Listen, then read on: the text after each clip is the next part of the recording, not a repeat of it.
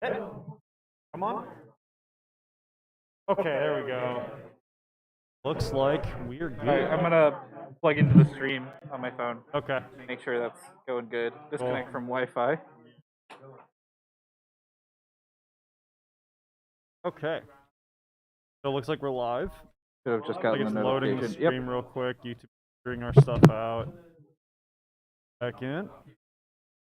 Test. Okay. Give it a second. Come on. Come on, YouTube. You can do this. Come on, YouTube. Do this. We believe in you. Danbate, YouTube song. Still expecting Alex to look over at me. Okay. So it'd be great if YouTube could play nice. Oh, I see what's going. That's the problem. There we go. 1 sec. And be good. We're streaming, by the way. I don't know if you knew. Oh yeah. And I'm also just 1 sec. Okay.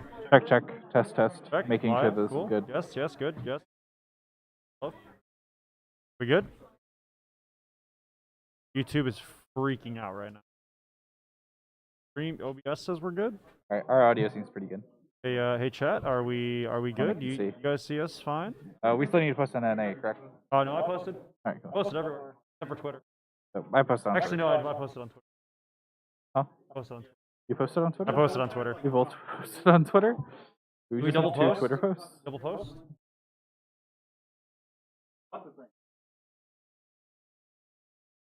Yeah.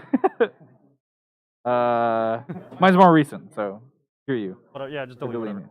Deleted. Fine.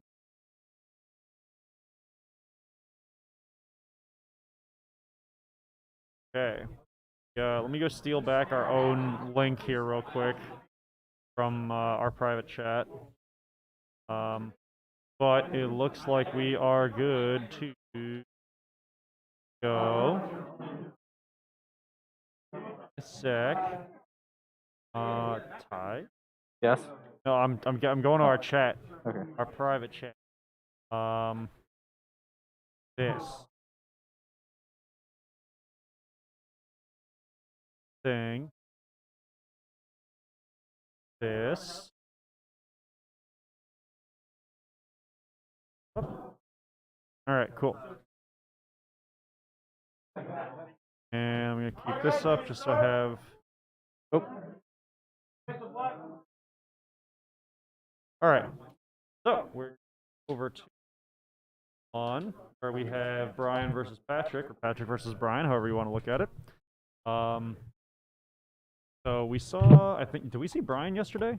We did not see him on stream. We didn't see this Brian on stream. Yes. I don't think we. I think we saw Patrick playing his iconic Palomporum. Indeed. We see the Sarah. That's the card. Actually, Brian was the one who kind of turned me onto that card because, like, we were messing with. He was messing with Sophie at the time. I think it was just Earthwater Sophie. Yeah, it was before Doga. This is before really, the Doga like, thing took off. Yeah. And I copied his deck list. I was just messing with it, and I still remember we had one game where we had literally the exact same opening turn 1, or we had the exact same turn 1, 2, and 3. It was great. That's funny because it was Sarah into Princess Sarah, play Princess Sarah, and then I think it was play Lael backup. Yeah, it checks out. Didn't I turn you on to Princess Sarah because of the Scions with the Wind Ishtola and the Unsaganashi? I didn't like it though. I mean, you conceded that it was a good call though. I thought it was like yeah, that works, but I felt so weird about it. Seemed a little more especially because we didn't have stream. Well, yeah, now that it's good. Oof. Okay. All right. Where's Scion's place in the meta, Eric? Well, no, we're not. Ooh. No, I'm just talking about its the card's validity. Yeah. Oh, also, I just realized we're seeing a mirror match. This is a mirror match. We haven't had one of those yet. Do we see the Sarah? I assume calling fire. Let's see.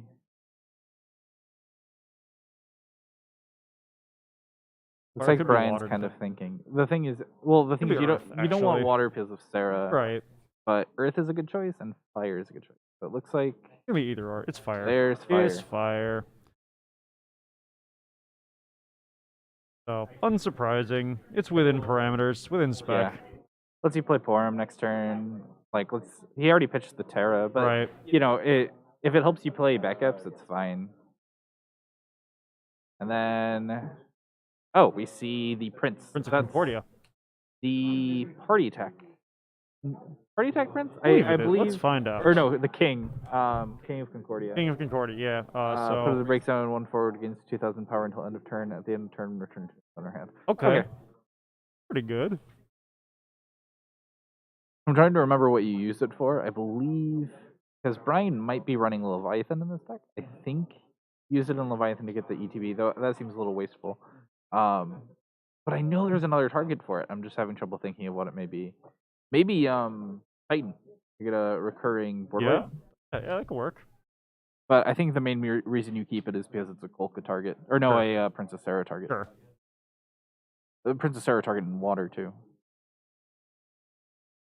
Just Sarah.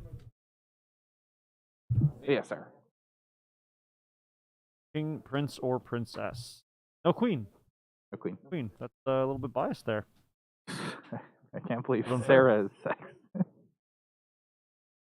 How many Queen cards are in the game? I can think of Remedy. Check.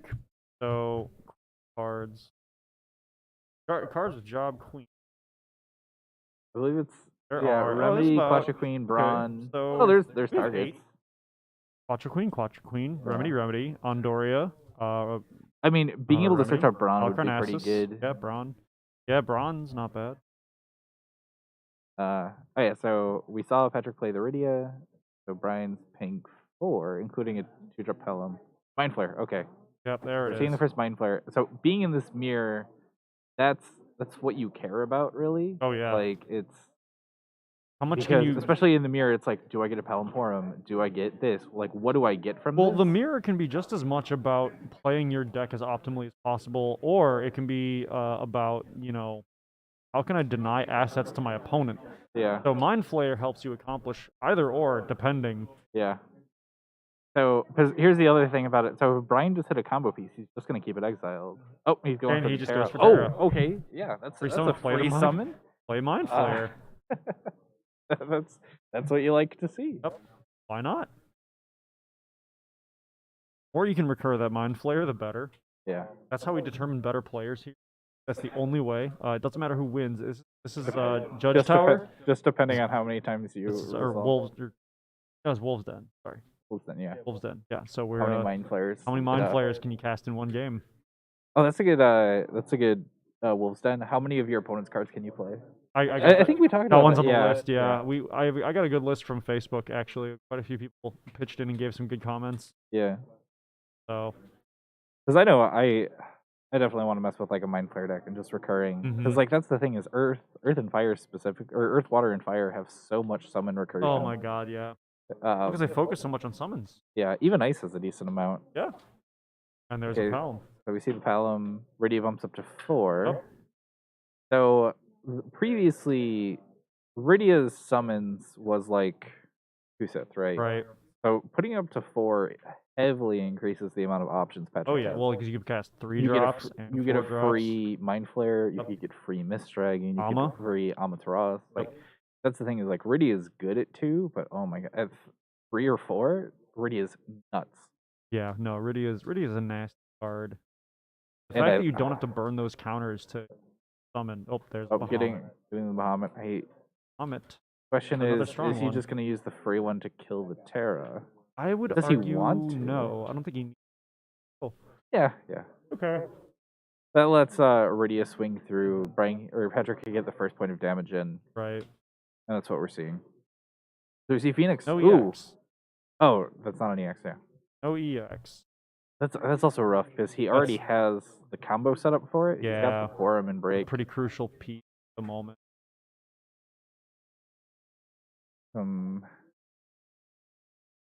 It's like, how does Brian want to handle this board, right? Like, do you just I'm sure he's got me. yeah? And considering that Palom doesn't have a whole lot of experience counters yet, Yeah. it's not the threat it could be. Yeah, it's It's gonna get there. also very vulnerable to, even after he gets 3 counters, it's still vulnerable to Titan. Yes. Get a couple turns to play a Titan or anything that deals damage. Palom becomes harder to manage. Yeah, Because that would be the issue to have to worry about. Because if Pelham Yeah. comes down, well, Pelham's not too bad. Because Pelham, when she just comes down, can blank Peyton, but the thing is, his effect will still come off because it's an ETB. Right. But the thing is, if Porum's at 3 experience counters and can reduce his power, that's where it gets tricky.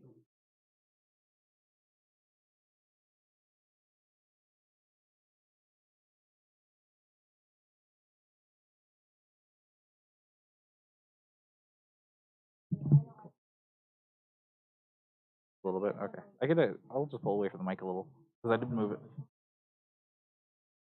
Okay. You see Ico. I'm trying to remember what that Ico does. I think it just searches. It searches a summoner. A summoner, okay. Searches a summoner. I can pull it up to just be. But I believe that one just searches a summoner. Yes. That's all it does. Oh, it's an EX too. Yep. It is. 3-drop search Iridia. Yep. I mean, it's cheaper than playing your Kolka with X. It is. So. And it's in water, which is nice. Get that water. Getting extra water back. I mean, Brian's sitting on fire now.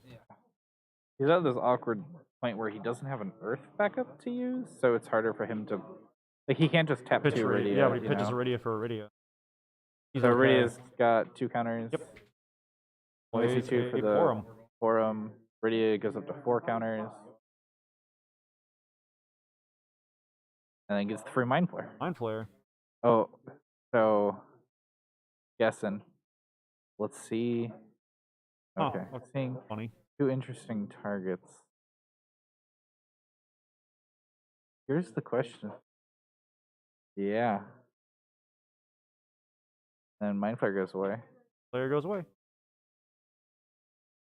And it looks like Brian's just planning on keeping that exiled, which if it was what I thought it was, I saw what it was. I saw what it was. I don't see it right. I think that's just kind of like, well, if I don't come into anything better. Yeah. I don't think he can play it right now. Well, Mind Flare lets you. Well, yeah. The issue is, if I remember correct, if I'm remembering what card that is, that would conflict with the Legend rule. No. I think he took the other one. He pulled a Porum. Did? Yeah. Oh, I thought he pulled the Knight. I thought it was a Porum. I thought he pulled the Knight. Oh, I didn't. The Samurai, you mean? The Fire Samurai? It was a Samurai, yeah. I believe he gave that back. Well, I guess we're gonna find out eventually. Yeah. We'll find out in about 20 turns. That's assuming Patrick doesn't shuffle.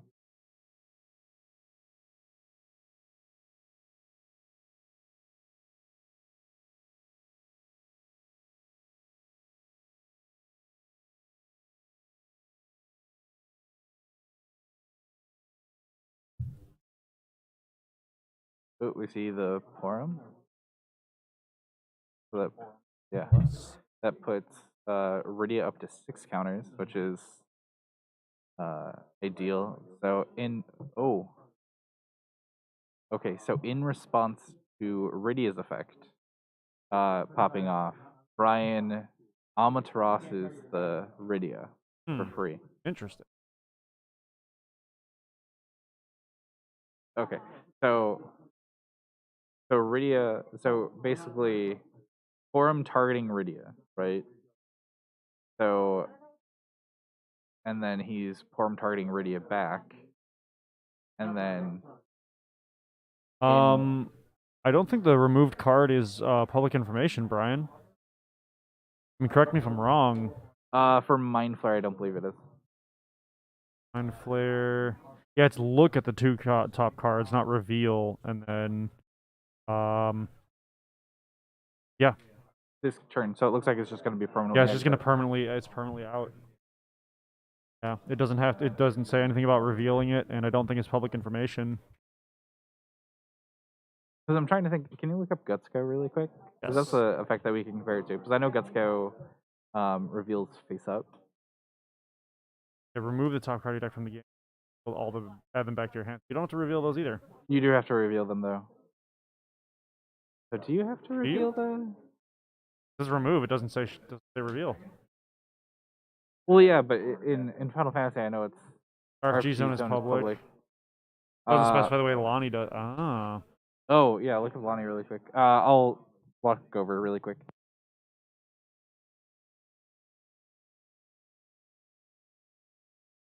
Oh yeah, you're right. Lonnie does specify.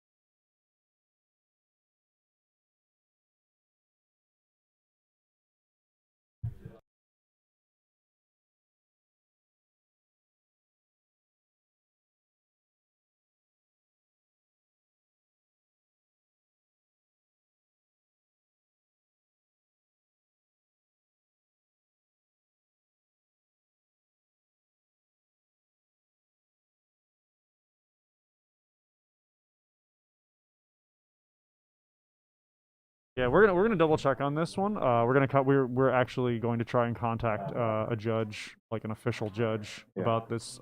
A more official judge than us. Because best of our knowledge, if it doesn't say reveal, it doesn't public information. We'll get clarification on that to be really sure. But Brian is saying it's not public information.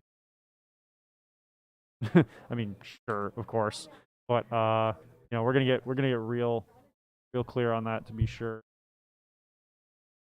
Then we'll find out and be check that. Yeah, just trying to find the proper channel for it.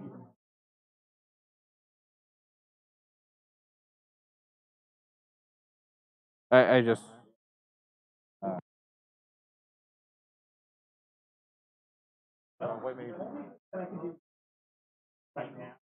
So Brian's at 4 damage. He has, I think that's a Kusith. I see what looks like a Rydia and a Pekka as well in Brave, and then he drops a Susano. So we'll see if that board wipe happens.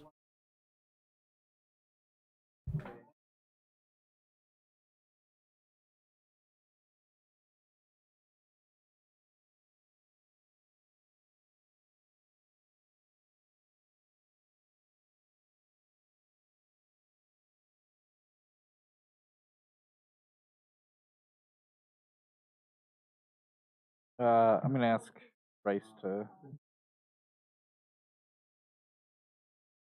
Bye Susano.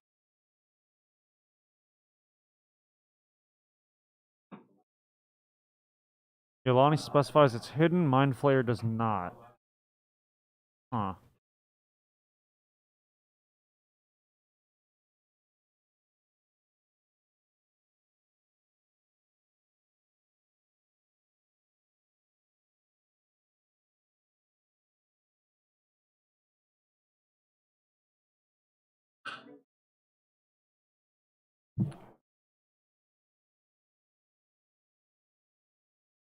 All right, yeah, I messaged Bryce. Let's see if we can get this. Yeah, so far we have out. 3 people in chat, actually 4, all specifying that Lonnie does actually say it stays face down. I mean, yeah, I can see your point, guys. So our official judge calls that it is face down. Owner of the card is totally blind is our judge call. Okay. If we ever get a correction on that, we will state it directly.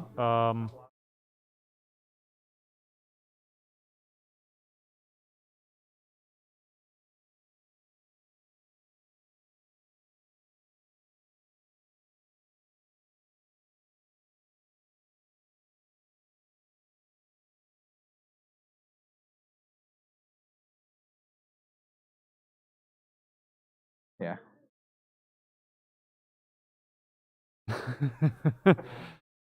Yeah, that's what I'm confused about. Yeah, I know right. Gutsko reveals. Yeah.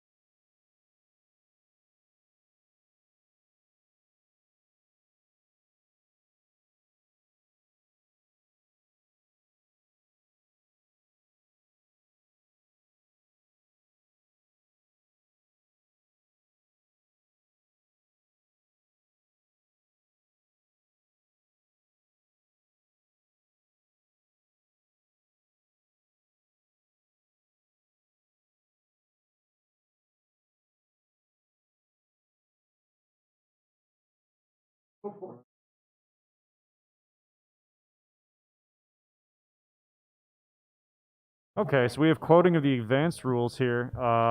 While we resolve a little slip of the hand on the screen here. So removed from play zones. These are zones into which cards that have been removed from play are put. The removed from play zones are public zones, and all players can see cards in these zones. The player to whom the zone belongs can change the order of the cards in it. Sense?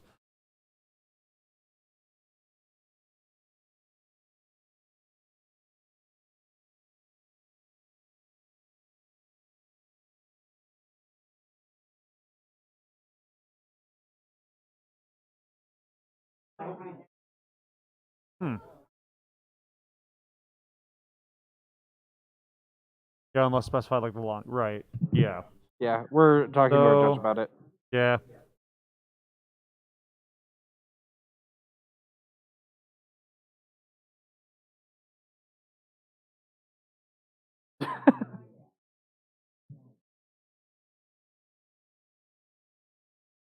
Okay, our judge is phoning another judge. We have a council getting started here. Yeah.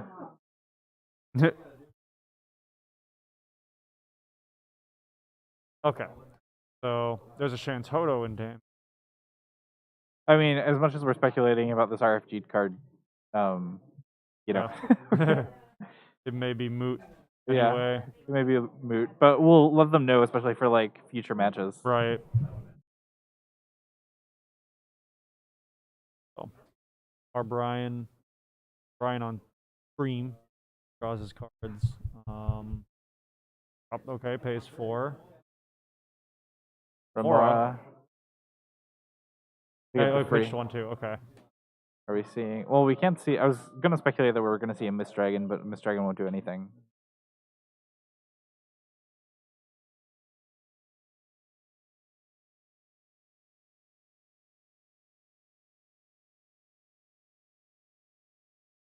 Yeah, 1% edge case. Yeah. Well, I mean, RFGing a card, like that's the thing is, if Mind Flayer is so popular right now, we definitely want to know. Yeah, it's absolutely good to know for this round this, 1. Yes, yep, this is round 1. Round 1 of top 16. Yep.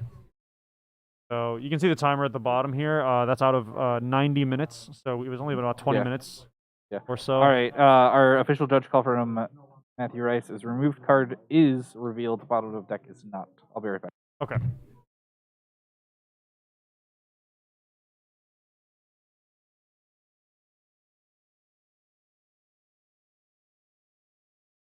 Yeah, no problem. I mean, we just want to make sure everybody has the correct information, because the worst possible situation is misinforming people and then making more people play incorrectly. So yeah, by all means, it's our job. It's the least we should be doing to figure it out for you guys. But I'm glad that we were able to contact a judge who could also contact another judge and have them discuss it between each other, because they are more informed than any of us, I'd imagine. So. So Kusith coming from All right, Patrick the cards. I believe it's off screen, but Patrick revealed his Mind Flayer card, and then I don't know if Brian's. I'm pretty sure Brian has revealed it by now. If he didn't use it yet. Yeah, and thank you, Brian Berkeley, for talking about it. Thanks for pointing it out for us that we need to look into it. That's a ruling that we're definitely a little hazy on. Right. But after getting some official judge calls. Yeah, it's a vague thing without the clarification. So. But the other thing about it is, well, because when I went over to talk to them, even Patrick was just like, "Oh yeah, that's just how Mind Flayer works. Like it's face down."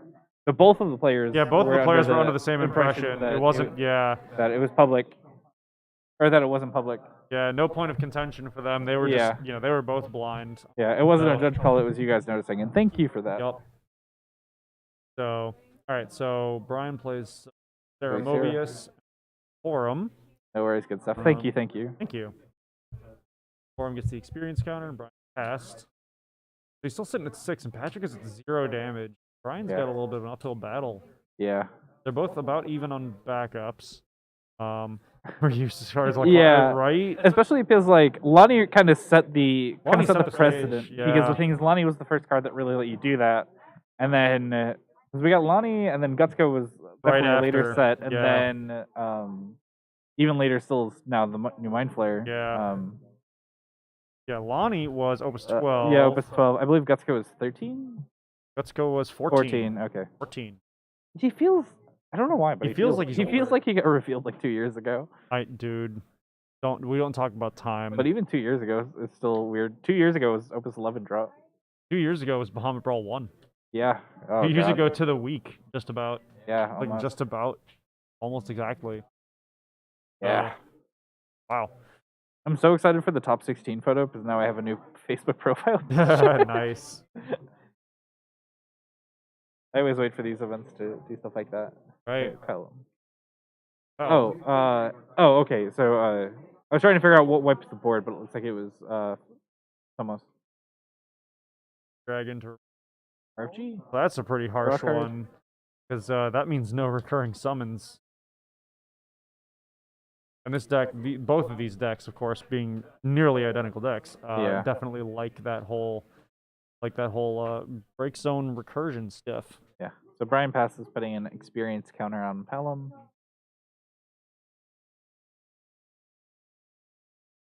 For 2.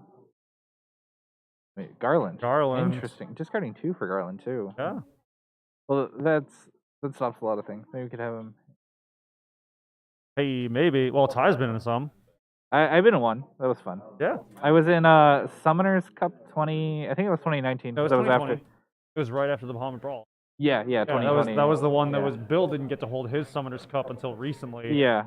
The other one in Chicago Yeah. was the one we were both in. Yeah, the Summoners Cup before the most recent, I was in top 4, Yeah. which was fun. And I was this close to top 8. Especially because I was running Ice Earth Toolbox, which was very goofy. Yeah. I'm still very happy with that deck, but I'm just like, I talk about Ice Earth so much on the show because I love it, and it was like my baby. And getting top 4 with like a deck entirely of your own creation is so nice. Well, I mean, and yeah, Brian on stream, he the one who just barely killed my chances of getting in top 8. Yeah, well, someone didn't read Azul. Yeah, I'm taking casual reminder to RTFC. Yup, I'm gonna hold that Wait, out. I'm sorry. Did he Lyle the Kusith? Lyle the Kusith? Yeah, I think he Did he did. bring up Lyle? Doesn't it have to target something that you can No, target? it's just cancel a summon under 4 cost. Really? Yeah, that's why it's a nasty card. He's on someone. Wow. Yeah, okay, I keep thinking I love that Lyle. card. Crazy. Yeah, that's why I throw that in every Earth deck, because That's it's just like, oh, no summon. And then there was such a wrench at Brian because it's just like, what do I do? Yeah, it's just like you didn't let me get Palom. Like seriously? Because I think Brian's play was that he was Kusithing back Palom, play Palom, and then end of turn Palom Emporium. That puts Palom up to 3, Porum up to 2, blank Garland, and then deal the damage to Garland using Palom. What? That's a special. Oh, we're seeing a Garland special though. Let's see. I assume you kill the Sarah? Princess Sarah, actually. Princess Sarah? Yeah. Princess Sarah's the right call, I think. Read. Actually, he just kills the... Killed the Palom. New Garland. Flick you up. Let's see. Yeah, special is... Yeah, went back. Yeah, so special is choose a forward, break it, then your opponent selects a backup. Oh, your opponent selects their own backup. Okay. Yeah. Right, so we saw the Ico go away. Yeah, which is probably the best choice. Right. But Patrick just gets that free draw card. Right. Welcome, Chris. Welcome back, Chris. Morning. Stuck in the past. I mean, it's still kind of morning for us. It is morning. Well, it's noon for us Technically now. afternoon, Eric. Yeah, by 2 whole minutes.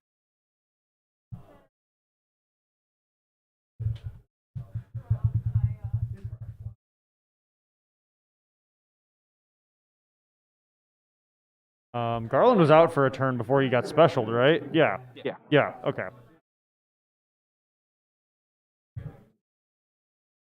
Yeah, because Brian passed Patrick, which is rough for Patrick, because the thing is, if that Garland entered a turn early, that'd basically be game, because he'd special the...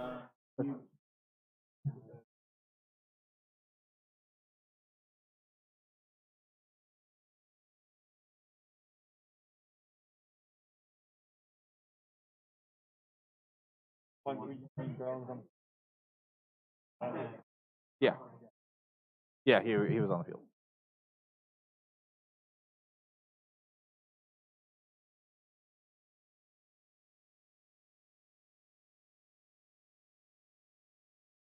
We've gotten a couple like Bill's been kind of coming to us like double checking some info. So this is Yeah, right. our first game is already is contentious the right word? Yeah, contentious, I guess. Yeah.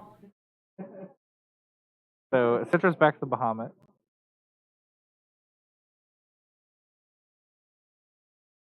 And then Amaterasu is the Citra. Yeah, Garland was on the field. I'm checking the the replay here. Yeah.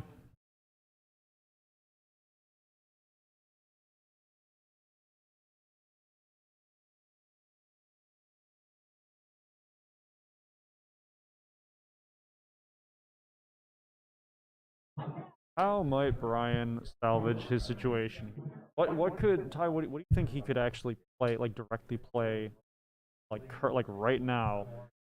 Put him back on the right track, as opposed to kind of mitigate his opponent's advantage. So right now it looks like he's looking at his Creel targets, and not to be mean, but nothing. Yeah, basically. The He thinking about his RFG'd. so going through every single option in his deck. So Rydia really doesn't do much for him.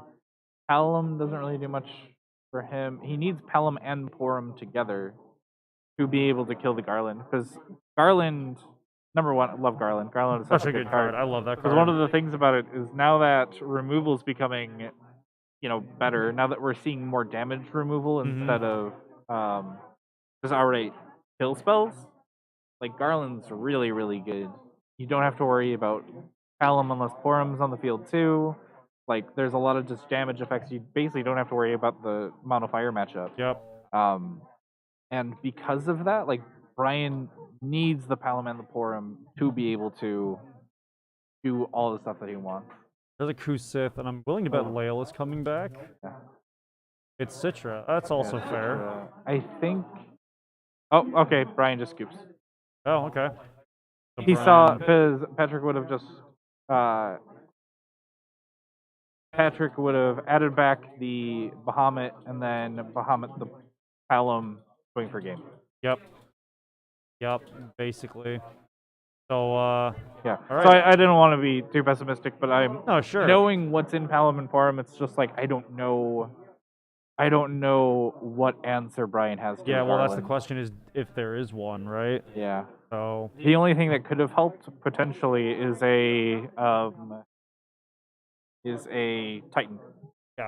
Yeah, Titan probably would have been a good one. Yeah. But I mean, you can't just rely on drawing into a Titan, right? No, the heart of the cards, targeted cheating isn't exactly easy to pull off in the game. Yeah, but the other issue with it is, the thing is, he had 3 cards in hand, so he'd have to discard 2 to play the Titan, leave himself with 1 up and no cards. And then he's totally empty. And that's also, like, the other thing is, like, obviously now we know that Patrick had Kusith in hand. Could have Kusith a Garland effect, get another draw, kill the Titan, and, like, the Garland would still die. But the thing is, like, that puts Patrick in this really good position where Brian just put himself, like, basically with no cards in hand. Well, as a 1-forward, Patrick gets a draw and is, like, sitting with all your stuff in hand. Well, that's what I'm getting at, is the card advantage, because Brian would have an empty hand, nothing to protect the Titan. Yeah. Titan's on field, cool, great, you killed one thing.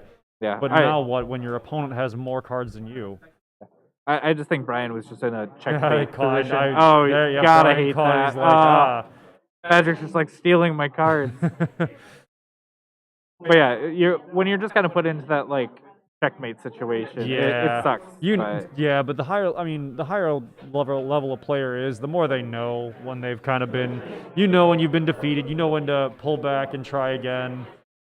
So I think Brian saw the writing on the wall and said, what, let's just take a reset.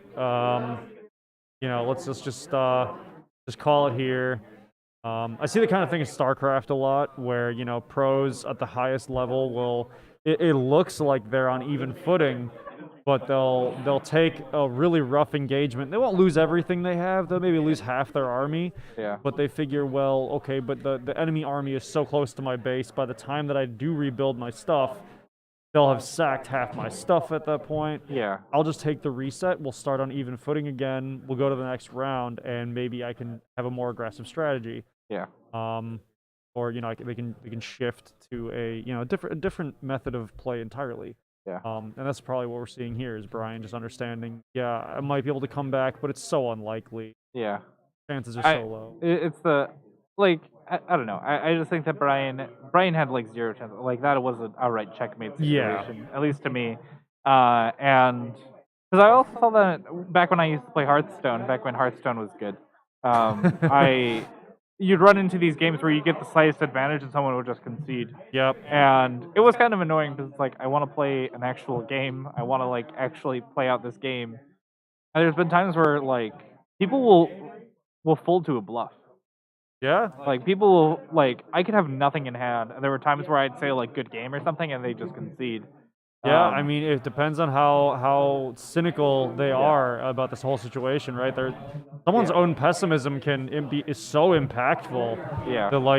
The mind game is what beats them, not even the play. Yeah, that happens.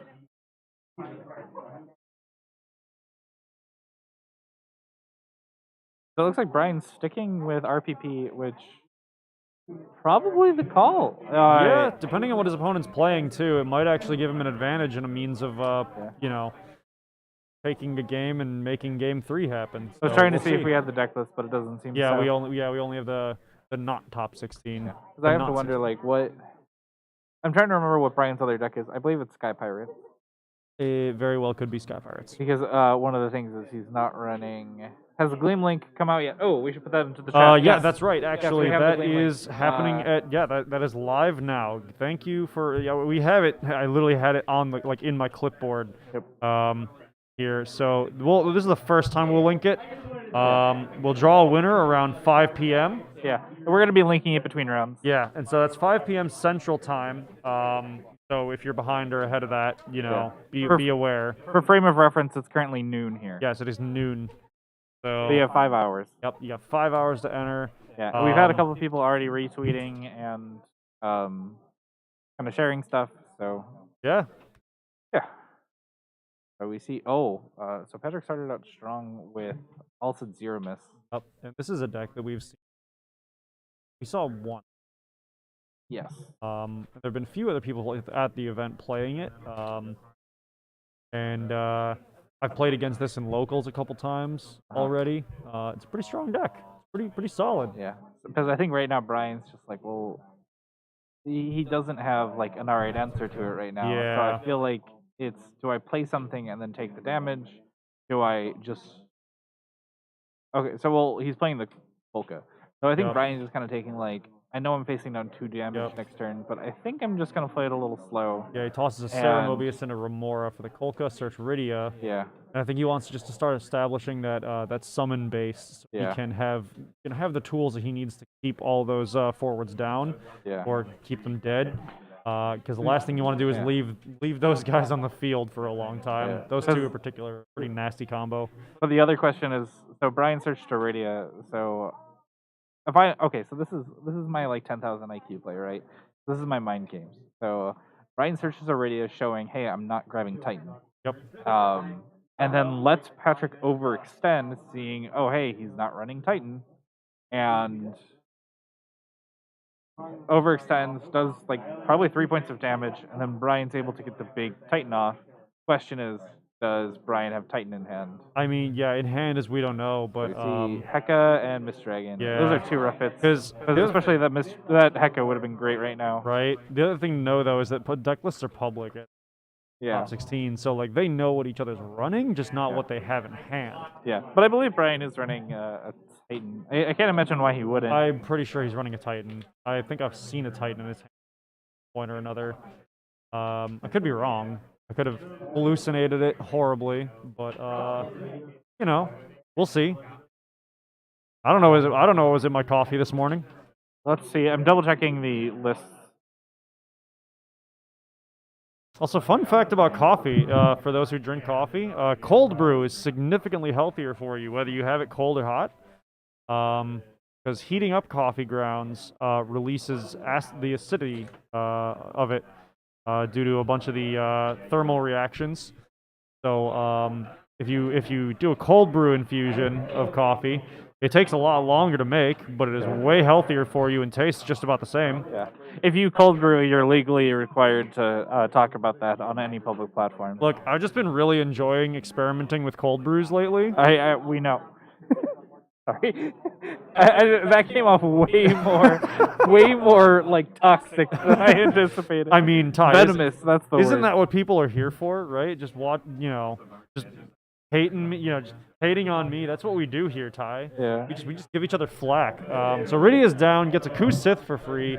Take back a Porum from Grave, which is a good call, and then play that out. Rydia gets the +2. Yep. So Rydia's at 4, and now Brian is starting to build his his baseline. So those get dulled because of the zero miss effect, if I remember correctly. So yeah. Not you too, Christopher. Not you too. And before just Christopher McKinney subscribed. Waiting for it. If he's not already. Yeah, well. So I assume he is if he's hopping into the stream this fast. Yeah, who knows? I actually haven't been able to keep track, so I don't know. We've got almost, actually, I have to say thank you guys. We have, so I mentioned the view count that we have on our channel now, but we've passed 200 subscribers. Oh, wow. So, it feels like just yesterday we passed 100. Yeah. Time flies. Okay, so the Kate for a second I thought Brian Amataros the Kate Sith, and I'm like, why? But Kate Sith had one target, it was Amataros. Yep. And Brian gets to draw a card. That's a Roche. Roche. Which was not free because your opponent controlled forwards. Yeah. So it looks like he used Foreman to blink Zeramis. I believe Zeramis has some on attack trigger. Do you mind looking up Zeramis really quick? Yes, I can. Could be wrong there. Because I know he has an end of turn trigger. Zeramis, also named Zemus, blah, blah, blah. Choose one. At the end of each of your opponent's turns, dull all their forwards. But when he attacks, choose a character, freeze it. So he Pelham to avoid that. Yep. Alright, so Brian is now at 3 and is now at 4. Another Mist Dragon and hitting the Shantotto. That's rough. So back at Road to Bahamut Brawl last time. Yeah, that's down. That's up. Yeah, I told you. I knew 3. I was like 99% sure he's. I was pretty. Yeah, look, I wanted to be safe. Eric's just out here roasting our viewers. I'm making a joke. Just roll with it. Why do we have to dig into me? SMH wow, I didn't realize we were opponents. Well, welcome back to the roast of Eric. Look, we did that for my birthday in. Wow, how long ago? That was 2018, I think. Yeah. My roast. That was fun. 2018 2017. You're right. It was 2017. That was a good day. It was a fun time. Anyway, back to the match. So Brian's hitting at 5 damage. He's got a slight board setup, which is nicer, but what do? So there's the Palom. Up to 6. Water and earth for that? I think Brian tapped the wrong card. Did Brian tap the wrong cards? Yeah, I think so. 1 second. Yeah.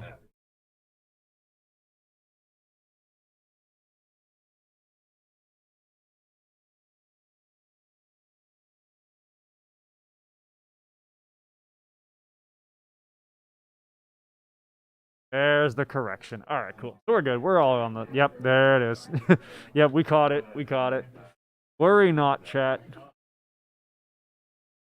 I gotta laugh at that because like every time I've come in and being like, "Hey, did you do this?" Like the person's just like, "Oh, sorry," like, "Oh, whoops," like, "Oh, I guess I didn't," and like doing it. Yeah. Brian just like he didn't even look up. He just read. He just. Yeah. Brian's good about admitting his mistakes. Yeah. So now, like, that's the weird. This is an interesting situation. So, like, obviously, Brian lost his board wipe in the form of Shantotto. But he might be able to kind of recover with this. The issue is that. So Roche hasn't been buffed by 3. So he's about in line with all of Brian's forwards. How to move the Zero Mist. Yeah. Honestly, that's his biggest threat right now. Yeah. All Sid's a pain in the butt, too. But. Ooh, we see Illawa. Uh-oh. That's not good for Brian. Like, Pelham's at 3, so Pelham will be able to shrink anything that swings in. Right. However, Zeramis still gets the freeze. I mean, Illua can also for the opponent. But we are getting the all-set effect. Yeah, I so believe on an ice Ice, forward, yeah, and then when a lightning forward dulls, I believe. yeah. Lightning enters. Yeah. So well, lightning forward attacks dull something. Yeah. Yep.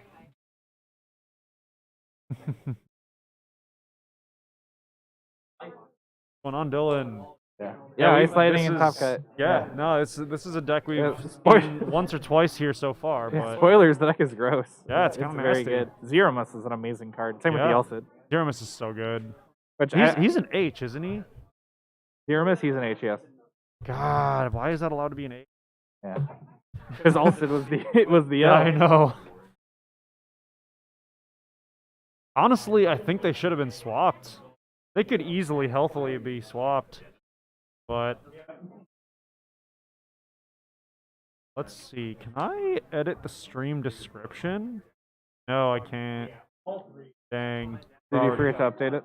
Well, no, there is no stream description. It's just the title. It's not like it doesn't let me put one there at all. So we'll just have to continually be posting the giveaway link in the chat. Oh no! How awful! Oh man! Oh gee. Oh, oops! I posted the giveaway link again. Crazy. Oh no. One sec, I'm actually gonna see if I can do it from my phone. Yeah, go for it. I don't know if mobile is more or less robust than the desktop. I'd imagine less.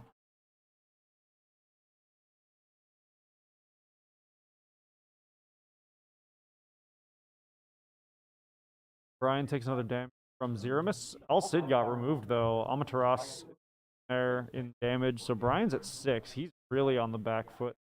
Patrick having taken 0 damage. Illua's taken kill there. Killua. So Porum dies. Looks like Brian's able to do a little something here. Sorry, you just probably got a security notice. I'm trying to. Oh, that's what that is. Okay. Yep. Okay, we're good. Okay. Okay. Tap yes and then tap 10. Ding. Cool. Yep. Tap 17. They really want to make sure it's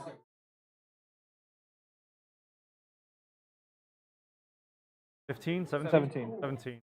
Calm down, you. Before it asks for God. another one. Okay, cool. Whew. Okay. So, yeah, looks like Illua got removed, and so did Elsid. So, yeah, Patrick is still on those 2 forwards, Roche and Zeramis. Zeramis is gone with Remora, unless... Yeah, no, okay, there we go. I was like, wait. Oh, Hey, careful, guys. Careful. So now Brian is able to establish a bit more of a baseline and maybe take the offensive. We'll see how that goes for him. He's playing a very different kind of deck. Like control versus aggro is always a weird balancing act for both decks. Yeah. Of like, how far do I extend before I put myself at significant risk? Yeah. You want to try and extend as far as you can before countering some serious threats. Ooh, okay, so we see... Brian's going to drop a Terra, which is probably a really good call right now. But that's the thing is, if I'm correct, he should be getting the Remora. Yeah, How many Remora is an counters option. are on Rydia? I believe that's 6. Rydia, well, yeah, she's got 6. Ooh, and Pelham's up to 8. So I think that's like a really big thing. That's a really long-lasting Pelham, my god. Yeah. Well, I believe he started at 2 because Porum was on the field at the time. Yeah. That puts him up to 3. Yeah, it's just been sitting and multiplying. It's only been 2 turns. Pelham gives himself 1, and then Porum gives him 1 as well. I mean, depending on what kind of game you're playing, that's a long time. So, interesting. So it looked like Patrick went into combat. Brian used Pelham to kill the Roche. Yep. So he doesn't have to worry about it. Yeah. So let's see if Brian can actually start putting in some damage, get some swings. Yeah, this is going to be interesting because like Brian's in a very... Brian has to play conservatively until he can just burst off. Yeah, and then Patrick, Patrick's trying to get haste. He's trying to see if Brian gives him an opening. Like, Yeah. And usually I see this kind of go into deck. combat and we Yep, see okay. ready attack. 7 drop. I don't want to say the Tsumaru. No, it's a 2-drop, the first one. Is it? Yeah. Okay. Oh. And then we see the Palom. That puts Ready up to 8 counters in case Brian's running any 8-drop summons. He can do, yeah, I was going to say, he could do Zodiark. Yeah. Take that final damage. Free Zodiark. And lose. Self-infliction, Checkmate yeah. yourself. Yeah, Roadblocks yourself. Right? Commit unlife. Jump off the edge of an arena in a trial. Yeah, I'm used to seeing the Ice Lightning deck, this particular type of Ice Lightning deck, getting 2 backups on the field, 1 of each color, just in case. Patrick does only have the 1, though, for Kate Sith, so I'm curious to see how much Lightning he'll really get down at this point, because he only has 1 color correction, otherwise he's just discarding hard for everything. And I think he's starting to realize he might be in a little bit of trouble, or he might have to really think more closely and carefully about what he's playing. Yeah. Because he sat very comfortably early game, long time, but Brian's stabilized. Brian's got a little rainbow going. Yeah. Of everything. Because that's the thing. So obviously he has to worry about Luge. Patrick just pulling something out. Yeah. Just like being able to swing in for that last damage. Exactly. Well, yeah, he might be running a Bahamut Brawl for all we know. Yeah. But Brian, like, yeah, this is just a very interesting situation. It's like, I'm kind of Brian is in his dream situation right now. Oh, He's yeah. got Palom and Porum. Palom's about to be up to 3 counters. Porum's at 5. Like, gonna be dealing that 8k for free. Right. Ridio lets him play any summon in his deck for free. Like, I'm rooting for Brian because I want to see a game 3. Yep. So we see Ridio. Or Terra. 4 damage here. I don't think he wants to swing with either Palom or Porum. Yeah, because they're still pretty. Well, the Palom's huge. He's a 9k now. Yeah. But the Porum's still sitting at 6. But it's gonna be 8 next turn. Yeah, he wants to have those ready in case some These burn cards comes 2 to hand size. Oh my god! Wow. Brian's confident here. Brian is. That is pretty confident. Brian is suffering from Actually, success rate. No matter what he does, I'm gonna say he's confident because if he plays stuff, he's confident. Yeah. If he doesn't, if he starts with a hand size, he's confident. Like. Yeah, that puts Palom up to 7 counters, meaning Palom's an 11k right now, which is a little gross. Gross. Because one of the issues with Ice Lightning is you're not running a lot of backups, and you're not relying on having a lot of backups. You want to put out forward after forward after forward, and then win before, having 5, 4, 3 backups, matters. Yeah, you're relying all on those body effects of the forwards. Your backups, you're not getting a ton of ET. Yeah. But when you do play a backup, it better have a really good impact. So yeah. I think Patrick playing that tiny lightning color correct. I think it's going to be a card. Yeah. For what he is. Well, at the same time, I mean, it's a good card. It's gonna have an effect if he uses it. Oh, but here's a Behemoth K. Oh no. Loosh effect. Loosh effect to. I believe he's trying to break the Palom. Yeah, let's make sure we get. So it costs 3, 2 lightning and 1 of anything. Dull Loosh. Put Loosh in the break zone. Choose a forward. Break it. Your opponent draws a card. So in response, it looks like Brian Remora? No, it doesn't seem like he did. He's been holding on to that Remora ever since he fetched it back, which is kind of funny. Yeah, right. So it looks like, from what I can gather, he Form effect to blanket, Palom effect to kill it. Yeah, which is smart. Which, oh yeah, he would have lost otherwise. Yeah, Behemoth K just burns no matter what.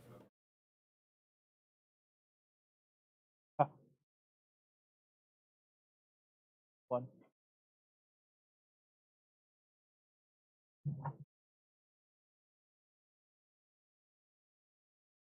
Sid Randell hits the field for Patrick. Just kind of now he's. That doesn't do too much. That's him showing. Yeah, and then it just gets murked. That right there actually makes Patrick admitting. Yeah. He's showing vulnerability. There we go. Yeah. And now Brian gets in the theory, free. Brian, if there's no EXs, Brian can just smash it. That's Patrick scooping. So wow, what Brian a way is taking that game. Brian now we got 1-1. the child all the way back. Look at that. All right. Yeah, because that's the thing is I don't think the same as like last game. I think Brian was able to put Patrick into this checkmate situation of like, I know you probably don't have anything to counter Yeah. this, and that kind of shows how scary RPP is. If you have Rydia with enough counters, Palom with enough counters, and Yeah. Thorin with enough counters, that's a very hard It's board to break. Yeah, right. Is you have to outright break. You can't deal. You have to outright break stuff. Yeah, and on top of that, like you can't even. Yeah, you can't even like tighten that field. You have to kill Palom and Thorin while they're still small. Right. Like you can't let them like that Pelham was sitting at what, like 13k by the end? Why are they I think they might be marking down damage. Oh, yeah, okay. they're marking down damage. I was like, oh, please don't tell me Yeah, someone's they're just still going. conceding. Alright. So alright, so game 3, Brian they both have swapped decks now at once, so they're down to their final decks. I believe we get to see Brian's Sky Pirates now, and Patrick has to stay with the aggro. You know, looking at knowing how both of those decks function, I gotta say it's really up in the air. I've seen both win. I've seen Sky Pirates win a little bit more, but I can't really make a presumptuous call here because I mean, piloting either one really well and having good draws can win a game. So skill, luck, strategy are all are all factors.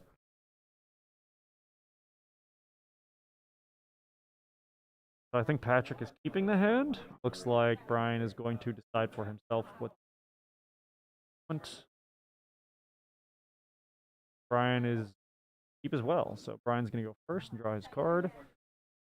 Ew.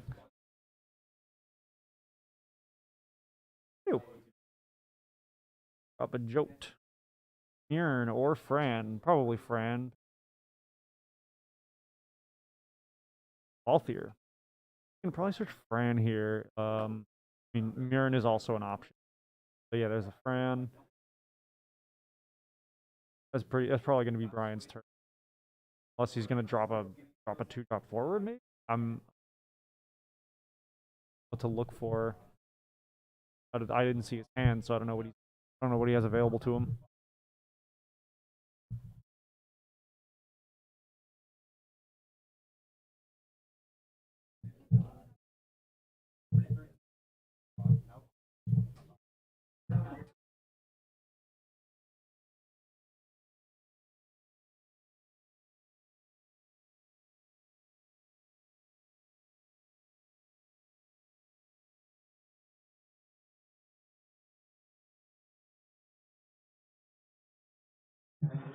All right, cool. All right, I'm back. Yeah, Brian is running the Sky Pirates. Search for passing along. Something, especially when Brian has to face down 2-deck format, you always see him bringing like the 2 best things to the table. Yeah, Brian, he knows what's what. He plays a lot he plays a lot, obviously. Yeah.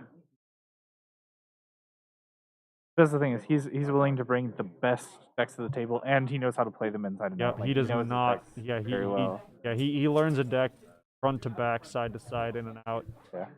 So I mean, that's what you should be doing ideally, but he makes sure to make the time. Take the time. All right, you gonna run to the bathroom? Too bad.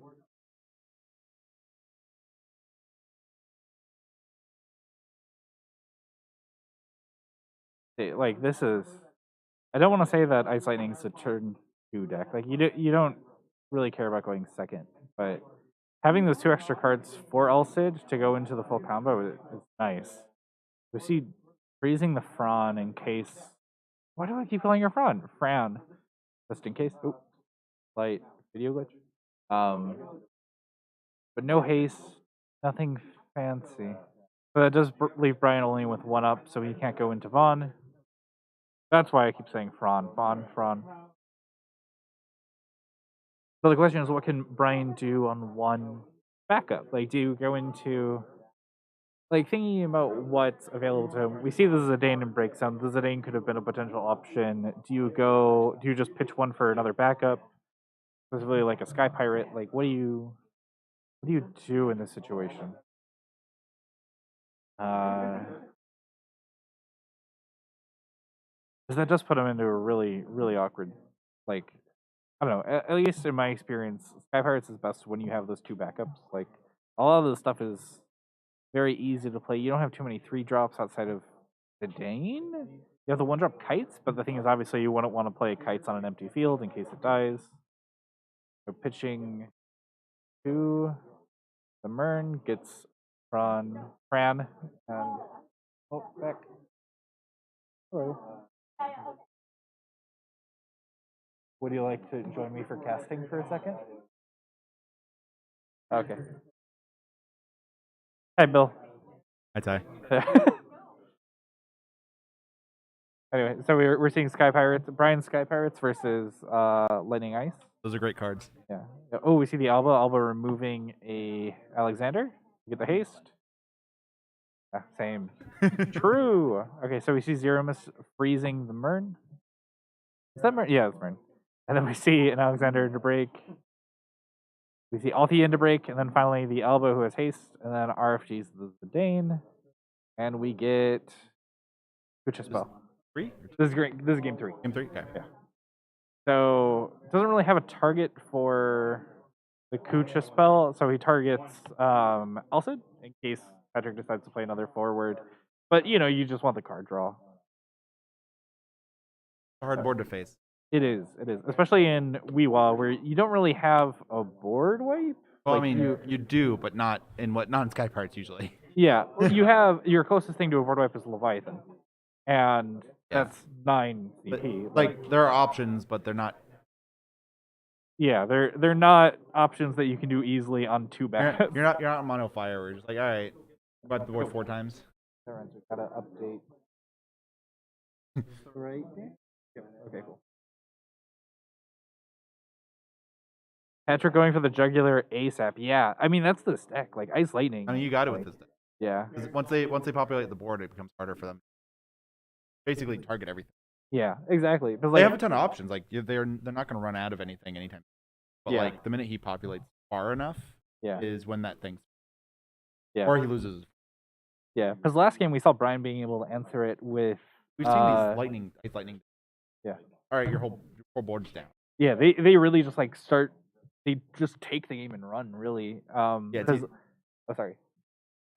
last game Brian was playing Rydia Palamporum and he got a Shantotto into damage, which was a really rough position for him. But Brian was able to restabilize by keeping up Palamporum, and then a Terra to get a summon, and then Rydia already had, I think, 6 counters at that point. So Brian was able to keep the removal out and be able to clear the boards, and then take advantage from there. But doing all of that in Weewa, when you have less removal, when you're more focused on your own board. Oh, there he is. Oh, he's just doing it. Dry, end. All right, well, I'm leaving. Here's Eric. All right, bye.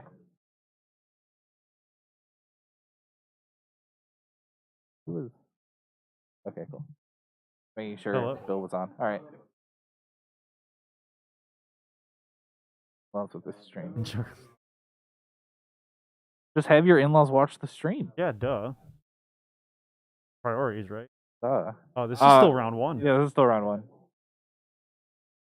Yeah, so round 1 is going to be an hour and a half. Round 2 and 3 is going to be 2 hours, and then round 4, which is going to be grand finals, is untimed.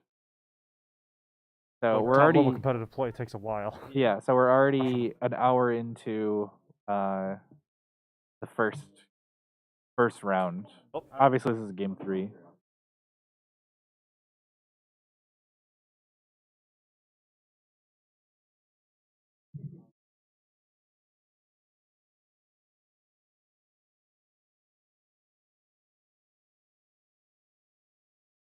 Well, Sunday. Yeah. Exactly. just if the in-laws ask what it is, just be like, it's football. It's just really weird looking football. Alexa, turn on Shantotto. Oh. Aw. Can you imagine if Alexa could recognize us? Oh, the dream. Hey Google. Hey Alexa. Okay, so So we saw Brian restabilize with the Leviathan. The Leviathan, like, he had to pitch his entire hand for that. Like, that's rough. Having to discard 4 for that is Right. a lot. But Patrick didn't have much of an answer to it afterwards because, like, he got the Alba back out, and he has the Roche available to But he's got, I mean, break the Leviathan. having but less backups and a less established. it really is. Double-edged sword. Because that puts Brian down to just, like, so few cards at hand again. I believe he's at 2 from what I can see. Like, because he had to discard his entire hand for that Leviathan. This is using me as a personal shuttle. Aw. I know how that feels. My nieces love playing. I got one of my nieces a Switch, so she's been getting more into video games, which is really cool. But she's less climb all over Uncle TT. Let's see, because Brian has 2 cards and 3 backups, so there's not much that he could have drawn. He can't play Yvonne this turn, obviously. Right. And he's facing down that Lush. So it seems like he passed. Patrick, I think it's 4 or 5 cards in hand. Round 1, game 3. Yes. Correct. Already hungry for lunch. Ditto. I mean, but I don't count. I have a really fast metabolism. I can eat anything and be hungry in like an hour and a half. Yeah. Yeah, I just had some hash browns. Dunkin' Donuts. I had cinnamon raisin toast. You. Toast. Yeah, I know. I burned my bread. Who looks at bread and goes, "Yeah, you know, let's cook that again." Yeah. It's not cooked enough. Something I always laugh about is my fiance makes fun of me because, like, I don't like my toast very burnt. So she's like, whenever I make toast, she's like, "What, did you breathe on it hard or something?" I mean, I'm with her on that one. Yeah. So Alba was already down, and Sid and Sid Randell got thrown into the mix. Yeah. So back to the game really quick. So I was gonna say, it looks like Fran got cracked to kill the Alba. Yeah, before she can attack. And seeing the Sid Randell hurts. Like, Sid Randell against Sky Pirates is that's brutal. Harsh. Because you don't get the option to just killing the Leviathan. Chocobo to save the Leviathan. Chocobo to save the Leviathan. And then Leviathan's effect to deal 9k to the Sid Randell. Oof. Nice. Clever that's removal. What you like to see. Because now Patrick's 0 cards in hand. What a turnaround. Oh, like, my God. That's why Chocobo is such a good card. Chocobo's just nasty. That card got slept on for a little bit. And actually, I'm just going to keep... popular. Yeah, it's just like, I'm actually just going to keep this... I'm just going to keep this Leviathan. Like, don't worry about it. So we see 5. And then it's a Bismarck. And so the question is, what's Bismarck going to bounce at the end of turn? I assume... I think it'll be the Murn, or actually, it might be the Jote to pitch it. Yeah, Jote to fetch the other from. Yeah, Fran. I keep saying that. It doesn't. I mean, I don't mean like. It's okay. It's all right. Could be worse. All right. So. Okay. Swings with also dulling the Bismarck in response. Brian taps the Bismarck to deal 2k. Yep. And we see Kate. Let's see the hand. So what gets RFG? So we see he's it's gonna be Leviathan. It's all Leviathan. I'm trying to remember if Brian's running 2 or 3 Leviathan. I believe I had imagined 3. I think 3 is nice, but it's not necessary. No, but you can always pitch it. Yeah. It's always free CP. Yeah. I mean, as we've said in a couple episodes, like, worst case scenario for almost any card is that you discard it for 2 CP. Right. The worst any card is fuel for another card. Unless it's a lighter dark card. Lighter dark, which is the trade-off for lighter dark cards. Right, yeah. That's why you don't run bad lighter dark cards. Yeah, yeah. Or just too many of them. Yes. So now we're at an almost equal board state entirely, with 23 minutes to go. And yeah, this is a... Patrick was able to do the damage, but the thing is, I think Brian can kind of bring this back because, like, we're seeing Patrick with 0 cards in hand. Brian's already up to 4, and like, Brian's not in the ideal situation, right? He has 1 forward, 1 backup, and that forward's probably going to get dulled a bunch. Yeah, Brian can stabilize easier and come back easier. He can keep Patrick down, but can he actually step over Patrick and manage to get the damage in necessary to bring himself a victory. Even 1 damage over, that's all it takes. Yeah, Christopher has a good point. Like, Patrick overextended. He and did. that's kind of what you have to do with Ice Lightning, right? Like, you have to go over. But the thing is, when you face a board wipe, when you face something like a Leviathan or a Shantotto, like, you put yourself so far behind. That was always my issue with, I love playing Golbez decks, but that's the issue with Golbez is if you pop Golbez, you get everything, and they deal with it. It's just like, okay, what do I do now? The mindset has to kind of be a fair balance of pretending that the board wipes don't exist, so you can actually just go in as hard as you can, but also remembering way back in the back of your mind, like, hey, board wipes exist. Yeah. So it's a subtle wariness that you can't lose focus of the goal because of that threat, but you still need to keep yourself cognizant of that fact that threat exists. Yeah. Because, like, comparing Brian's state right now to Brian's state last game, like, Brian was sitting at 6 damage and was able to pull it back. He has that buffer of 2 more damage now. Yeah. Of being able to, like, really kind of pull this back. Like, even if Brian swings now, what are the chances of Patrick drawing not only a card he can play? Oh, I think Brian might be getting a judge call. Yeah. What are the chances of Patrick drawing something that he can... That's the thing. He would need 2 things that he could play and swing with, which you can't do. So the thing is, if he hits, like, I believe we saw a Roche game 1. He's had Roche, yeah. If you draw Roche, you have to discard it for Roche, then swing through. Yep. If you Brian having hand size puts him at an advantage. You're right. Right, Chris? Yeah.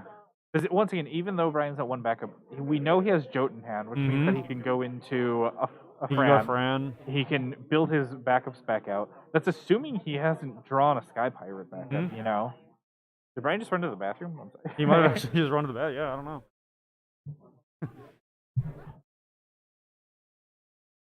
Talking with somebody. Okay. He probably just needs a... He might need a judge call or a discussion or something. He might have realized someone made a...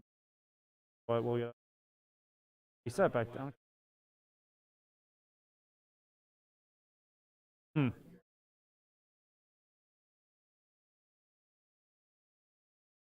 Yeah, Eric, it's 1-1, so both players have brought their A game to top 16 round 1 so far.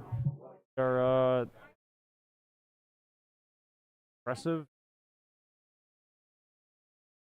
Let's see.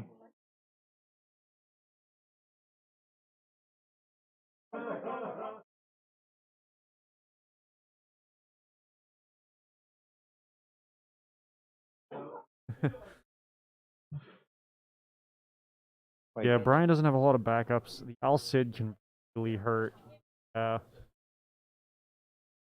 Because, like, Patrick is technically keeping Brian on a clock, right? Because you just get...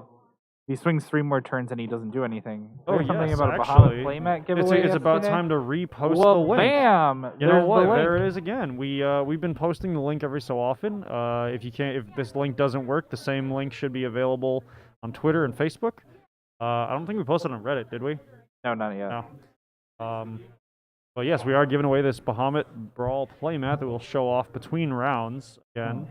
Should be an image along with the posts, though.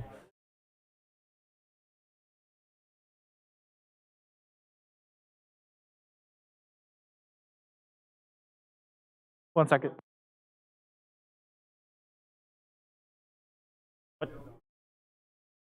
Okay, so Brian plays a Vaughn. Search out any Sky Pirate, which is either going to be Pinello or Kites, I'd imagine.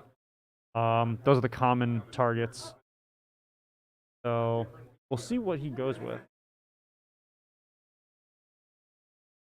Does he get maybe the Elza for the free draw, though?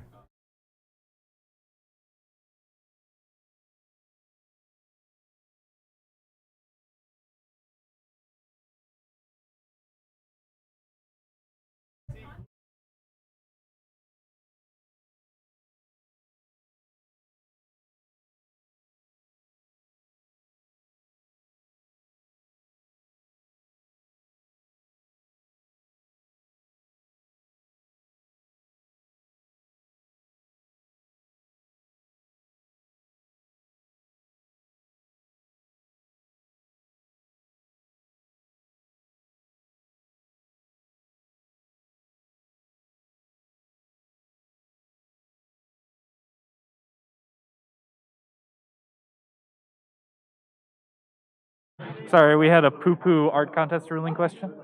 Ooh, okay. And now Yeah, we're so seeing... Philo got dropped. Ooh, okay, so... And So I assume he pitched 3, played the Vaughn to get Philo, reactivate both, swung with Bismarck, and then that's a 5th damage there for bounced Brian. the Vaughn back. Okay. Not 45. Oh, not 65. 5. There we go. Typing R hard. So Brian is kind of playing a bit dangerously now, but just the value of being able to bounce the Vaughn is pretty gross. Yeah. Brian does. Patrick does not get the perfect. Brian did get that one subtle shin kick in. Yeah, because like this puts Brian in a great position. So if he plays the Vaughn back out, he can get kites. So the thing is, so we see Vaughn effect. Yep. My guess is kites. Because the thing is, if he gets the kites, also swings in and has to dull something. Gets the Pinello instead. Yeah, I was gonna say it's one or the other. Oh, he's rethinking. There's the kites. Okay, so he has. If Alcid swings in, he gets to dull something, right? So dulls. Let's say Vaughn. Yeah. Right? Blocks kites. Target. Kites effect. Yep. Kites effect. So Alcid is blocked, and then Brian gets the advantage of having the Vaughn. If he swings dulling kites, block Vaughn, do the same thing. Right. Like it's. I don't think there's a downside for Brian with this board state as it is. Yeah. But that can turn around real quick. Yeah. Also, kites right now is a is a 1-drop tap to deal 2K. Yep. So there's also Pinello. There's Pinello too. So Brian has the dream board. I think we're kind of seeing a replay of last game of like Brian was able to restabilize, and now we'll just be able to do everything. Yeah. Really. The only thing that he can't do is tap Pinello for 2K. But he can reduce, can he? Yeah. Exactly, because that's the thing is he can reduce then deal 6K. Yep. So if he chooses to do that, that buys him a turn unless there's some haste comes out of Patrick, and he's got an almost full hand. So there could be a chance that he does that.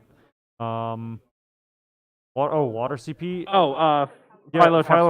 Philo allows Sky Pirates to tap for any color, so that's a valid one. She doesn't become that element, but she can generate that element, so that works out. That's okay. So we see Citadel. That's just in case the kites flickers Vaughn, because if Vaughn comes back, he won't get his ETB. Yep. So Brian's sitting at 1 card in hand. But the thing I feel like Patrick forgot is Brian can kill the Citadel right now. He has 6 damage on board. Yeah.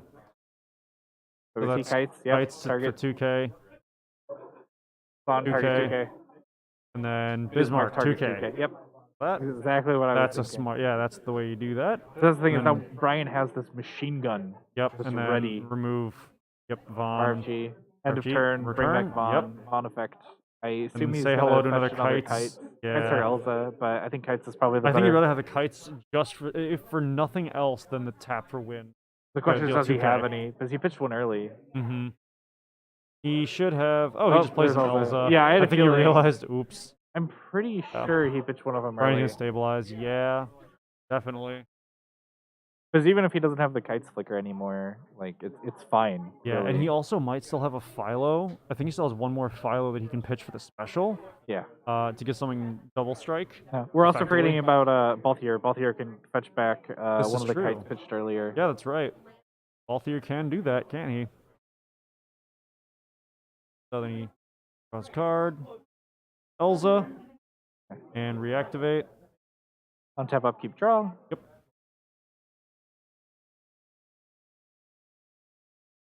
Cards. Let's see what he's got here. I see 1 card in his hand. I saw, yeah. Oh, okay. I see another one. He definitely has 4 cards in hand. 3 cards in hand. There's the ball here. Discarding. Pitching. Philo. He might be doing Philo. He might be reconsidering, though. Yeah. Like, wait. What's my break zone like first? He's second guessing. I could have swore he had a kites target. I could be wrong there. But I was pretty sure he pitched a kites earlier. Am I wrong about that? I can't get a good look at his break zone. Yeah, I was going to say, I don't know his break zone. But I think he pitched a kites. I think he pitched a kites, like, really early. Patrick has no burst. This is gonna sting. Yeah. Yeah.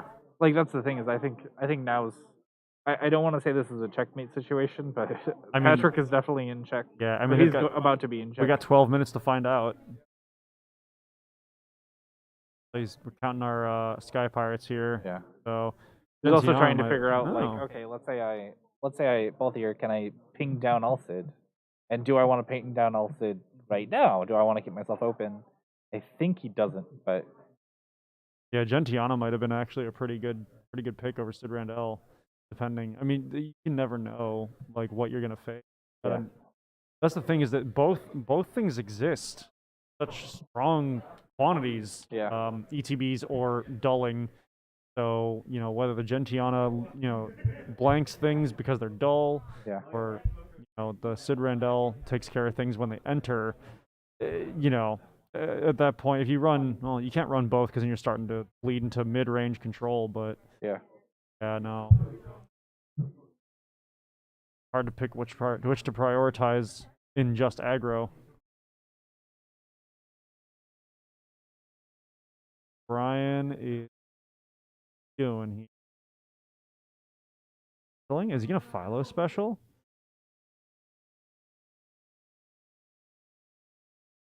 Bismarck.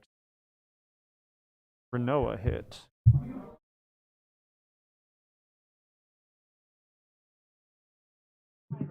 Okay. Puts one on the board and then plays Shinryu.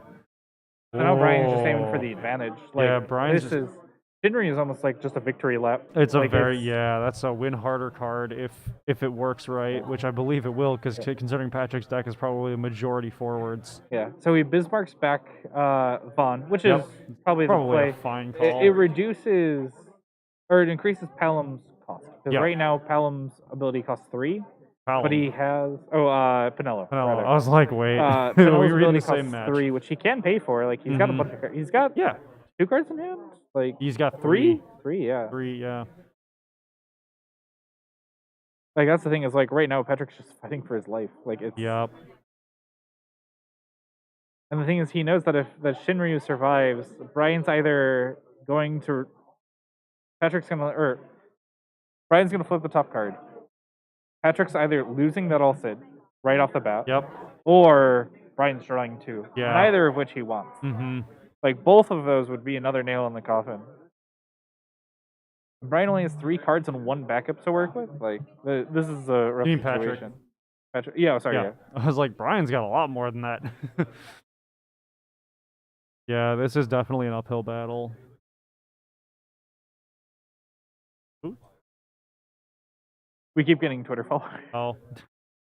I'm like, which one of us is vibrating? Which of our phones is vibrating? Why is my fingerprint scanner not working? It's been finicky lately.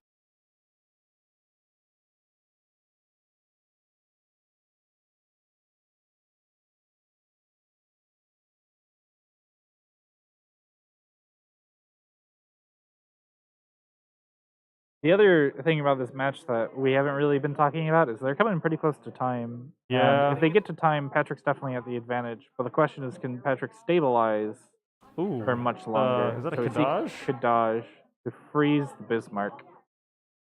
Yep.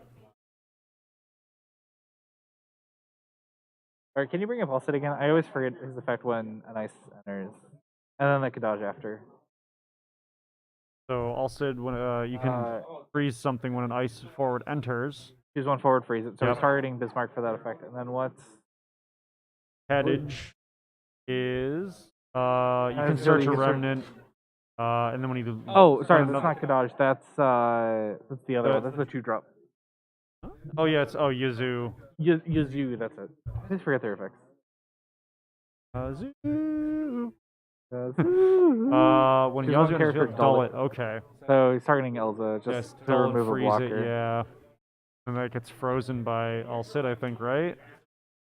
Yeah. Yeah. The only problem is. Yeah. So he blocks with the Pinello. Doesn't pay. He chose to freeze the Bismarck and dull the Elza. Okay. Yeah. Gotcha. Well, now let's see if that Yuzu is. I try to think of a fun pun with that. We'll see if that Yuzu's it. So we see backup. So Brian just draws 2 more. Does Patrick become Yazoo Man. Kid? Oh my god! Oh, I just saw what Brian drew. Uh-oh. Does he have the nut? Because at the very least he can Vaughn. We know that. Yeah. And I think that's kind of the play right now. You Vaughn, you get more board presence, or you get a new backup. Like there's a lot that you can do. So we see step 2. Discard 1. Discard 2. Don't need that Merle Web anymore. Oh. And we see the Vaughn. Vaughn. Vaughn's effect. Go camping in the Vaughn. He's getting pretty thin. Yeah, he is getting thin. But at this point, I don't think it matters all that much. I don't think he cares too much, but it's still. And oh, kites. He did have a there's the kites. kites. He spawned a kites. Interesting. Brian has to watch out. Brian has to make sure to not deck himself. Yeah. I don't know how much draw left beyond 3 or 4 more turns. And that's also where Shinryu becomes a bit of a bane over a boon. Yeah. Because Brian has to deal 5 damage, which I think is very realistic across. I think he probably has like 3 or 4 turns left. Yeah, I think he's okay in that regard. I think it's just a matter of. Yeah, he can't swing too hard at 5. Yeah. Because I think Brian was kind of hoping for the forward on top to kill the Yuzu. And the Balthier. Balthier. Well, now he can really. Okay. Oh god, yeah. You now just don't want to draw Penel effects are just. Because the thing is, you don't want the draw, obviously, because you're gonna mill yourself. But the unable to target is very, very good right now. Right. Brian having to move into 2 lanes. I mean, Brian's just gonna swing with Shinryu. Yeah, that's probably the play. He actually might not be losing this. Yeah, because of the risks that pros the how these in. Yeah. Not an EX. Yeah, that's a Gramus. Flare on the. Yeah. The only thing that he could have fetched another Alcid, but what the other Alcid out in the field also doesn't have a special. Right. Much of a helpful there. It's like, yeah, the Alcid is scary, but having the but Brian has 5 turns, potentially even half that. Yeah. Because of Shinryu. So all pieces of Sky Zodia. And it's really kind of what it is. And Typhon. No pitches 2 for Typhon. Typhon is not a forward though, so probably gonna remove the Alcid because of the that attack effect of dulling. I don't know how I feel about that. Well, okay, so Patrick has 1 card in hand, right? Let's assume he has another Alcid in hand. He has to discard 2 to play it, and then he doesn't get the Alcid benefit. Big D Bahamut 0 somehow would be sick, right? That would be a great way to pass and save himself, but the only problem is he can't play. He can't play it right now. He doesn't have enough. 1 CP short. Yeah, this is where, because the thing is, Patrick can't let up for a turn. Is the issue? Yeah, he's got to keep Brian way back there. The question comes: does he? Yeah, any target kites to null Bahamut. Yeah, basically. So it'd be crazy if we could get it off. Yeah.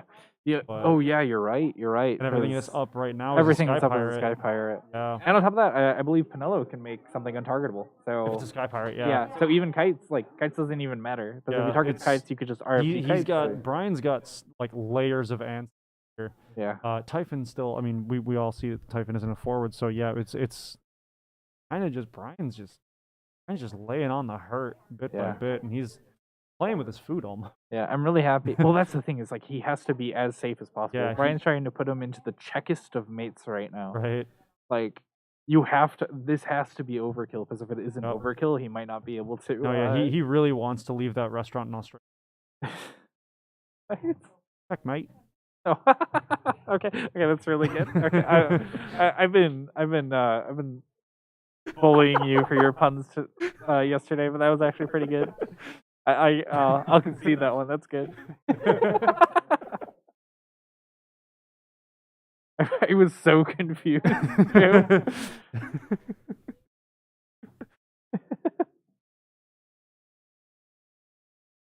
And we see Kadaj.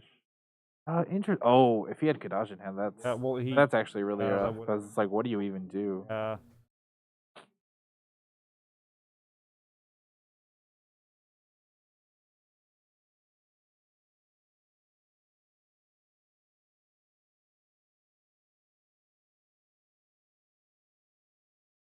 It's not coming.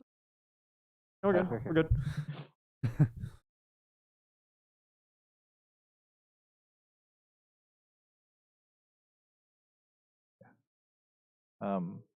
Because that Kadash can only do so much because Patrick wants it on field because he's a blocker, right? But how much is that really going to do for him right now? Also, Patrick's deck doesn't even matter. It looks like he got a third of his deck left. Yeah. Like, I don't. Yeah. I don't even know what's available to. Yeah, it looks like he's gonna RFG more stuff. Yeah. Probably just gonna. Yeah. I'd imagine he's probably gonna get rid of a. Philo, maybe, probably not. Somewhere, but yeah. I guess the Philo's out of there, so Yeah. Brian can't get. Rather, you get the Philo out. Oh wait, no, he already has a Philo. He's already got a Philo. Because I was gonna say you'd play it so you could animate Typhon, but that doesn't matter. No. Kites. So, Bismarck effect 2K. Yeah. So Yazoo. so he Pinello'd Yazoo and then. Yep. Okay. Poke it. Flex RFG. Yeah, right.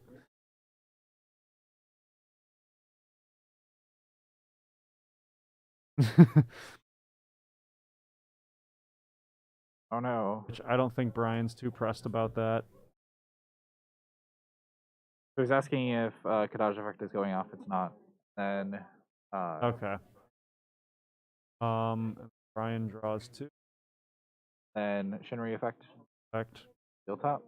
Oh, it's a forward. So. That's. Yeah, that's game. 8K. All he's got to do is that's ping potentially it. Game. Yeah. So Shinri's doll didn't activate. He just needs to.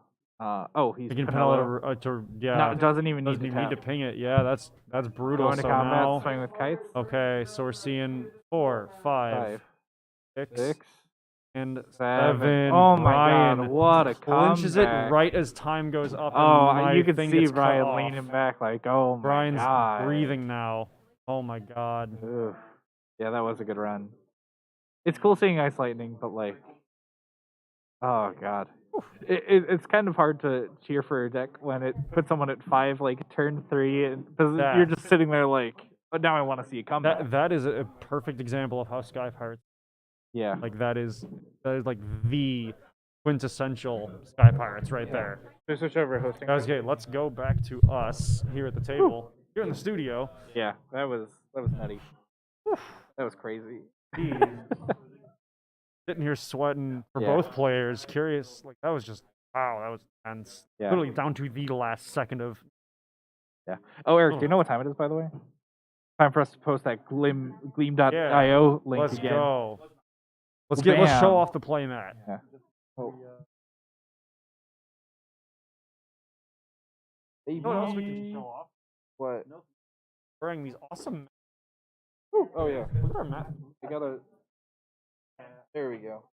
Oh, Dark Knight and Paladin. yeah. Woo! I do really like. Quite nice. So staff got one of these. Yeah, staff got ours. So we already have ours. So I'm not entering your 5 fake accounts. But so nice. I love the blue because like that's the thing is so the blue and the red obviously Chicago colors, but it contrasts with the Bahamut very well. Oh, it does, and the shadow is so well done. Yeah. Like the lighting, the air, really good. I love the logo. The logo is my perfect. That's my favorite. Yeah. It looks so raw. Yeah, I don't have it right here, but we actually put the same logo onto the Poo Poo playmat as well. Because it's so nice. Yeah, and of course, being native Chicagoans, we're partial to that. But like everything about this place, so awesome. Yeah. Also, thanks for hoping it's a nice day in Chicago. It is. somehow is. It's turning. Yesterday was -6 with the wind chill. Yeah. Today is 40, which for Chicagoans is basically summer. Yeah. So I almost bursted out the shorts today. Like I was actually genuinely thought about wearing. I was ready. I almost did it. I was ready to start sunbathing today, but we had a rain. So yeah, Well, hey, rain. That's still a nice. That's a beautiful day for me. I like rain. As long as it doesn't turn into snow and mess up my commute. Yeah, but it doesn't freeze on the roads and. Yeah. slippery business. So. All right, shall we move on to break while we wait for the Let's next take a round of break and setup? we'll wait for the next setup. Yeah. All right, yeah, we'll be back in like 5 minutes. Oh.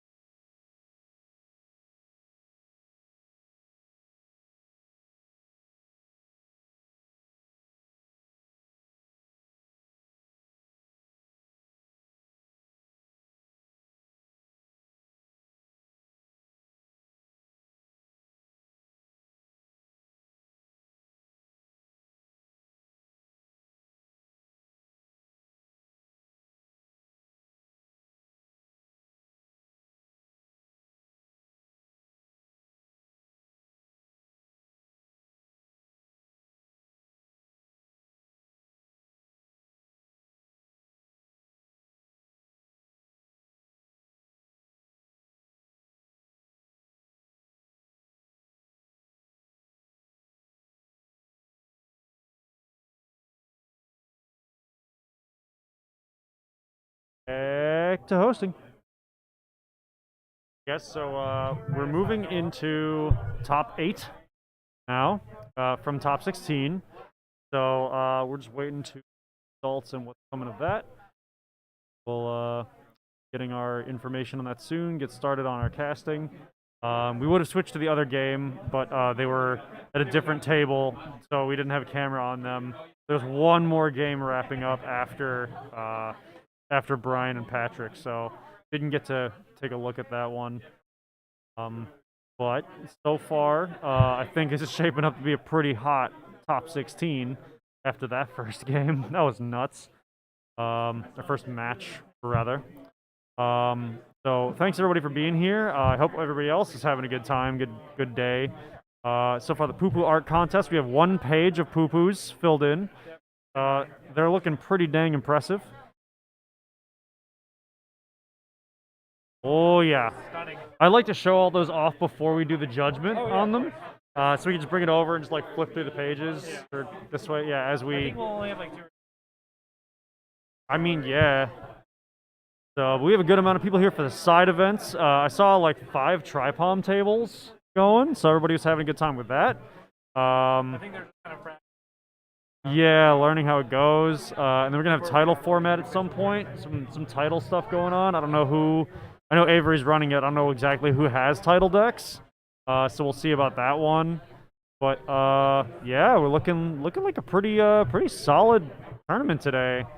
Yeah, So it's really, pretty good. Perfect follow up for yesterday. yeah. Happy that. Wow, I've been muted the whole time. My bad. Yep. Yeah, like this is our first real like 2-day tournament in Chicago. Yeah, I think this is our first one ever, actually. Yeah. I can't think of another 2-day tournament that we've had, and Yeah, it's you're right.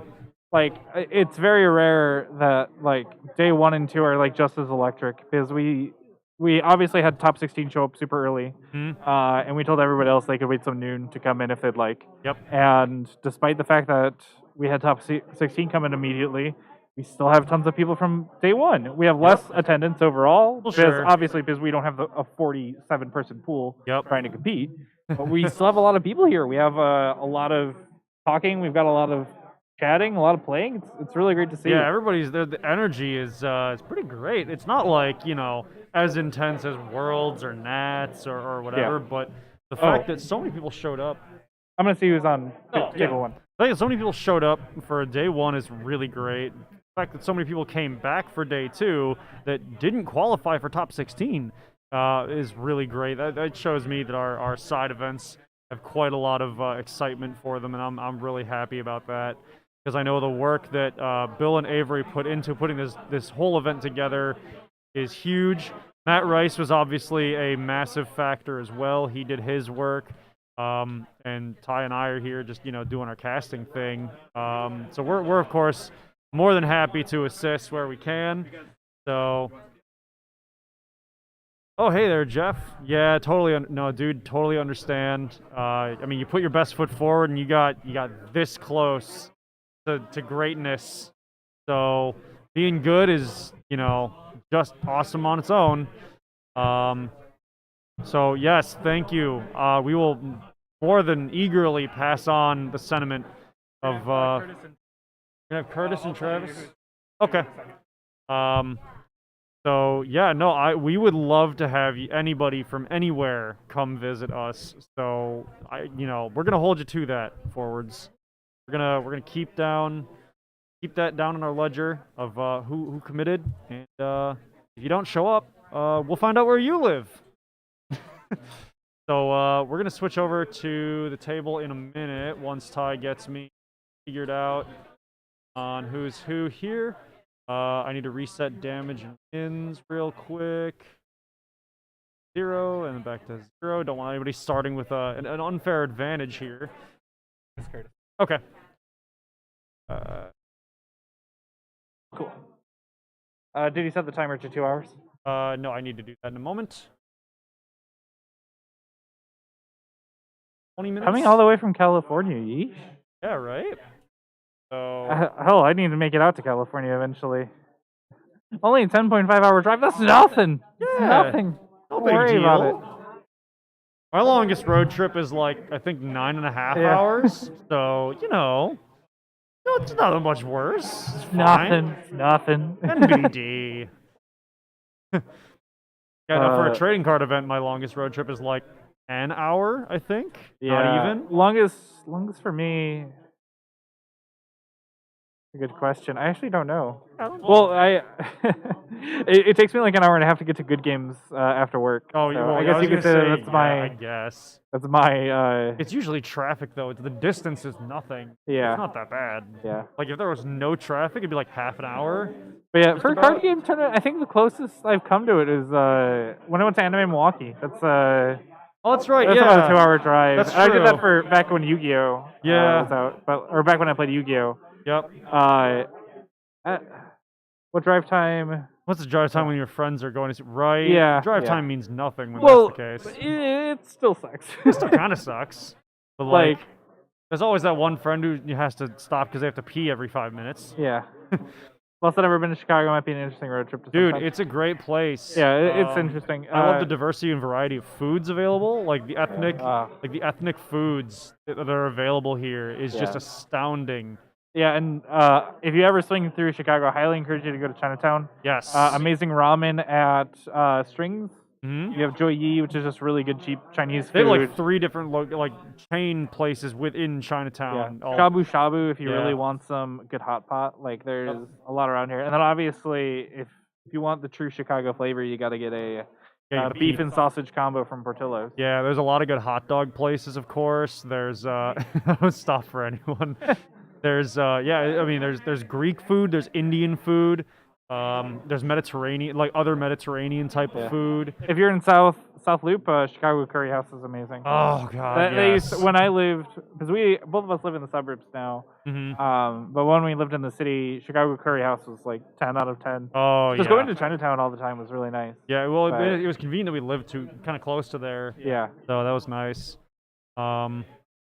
But yeah, no, Chicago's a great place. I mean, it's like any other big city. There's just there's a lot to do, a lot to see, all that stuff. Cool. Thank you, Bill. Thank you. Yeah, well, here's the other thing too, is there's not only Chicago dogs, right? There's a lot of other places in the city, particularly one of our favorites, Devil Dogs, Double Dogs is that good. there's I think three locations, maybe 4 now. Yeah. They have a massive menu of a ton of different unique hot dogs. Their shakes to die for, and I say that as somebody who's had a bajillion different shakes from a billion different places. I think my only criticism of Devil Dogs is that they have a Detroit Coney dog, and the best place to get a Detroit Coney dog is Detroit. Well, like, sure. It's good, but as someone who's had the authentic Detroit Coney You're dog, never gonna get as you close don't. as the original, Yeah. but Yeah, Chicago dog's pretty good. I think my favorite thing about, like, especially getting a Chicago dog in Chicago is, like, you go to anywhere for it. 'Cause I remember, my fiance and I went to the Shed Aquarium. When we were waiting in line to go in, there was a hot dog stand, and I was like, I'm just hungry. I'm just going to get a hot dog. And you just have it good. It's just really good. It's like $3.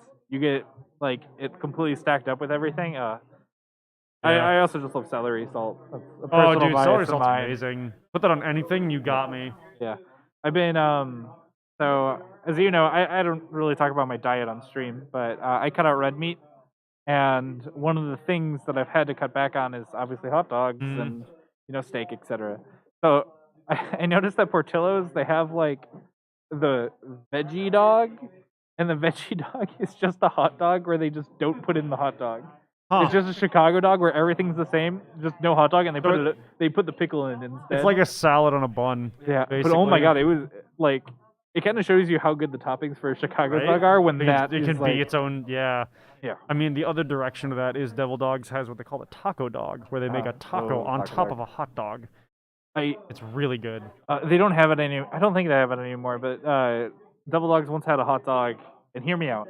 So it's on a lobster bun, Oh, this sriracha one. sauce, and then peanut butter, hot dog, and then grilled onions. It's not as bad as it sounds, It guys. is Give it a try. amazing. It's far and beyond my favorite thing there.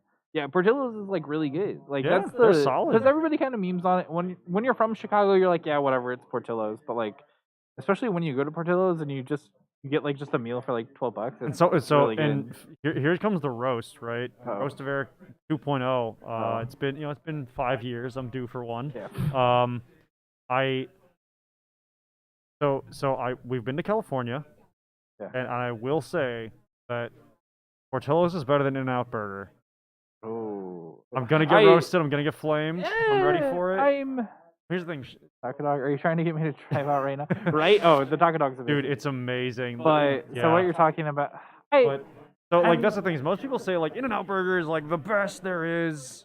Yeah. It's amazing. Yeah. The one thing I do really have to give Portillo's is like there's a bunch of different stuff you can get. Yeah. You don't have to get like the Chicago dog. You don't have to Right. get like the Italian beef. Like you The can get chili cheese dog. You need a cake shake. you gotta get a cake you shake. get the cake shake. But You could get a salad if you're really feeling it. There's like pasta.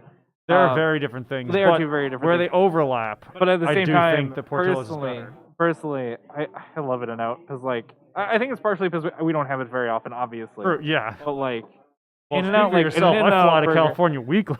in my opinion, an In-N-Out burger is better than anything I can get from Portillo's. But that's coming from someone who's had Portillo's their entire life and has had In-N-Out probably like 10 times. Yeah, the difference in like just having the uniqueness of it, like it's something different. Yeah. Changes your opinion on it.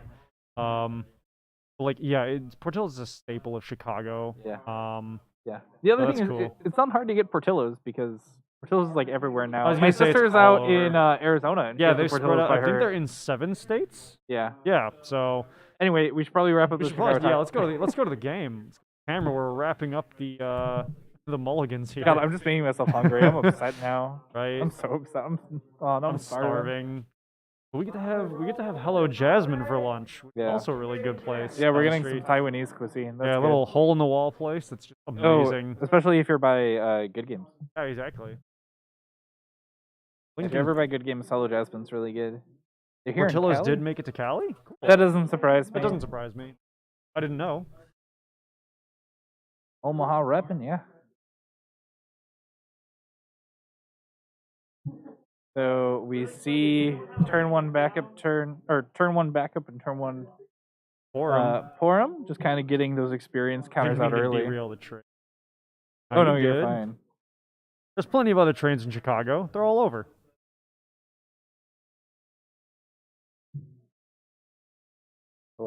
It's like From Portillo's to Raleigh. Oh, yeah. Sorry, really quick. We are seeing cadets. Yeah, we saw cadets yesterday. We did see cadets Yeah. yesterday. So, and there's a Palom. Yeah, Got the combo that quick. Yeah. I was a little confused how we played it, but I realized that that's the water Moogle that taps for fire. Yeah, so the color correction from. So we see, Take it down. ooh, that's actually a really nice EX, because you just get that card advantage back. And then Pelham is up to 3, Porum is up to 2. Oh. Curtis, I That don't shake think is dangerous indeed. that cake shake is dangerous. I always get a it's large. So dangerous. Always get a large. Sorry, you guys are just making me hungry now. Now I'm I'm upset. making myself hungry. I Starving. talk about food to distract from being. Yeah. If this game goes by fast enough, I might run to that chicken shack. Because so hitting that EX was really great for Travis because he just starts with 1 extra. Yeah. He basically goes into turn 2 with 1 extra We card in hand. see a queen and a kink. And a 9. And a 9. Okay, dull 2 for the 9 for free ETBs. Let me double check what that 9 does on ETB. It's been a whole day since I saw it last. So he enters the field. 1 forward opponent controls. Loses 2k for each cadet 0 you control. Okay, so that's reduced by 4k on the forum. And it looks like Shink gets killed off of the effect. Yep. Even out. And then we see an Aerith. Aerith. Oh, Yeah, Aerith hello. basically counters the Palom, if Yeah, I it remember does. correctly. Do you mind bringing up Aerith? Really Yeah, quick? it reduces damage taken and then has a Minwu effect.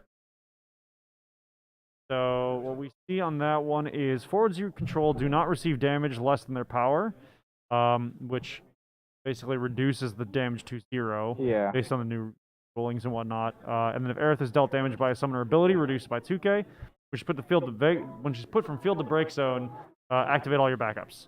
So that's pretty cool. They kind of make. Oh, Travis just passes after that, putting Porno up to 3. Yeah. Is it when Aerith or any other forward? It's Aerith. It's Just Aerith Aerith? specifically gets the reduction, everything. Yeah. Well, the 2k reduction. Yeah. Everything else, just blanket. Yeah. The Queen is still gonna take. Queen is still vulnerable, up for removal. Yeah, she's vulnerable. I mean, Aerith is almost vulnerable. Yeah. If that if that Palom stays around long enough. Looks like. Did he? Oh wait. Who did they? 1 sec. Did he Palom Aerith? Aerith takes 2k less. Yeah, Aerith 2k less. Are they paying attention to that? They might have. Overlooked it. Chat. Should I? Yeah, go check. But it looks like Travis is taking a Fenrir.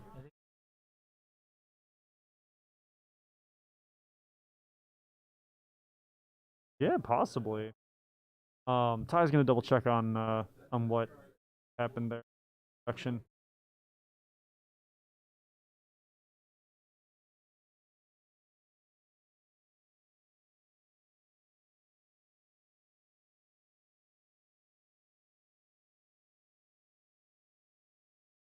Travis is on 2 damage.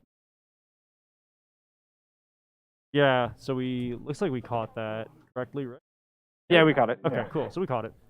So they're just rewinding, right? Yeah, I was gonna say let's decide if they want.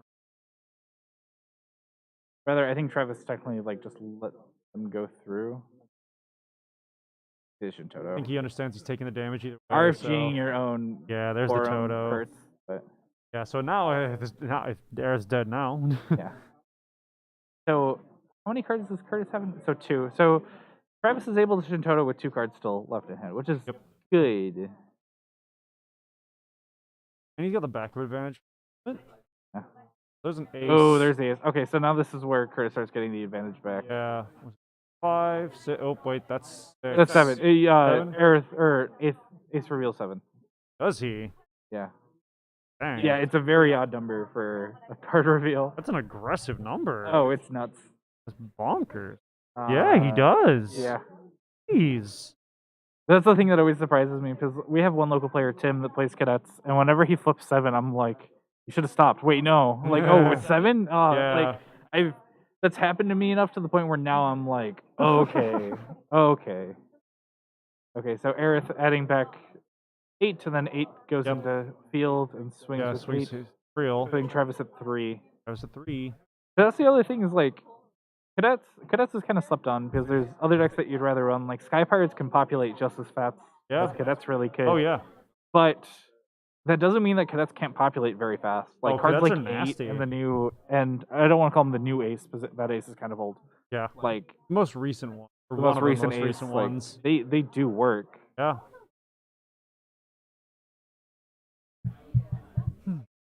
So speaking of food again, the other day I like food from everywhere, but the other day my coworkers and I, every Friday we all go out, a bunch of us go out for lunch, and I got outvoted for, they wanted sushi, I wanted Raising Cane's. I got outvoted for that. I'm kind of salty still. I really like Raising Cane's, I don't go there that often. Also, not sure he. 5 drop 8k and the cards go to hand. Probably why he's 7. Yeah, unlike Nail, who just right. Or he can do it. Yeah. Something I was gonna point out. So Travis had a Mind Flare, which it looks like he's discarded. Mind Flare doesn't do much in this situation for him at all, because like. Ooh, and Curtis has a Diabolo sitting. Oh no, he showed it from break. Sorry, yeah. Oh yeah, no. I'm just saying he says sitting, like he has them in the deck. Yeah. Which I mean, you run now, like right? Yeah, that's I mean, ever since Sophie became so huge, both but figuratively and literally. The deck doesn't do too much against Cat Pirates, but Pelham and Parham, it's definitely. It's a free kill, like. I mean, that's how it was when Sophie was so good, is that, like, Diabolus was a 2-drop kill Sophie. Basically. Oh, yeah, James. No, dude, Raising Cane's is awesome. Harold's is better in my opinion. Harold. But- Oh, another Chicago place. If Yeah. you're in Chicago, go It's to, I didn't realize how huge they were. Like I knew there were a few around, yeah, but like then I started exploring Chicago more, and they were just everywhere. yeah. Harold's is really good. All right, so Travis Can't takes a play- 4th. Can't play Uh, the light card. Princess Sarah actually isn't light. She was declared a different color. wait. We just don't know which one it is. was Princess Sarah played second? The ETB once the ETB resolves. Well, the thing is, if Sarah's played second, she can't be played. You can't Oh. play 2 light cards. Let's go double check with them then. Yeah.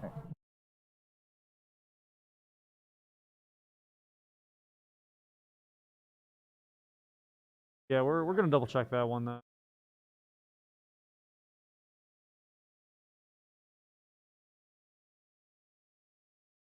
Yeah. Okay. So yeah, that's.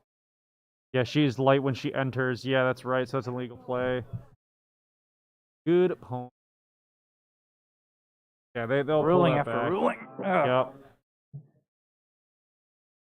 Yeah, the decision is the ETB.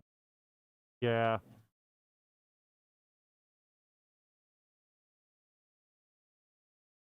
Travis is at 5 now. Travis is just getting kind of rocked by these rulings, honestly. Yeah, poor Travis. Hashtag Travis did nothing wrong.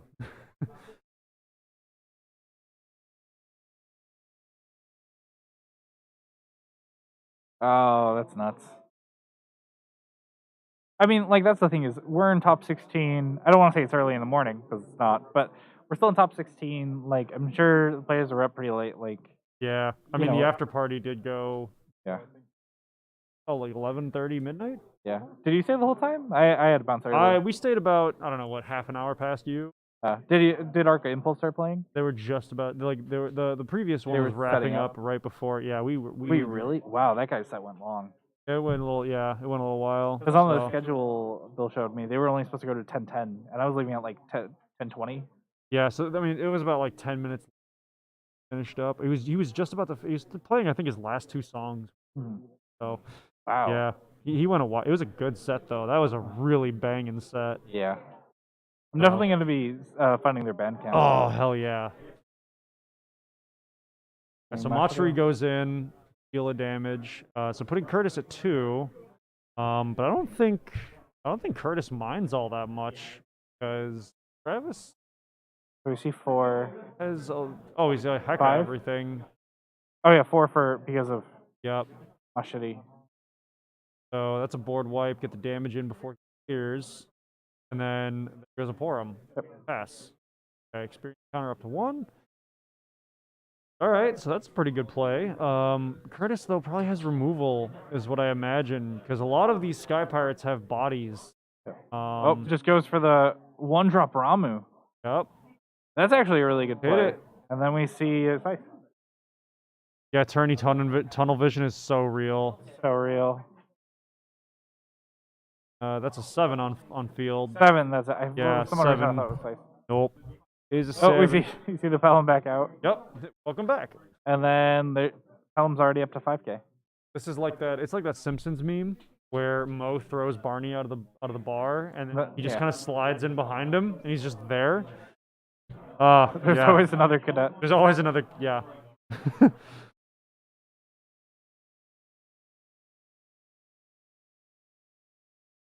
I wonder, did Travis have a Mashiri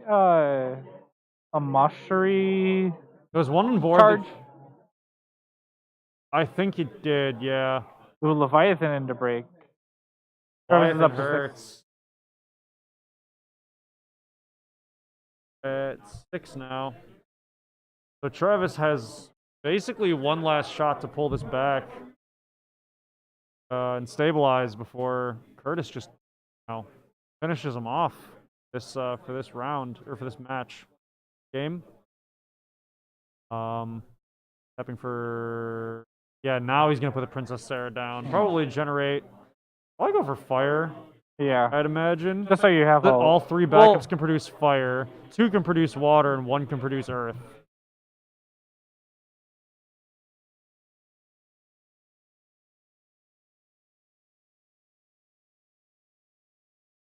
Right. Oh, good. Your hair looks better long. Says you. Yeah, says me. You're the only one. I get so many compliments when my hair gets cut. Mm-hmm. Ask Joe. Chocobo Joe complimented me yesterday. I was there, yeah. Yeah, you were. I like the long hair. Yeah, SMH in my head. Yeesh. Welcome back to the roast of Kim Harmon, hosted by Eric and Drusco. Yeesh. No respect. She knows I love her. I love my poo poo. I don't know about you. I don't hate the poo poo. The bowl cut. I don't got no bowl. This is looking rough for Ruh-roh, Raggy. Travis. Because, like, Curtis doesn't even need to break the backup. Like, it's... But the Susano effect goes off anyways. We see an Amaterasu on the Susano. Yep. So that makes sense. He expected. Susano goes down. Because the other thing that could have happened is... So Susano enters effect. If Travis didn't have the... what's it, who's it? If Travis there's two timings to be able to play the Ami as well. Because you can play it before the backup gets sacked or after. Are you sure about that? I'm pretty sure you have to do it before. Because Susano, can you bring up Susano really quick? I'm pretty sure Susano is, So, let's see. Select one backup you control. You may put it in the break zone. So the effect activates when you select. So you select the backup, and then you may put it into the break zone. Yeah. So you target the backup, and then they get to respond. Yeah. So and then if you go through with it. Yeah. So they can respond to the damage starting to go off, or they can respond to the selection. No, they can only respond to the selection. Yeah. So the thing is, Susano enters, effect activates, or part of it is targeting a backup. So you target a backup, and you just tell the opponent, I targeted a backup. And then they get to choose, like, okay, where to... Yeah, am I going to respond to this? And then if they don't respond to it, then you choose. I was under the impression that you could do either timing. Because they're not separate effects. Oh my god, there's the other. Yep, that's a scoop. Yeah. Man, that one drop Ramos put in work. That is just straight up anti-twins tech. Yep, actually that was 6 damage. Was it? Yeah, that was technically counts as 6, but well. Yeah.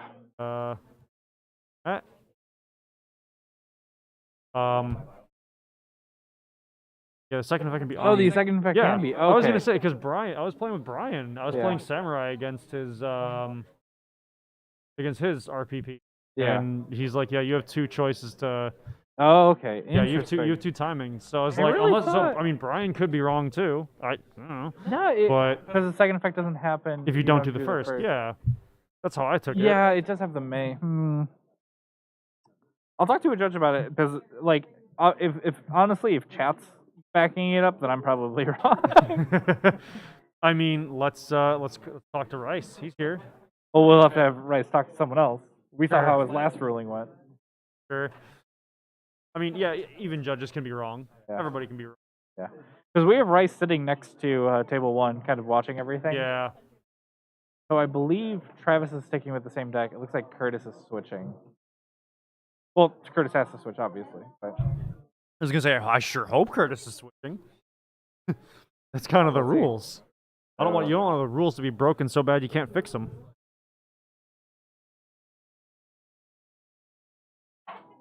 Two for the Sarah.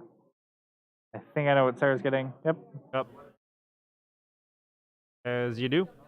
Gonna take a quick check-in. Oh, okay, that camera got bumped a few times, it looks like.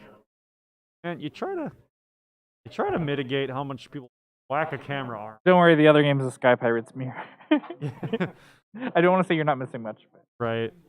I'm sure they're both being played very skillfully, but Klangully. Bit of Klangully? Hello. Interesting choice. Aldor Emperor? So are we seeing Fire Lightning? Fire. Yeah, dude, Lightning Fire aggro has been popular. So which... Yeah, so you grab 3-drop Illua. I was like, which Illua are we grabbing here? Either or is fine, but I think against RPP, the bubble is probably better. Yeah. Because the thing is, Illua... Yeah, the bubble's pretty good. The I don't bubble's want to say pretty it's good. amazing because you're forcing them to waste Pelham and Porum's Yeah, effects to you kill. you make kill them burn Ilola. both. So we see one, we Yep. see the Sarah. What element is getting called here? I I mean, they assume could fire. theoretically call light. It's either gonna be but fire, It wouldn't work. fire or earth. Yeah, But I assume it's fire. I would assume fire. We'll have to see it later. Because like Is that's John- why oh. that is the one thing I do like about watching Brian play. Brian uses element dice for that. Yes. Is John Schreiner still in? We can check. Don't have. I'm not sure. Yeah, so we don't have a list. The list of players who are in. We have the top 16 list, but we don't have the top 8 list. Or Yeah. rather, it hasn't been narrowed down yet. Right. Yeah, we're not sure. Yeah, we can check after this round. If you remind us. Yeah, because the pairings aren't up still. Yeah, pairings came down.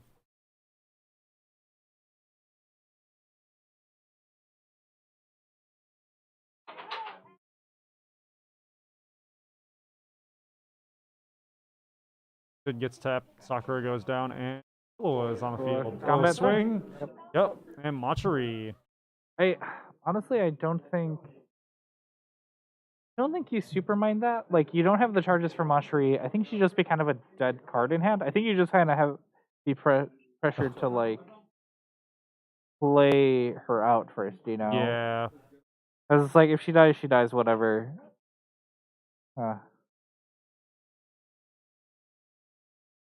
Phone buzzing because more Twitter stuff, or is something else? I'm getting Discord notifications, so it's probably something else. Oh, jeez. Phone, why are we? Okay, well, I locked screen. Keep saying I unlock it, sends me back to lock. This is game 2, yes. Yeah, we have the little. You can see the little yellow marker there. That is 1 victory out of 2 necessary there. So, each player has to win twice, once with each of their decks. Once you win with one deck, you cannot use it for that round anymore. You have to win with the other deck as well.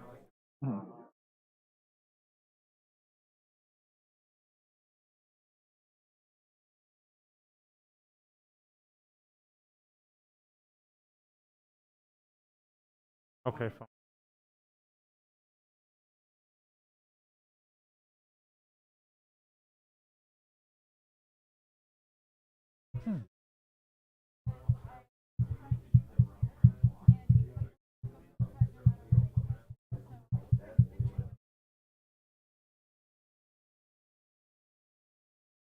Nora and Sarah tap in for a Yuna. Okay. The water summons are cheaper now. Yep. So that means Mind Flare costs 3. Yep. We've seen Travis running a Tomos. Tomos costs 2. Mm-hmm.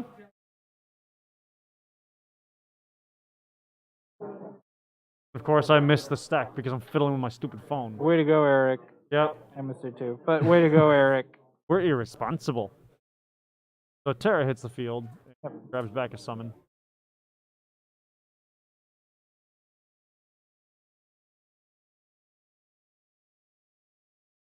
Okay, so Travis is keeping track of. We see Kryl, Yuna, Kryl something. Yeah.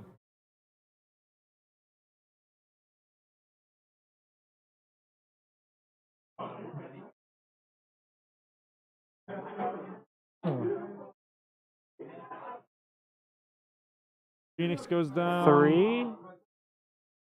Sildra. Sildra, yeah. Okay, so there's a Sildra, I water assume, and a is gonna 5, grab or 2 waters. I'm not entirely sure what you get here. Forum Creel and Porum? Sarah. Oh, Sarah. And water. Porum. Okay, yeah. Oh wait, they have to be. Don't they have to be different costs? Yes, they do. Let's be real sure and check Sildra. Otherwise, might grab Leviathan. Yeah, different yeah. Or one of 2 water characters, 2 category 5 characters, or one of each with a different cost. Okay. So Okay, gets Lakshmi. Lakshmi is such an interesting choice Lakshmi. here too. okay, I'm gonna remind myself what Lakshmi does. Draw a card at the end of every turn, and then she gets hexproof if you have X amount of cards in hand.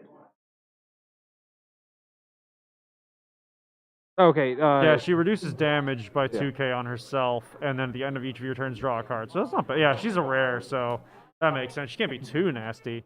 Yeah, the only different costs has to be if they're different one cost. of each. No, I think they have to be different costs. I think the different cost is outside of what cards you can search.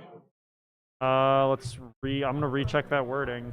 Like two water characters, 2 category 5 characters, or one of each card. with different cost. Each with different cost. Well, each with different costs. That comma can actually be. No, that comma could be vague.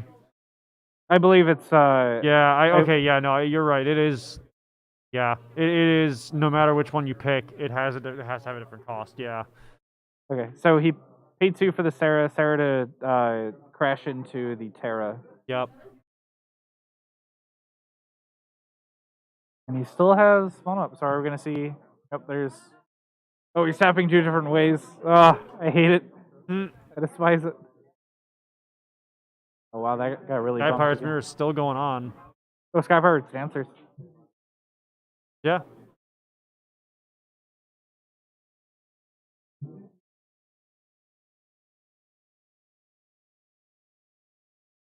Oh yeah, it's Sky Pirate's with. I told you. Sky Dancers. It's got answers.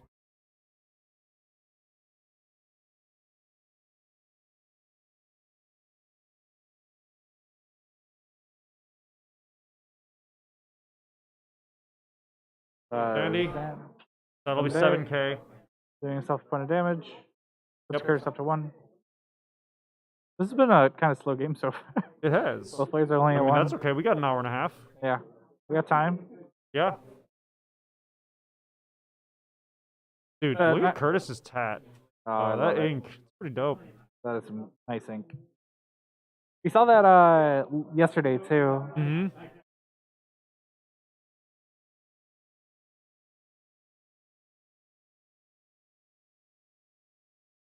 That's Alba. Alba. All right. Well, Alba's getting the free haste. Yep. So let's see. I think the summon you really want to hit here, like Amaterasu looks tempting, but I think Phoenix is the play. Yeah, it's Phoenix or Ami. Either is a completely you don't know valid if call. Travis is running the other 2-drop Porum to get the loop. Yep. Yeah, it looks like he's choosing Phoenix.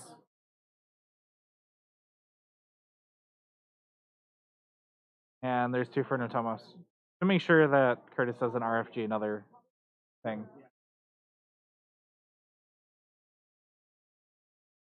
The Behemoth K gets pitched. Hand size. I believe, yeah, there's that 5th card.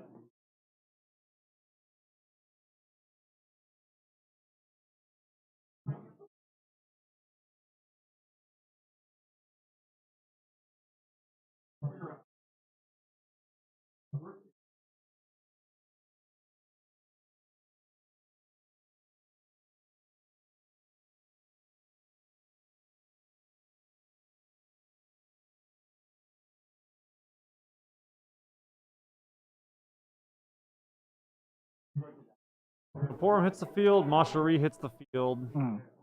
So Travis has to have at least a couple charges for Mashari now. Mm-hmm. I think I'm trying to think of what you mainly use them for. So Well, I can't. On Porum effect. Brunhilde. Yeah. Okay. Brunhilde. Looks like Travis is gonna pay 3 to bounce Porum. Burn 3 summons. Bounce Porum. Porum effect. Yep. Or bouncing Porum. Yep. Oh my God, an Odin. Oh, in response. Wow. Wow. Okay. Really wanted that Stack Porum. Odin. Just get Burn rid of it. 4 cards to do that. Jeez. I think Curtis should have Odin first, and then Brunhilde, just to get the value back out of it. Probably. Draws 2 and passes. Looks like Curtis might be taking another point of damage. Probably. I said no. Yeah. No means no. Dang it. So that's the thing is you want to get you don't want to let Palamore Porum sit. Like you've got to get rid of him fast. Yep.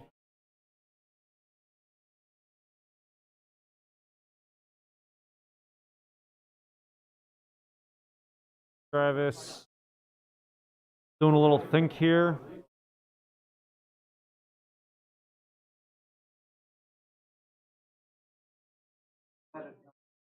Get himself back a Palom. As you do. As you do.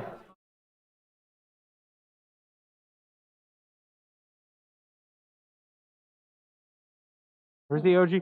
That's what I've been telling people. You gotta run Shadow Lord. Shadow Lord. Shadow Lord's a hot card. So but the issue with Shadow Lord is it doesn't do enough against Sky Pirates. It does some stuff. You get a free kill on Elza. You get a free kill on Pinello. Well, RPP though, it's probably more effective. But on RPP, you're killing the whole board basically. Yeah, the whole board. You're killing Mushri, you're killing Pelham, you're killing Porum, and you're killing Rydia. Yep. Like I think Shadow Lord's at least worth a one of. Oh yeah, definitely. If you're not running another dark card, you know.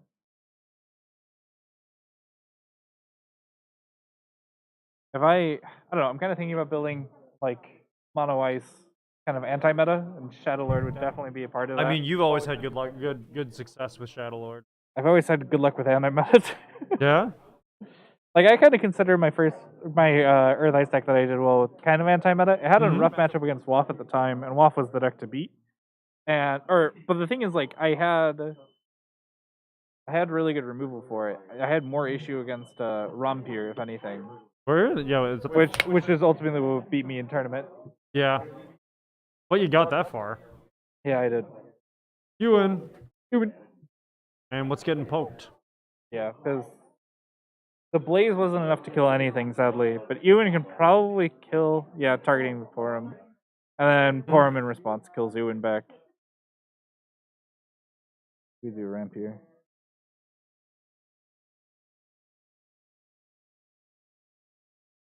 Yeah, Rampare actually might come back eventually. It's definitely a deck you could build now, and it's not as good, but it's still pretty good. We saw at one point Juan build his. Juan was with pretty dang good. It worked out. The thing is, we don't have as many ways to break our own backup, but the thing is, Susano is still a very good card, obviously. Susano's a nasty way to do it. Because you Susano, break Rampir, get Shantotto, and then you could even get another Hasty. Because the deck was running, if I remember correctly, the deck ran Nillawa. Oh yeah. Off of Susano, you get a board wipe and then 2 forwards. That's nutty. No age.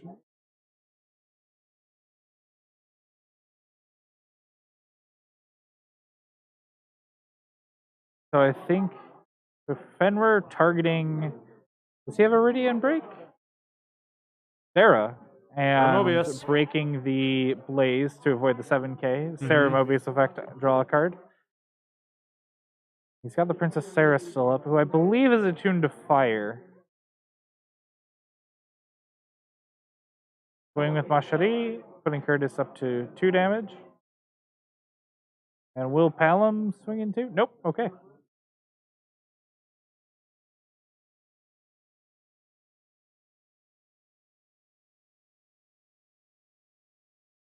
Brunhild targeting Sarah. Yep. Draw card. Free Brunhild. Is Curtis fine with going to 4 damage? I'll probably take it. I don't think he's too opposed to it. Well, the other thing too is that if Travis doesn't even play anything, and dulls down both, Travis will probably take a couple from haste.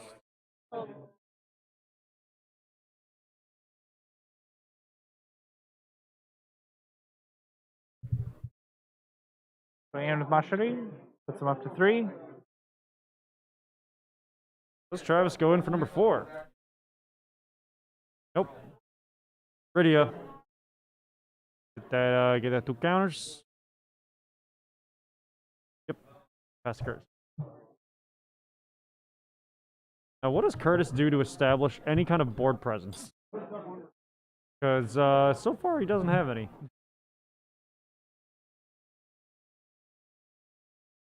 In terms of board presence, we have no board presence.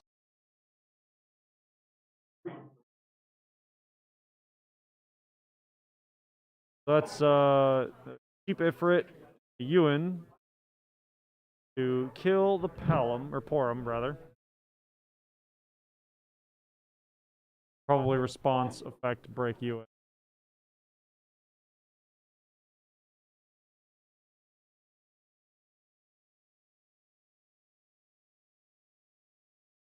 Let it go. You let it go. Okay. Not too much you could do about it. Sure. You should look into this deck. I know you're a big fan of Ewan. Oh, I definitely am. I do like that you. I like a lot of those like kill a damaged forward effects. So.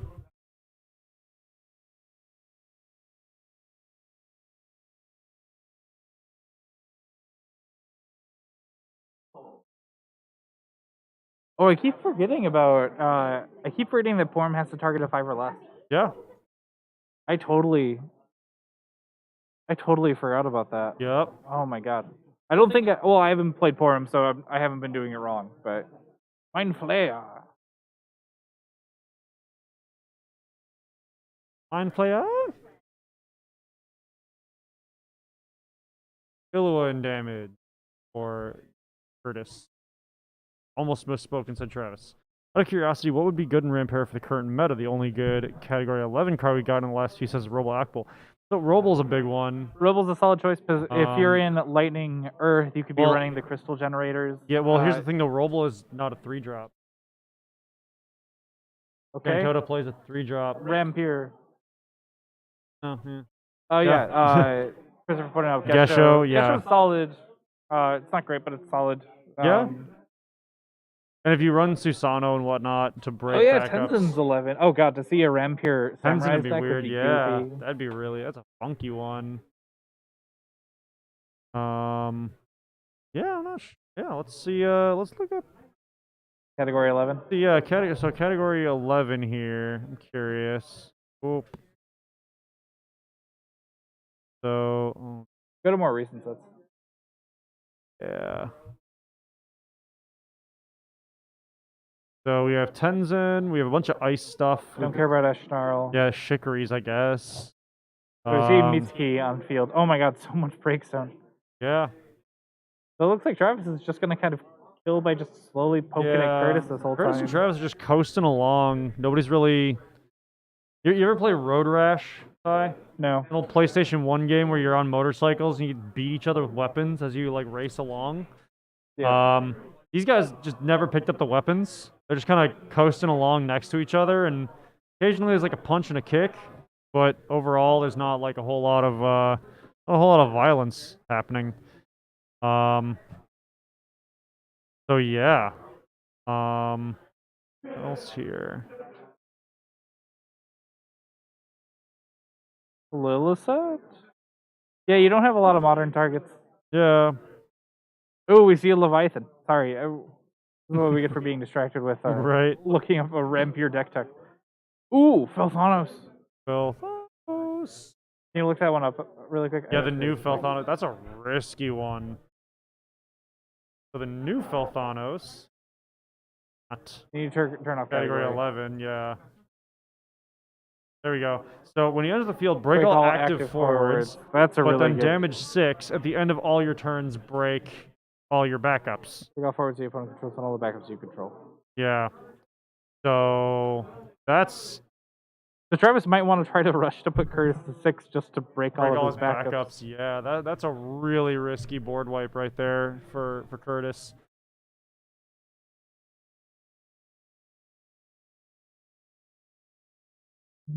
Dancers could maybe run it, but the problem I think you run into there is that, like, I don't know if the value of playing the Shantotto to force all the dancers out is as huge. Or even just, like, that's the thing is, like, Rampire doesn't do too much. Yeah, Travis needs a force forward because the damage 5 isn't going to be that critical, and Curtis's deck is running thin now. Like, look at that break zone. Yeah, that's a thick break zone. Yeah, because Travis could still very much so lose to a deck out. Yeah.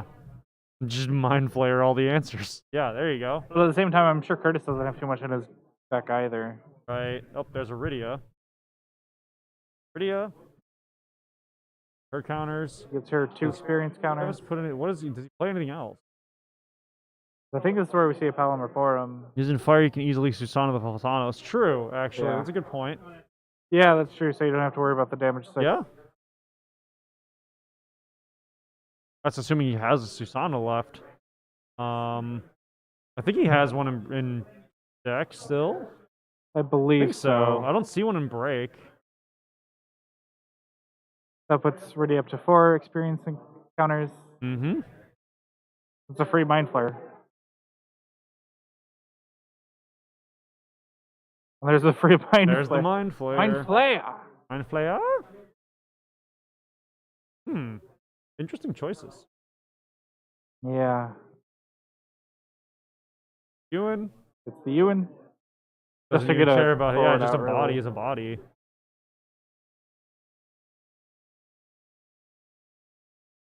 Curtis reminding Travis. Counters there.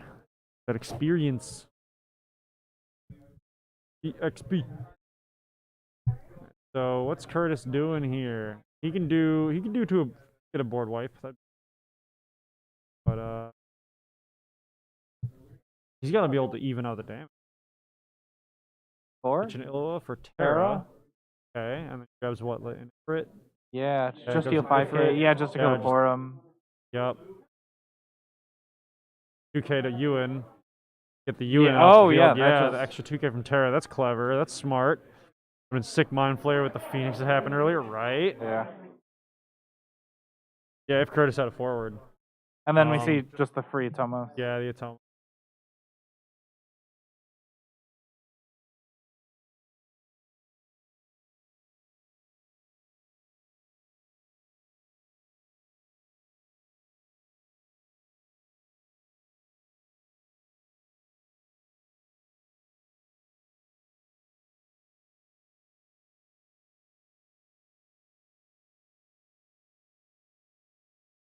Sarah? I assume the draw card? Yep. Yep. I mean, nothing to fight. Right. I mean, you fight your own forward, maybe. Or is it opponent controls? I think it's opponent control. Let's see, Pelham Pelham.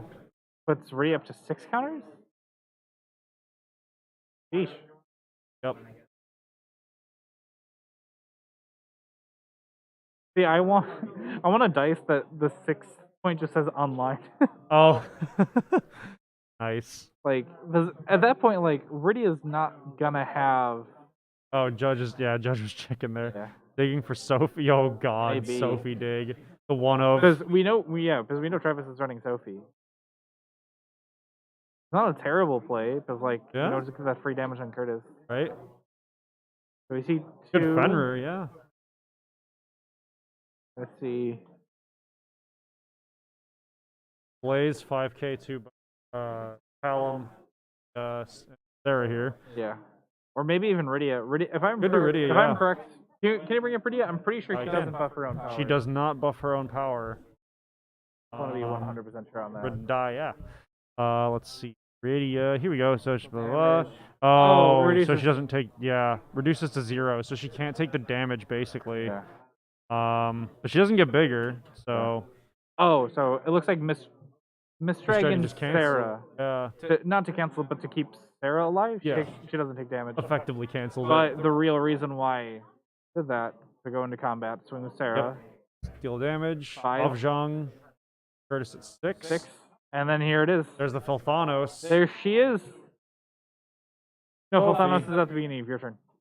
Yeah, no, I'm saying like even if if Sophie didn't come in for the burn, which she Yeah. did, then Curtis would have been absolutely. Curtis gone. would have been just. Oh, it would have Travis been over, probably didn't yeah. even need the Sophie, but it's if you have lethal, Right. You have lethal. Like, Yeah, just take it. lethal. Yeah. We're going to game 3 again. We have an hour to do so though, so that's nice. Oh god, feels good to stretch. The hunger sets in. Is lunch after round 3 or 2? 1 second. I think my Oh, favorite. ask Bill.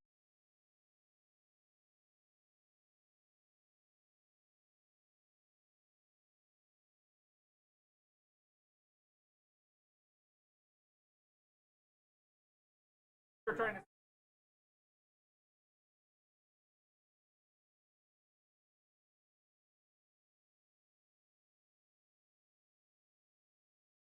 Goes right.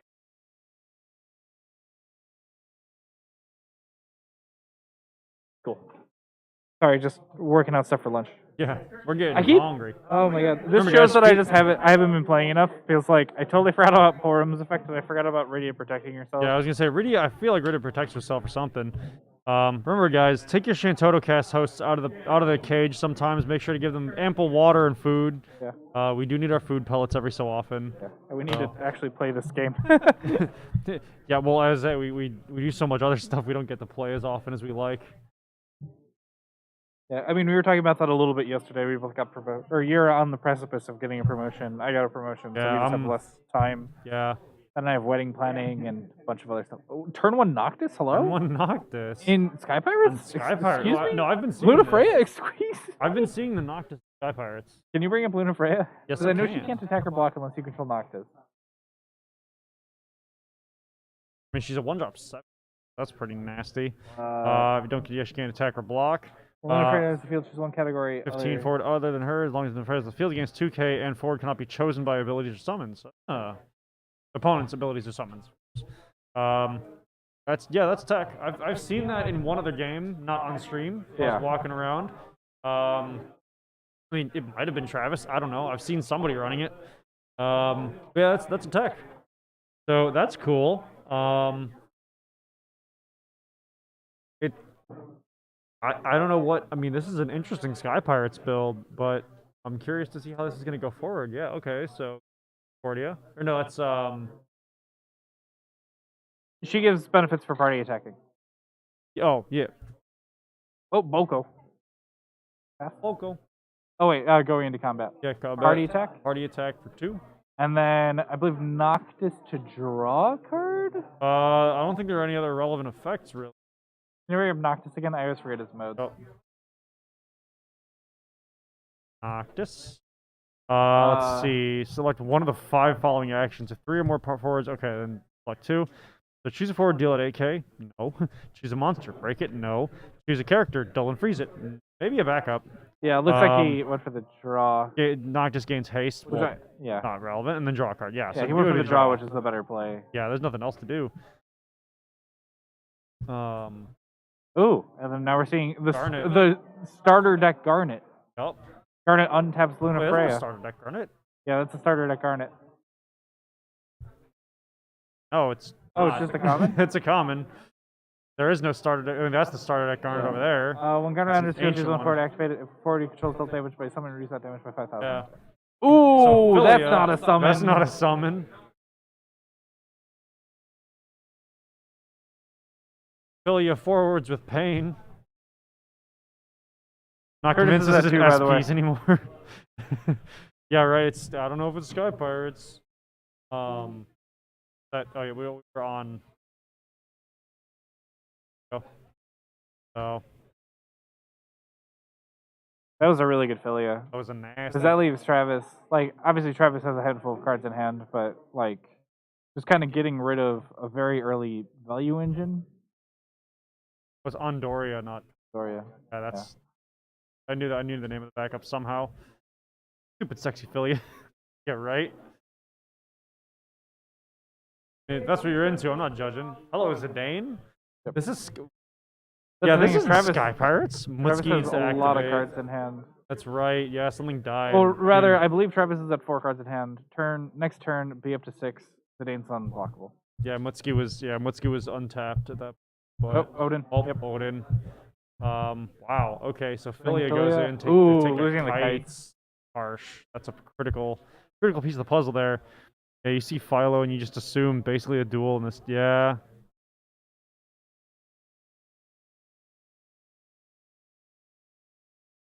Oh, Mitsuki didn't activate. Oh yeah, Mutsky reactivation. I mean, it's not even a ruling thing. It's if they forget, they forget. But That is a ruling thing. Mitsuki is? doesn't choose to reactivate. well, no, no. I mean like. Mitsuki isn't you may reactivate. No, I this. know. That's not what I'm saying. Is like, it's a reactivation. If the players forget to do, well, yeah, that's true. They should. Yeah, they have to do it. Yeah. Yeah, get a Mutsky counter for the amount of shots it's gonna get. And then Philia. Yep. So that's okay. So Then 3 on. Hilda to draw a card. Okay. Yeah, Mutsky trigger. It's a force trigger.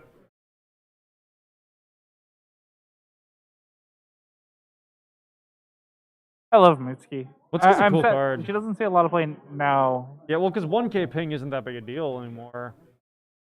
As much as it used.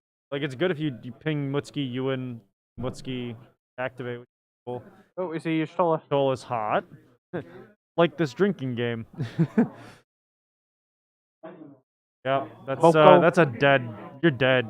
That's quick alcohol poisoning. And Bartz. So that gives Boko haste. So Boko could swing in for damage, but Curtis at 3. Might get hospitalized. Yeah, right.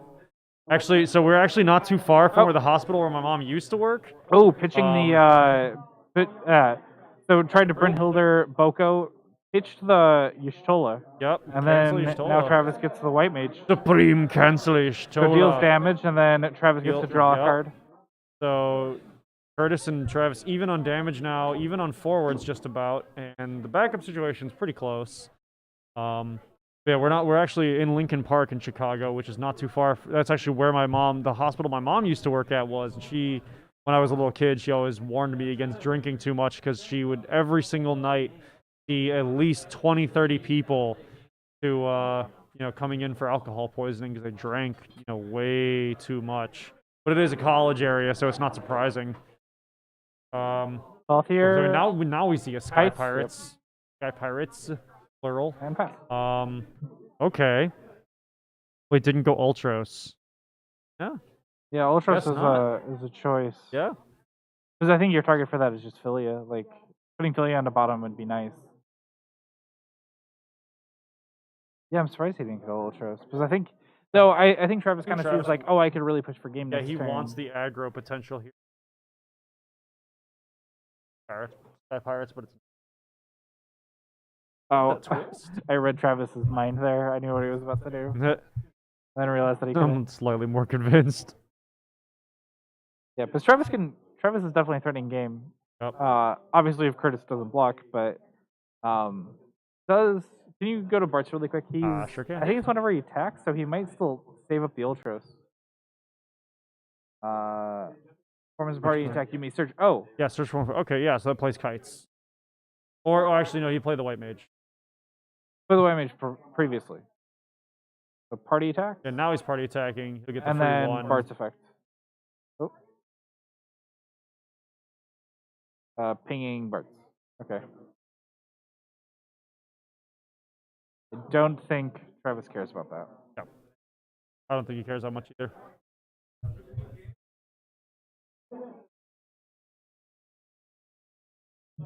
So party attacks and then Bart's effect. And I think this is where we see the Ultros. It's probably one of the only options left. Oh, what is that? Materia?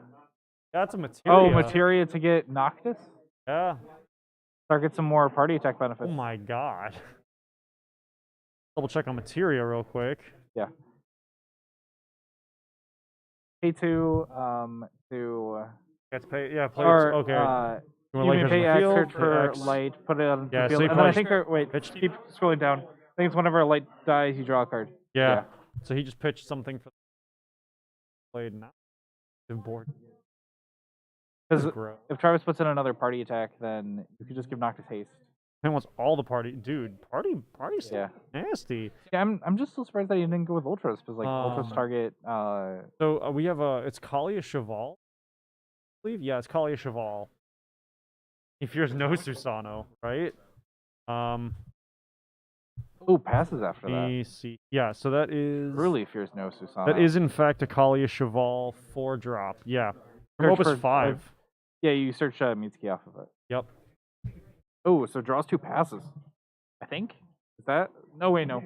Curtis's turn still. Shadowlord. Oh my god. Oh can you bring up Shadowlord? Does Shadowlord just target 2 drops? I think it's just 2 drops. Or is it 2 or lower? It is 2 or less. Ooh. Gross.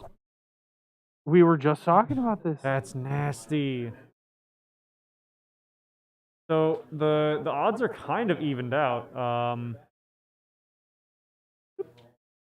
Yep, Noctis and Materia go away. Oh, what up? Balthier is all that's left.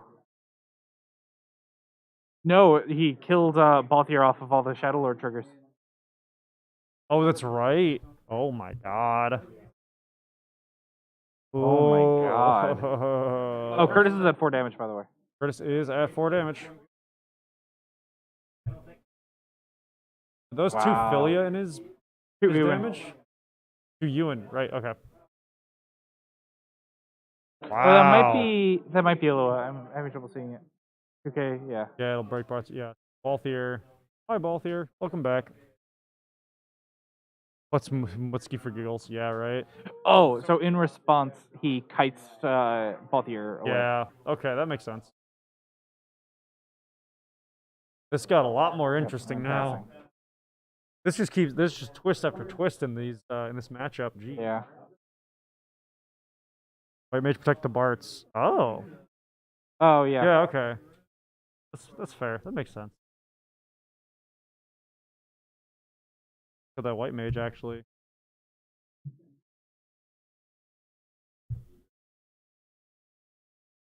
Which white mage are you? Opus 5, 1-drop white mage. White to the break zone. Fortune control don't receive damage from. Oh, okay. So yeah, that protected both. Actually, that protected both Balthier and Travis already backed like a full board. Barts. Interesting.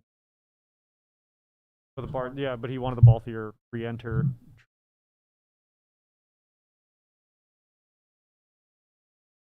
I'm trying to think of how much does Penelo's stuff cost. I believe it still costs 3. Penelo costs.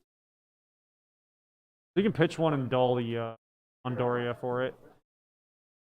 Oh. But what does Travis want to? I mean, obviously he wants to barrel through, but like, does he rely on a board wipe? Does he try to party attack? Crack some stuff? Yeah. The party attack. That's it. So Balthier and Barts go together. Barts Thier. So now does he grab the ultra? Play a Boko. Oh, Boko, okay. Play a Boko. For everybody. Boko. AKA a reminder for us. That's a book. Boko. Barts gains 1,000 haste, and then when a party deals damage, draw 1 card. Oh, yeah, so that's on the stack before the. Yeah, so Travis is potentially drawing 2 cards. Oh. So I wonder, Travis's deck's looking kind of thin. I'm wondering if Curtis is able to wait it out. Yeah, he might. Might be a spinning your wheels in the mud and action. As impressive as it is to watch all this. Oh, Aldar Emperor. So now Travis draws cards. Yeah, yikes. Oh. Curtis to 5. 5. Keyboard? If only Curtis could have a way number lock. Okay. Flicker the Shadow Lord, honestly. Oh, yeah, that'd just be game, I think. It would be. I think he just let Travis burn himself out. See the Kais. Curtis draws his 2.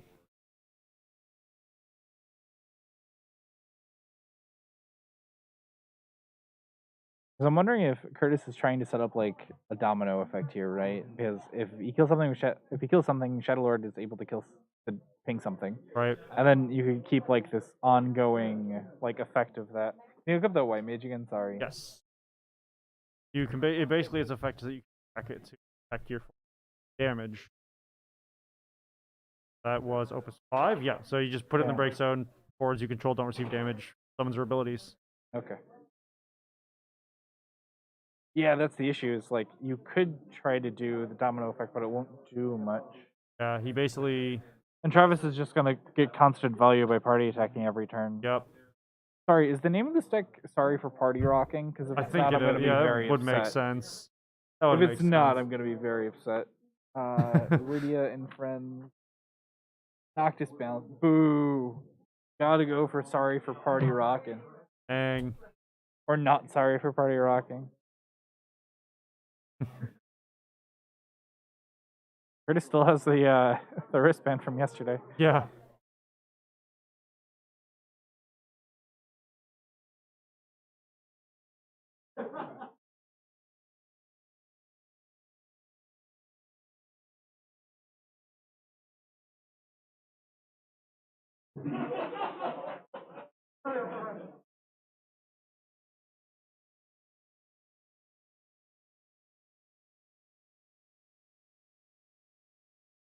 Aldor Emperor can protect basically anything.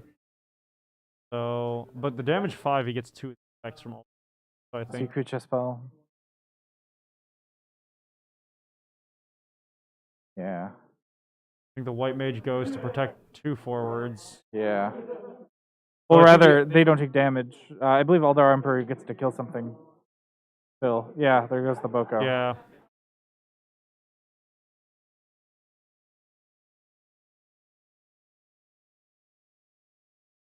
And then passes. Pass Travis. All right. So what does Travis do here? What do you want to do? He's getting to the point where he might need to board wipe to actually make any progress. Because prior Curtis was willing to let some things through, but Curtis has a big enough board that doesn't care anymore. Yeah, and the other thing is, I think Curtis is more than happy to lose the Eldar Emperor to play another one. Yo, yeah, by all means, Ishtola, which is nice. That protects against basically everything. Yeah.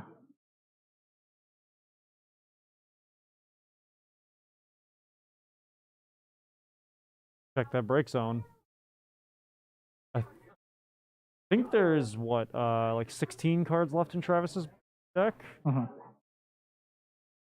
He has been drawing a lot of cards, and Been he's been drawing searching a off lot, of parts a lot too. Yep. I'm surprised at how long that Illiwa stayed on field, honestly. Well, I mean the bubble, but also even without the bubble, Fiddler deals 2k for forwards going to break zone. But doesn't affect the white mage. Yeah. He gets the 2k on top of it, but it's not enough to kill anything. Yep.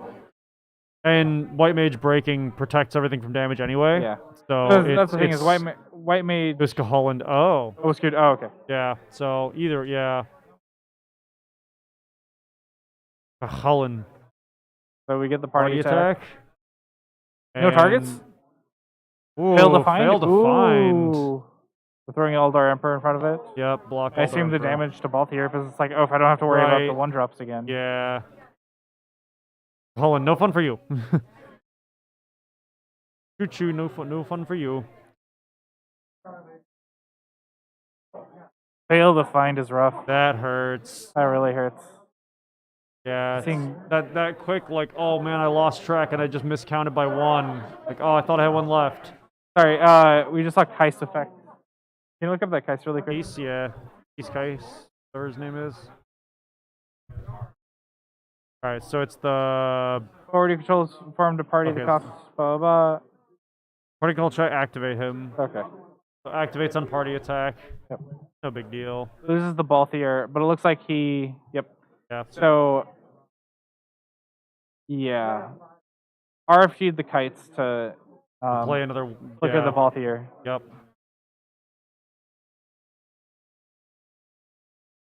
And then we see Elza. Are you sure you want to draw a card right now? Are you sure? you only have like 10 cards. Looking a little thin there, bud. Because I do wonder if Curtis can just wait this one out. Curtis can probably just wait this one out. I mean, he's below in damage, but I don't think he cares. Needs key to deal 1 to Pinello. Yeah. And then Ewan for the free Mutski reactivation. Because Pinello's effect costs 3, which is very awkward because Travis would have to discard 2 for it. Discard 1 and tap the Andor. Or you'd have to sack his Judicial just to save Pinello, which I don't think is worth. I don't think it's worth it either. And that's the thing is, Mitsuki's reactivating either way. Yeah.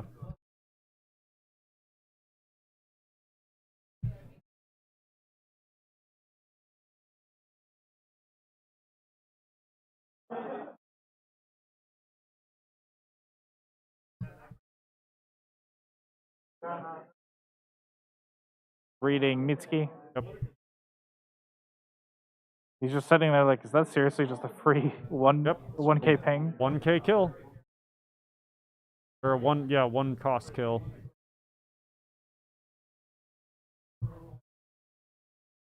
Oh, is he gonna pitch the 3? Is he gonna pay the 3 for it? He might, yeah. He's paying the 3. Looks like it. Travis is paying the 3. Pitch. Didn't see what he pitched. Looked like a Sky Pirate. Oh. What's I think he did to help he either did that to help Elza survive or he tried to popped Illiwa's bubble. Yeah, he didn't draw. So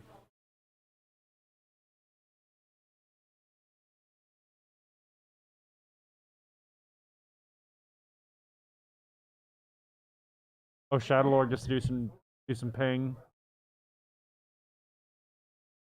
Yeah, I don't know. Oh, what and he's then pinged yeah, at. and then if he targets Elza, then he can kill it off with. Oh, that's what. Oh, okay. So I believe he Pinello targeting Elza, so Elza could Yeah, be so targeted. So yep, that Elza makes could have died sense. to Shadow Lord effect. Yeah, that's smart. Game is it's constantly going back and forth. Because like at one point you think Travis has the advantage, and then Curtis gets the ping, and then vice versa. First means activation. Let's go. Right? Take a shot. Take a shot. Or no, don't take a shot. Yeah, don't. Too soon. Too early. No, you don't take it. You're taking a shot for every time it was missed. Oh, okay. Right. I mean, you're still in trouble, but not for that one.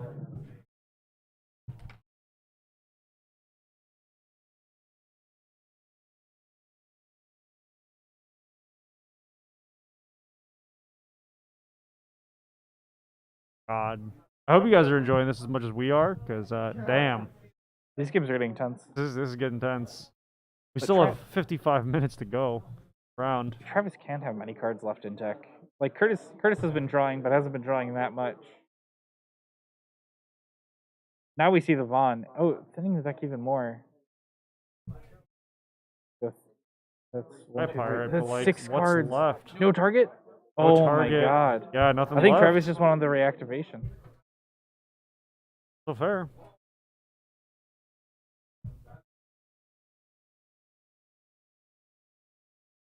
I think I could hear the shuffling from here.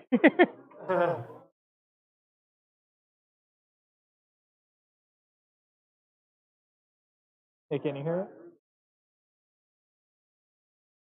Oh my god, yeah. Yeah. So those Like, markers at the poo-poo table. That's the thing. I think Curtis just needs to survive. Party attack? Party attack. I think you just block with you, and like it's not. Yeah, you just block with you and don't even care. You just wait it out. He takes it. Takes it. Takes an Illawa. Okay, so Curtis is 6 now. The issue is now Curtis has to worry about any unblockable. I'm sure Curtis isn't expecting much unblockable, but right. like, still gotta watch out for it. Like, Yep.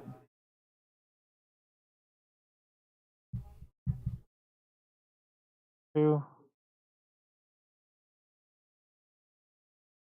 Curtis just seems like some level of removal, just any level of removal. Yeah, well, really. I mean, he has anything to bait out the Y'shtola. One less attacker, and like, well, Curtis is fine. I was gonna say I see one thing. I see an one option. Pretty direct and easy option for some. It just gets one out of the way. It leaves the others in place. What does avoid? If it were to go, if you were to do it. 3. Oh. Oh, 5 for Behemoth K. Huh. I think Curtis just wants That's another choice. Oh, well, as I always say, another form of mill is dealing damage. You're right. So Behemoth K is fully online. He's gonna swing. He's gonna do at least dealing damage. The opponent a point of damage. Yeah, then if the answer is blocked, either way, he does the damage. First is a damage 6. Oh, and Travis is just sitting there like, Travis what like, do I crap. do? Yeah, he's like, oh crap, I'm trapped here. I was digging hard for the Noctis that doesn't exist. I believe Travis might have one more. I think Noctis would completely carry him out of the situation. Maybe. Because you're just dealing 8k to everything. Noctis deal 8k to Shadow Lord, and then you have to block with something. There's a lot of things that would come out of it. I mean, Philly is still huge, Takes though. the first point of though if that Noctis goes into damage, which Curtis has. Don't forget though, 1 in 6 and then a 1 in 5. Yeah, well, also Zidane.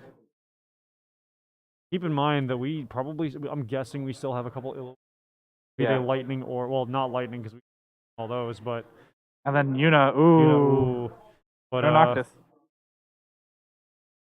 I mean, once again, dealing damage is a form of mill. Yeah, it is. Is that gonna be Swing? Philly. So that's the thing is if Travis takes the hit, he's just dead. Yeah. And this is also kind of telling me like Curtis either has or is bluffing having an Illo in hand. And then pinging Bart's. Yep. with Shadow Lord. That would And swing Shadow Lord. I would have pinged Ishtolo. You can't. Doesn't take damage from effects or summons. That's true. That's true. Blocks the Vaughn. Block Vaughn. Or gonna shoal. Oh, he's gonna shoal. He Shoal. shoals, reactivate everything. I think that's game. That just might. Pinging Bartz again. Yep, and that'll kill because of the shoal action. Yeah. Little swings in, and that completely forces. Yeah, because no matter. Yeah, so Travis can block. Ewan can go in and deal a damage. And then it's 6/6, and I think there's only one card left in deck, so Travis just if passes any. I can't tell if it's. Oh, it's 2 cards, and yeah, okay, takes the it, damage. and yeah, Then pass. pass. Notice. Oh, he has 2. Oh, now he has Noticing that a Noctis was part of neither of 2. those. Yeah. Yep, that was his last card. I think I. So we see he it too. can't push. I don't think he can push forward. I don't think he can do enough. Unless there's a really hot board wipe in there, and he has enough CP to get it all out. Curtis has 4 blockers is the other Yeah. big thing. That shoal was huge. That shoal was nasty. Still That was- showing that Illawa is a card. Actually, That's that still a Illo card was you really have insane. to watch out for. Opus 5's most used card. Did Travis pass? No. No way, he just passed. So you gotta discard the Bartz. Yeah, Bartz has to go. Because that's the thing is, so we see Bartz has at least, Travis has at least 1 unplayable card in hand. Yep. Like, Travis has to play, I believe he drew a Noctis. Travis has to play that Noctis and try to salvage it from there. I don't think he can, because he only gets 1 party attack. Though he can do the 3-party attack and then do something else, or he gets 2, but I don't think it's enough. Let me double check what the 3-party attack is. That's a Noctis. Yeah, he has Noctis, though. Good. Yeah. Choose 2, so deal 8k, choose a monster, break it, choose 1 Dull and freeze, character, too. dull and freeze. You But can the give thing is, Noctis haste. you get to break something and then dull and freeze something. That Yeah. still leaves 2 blockers up. Yeah.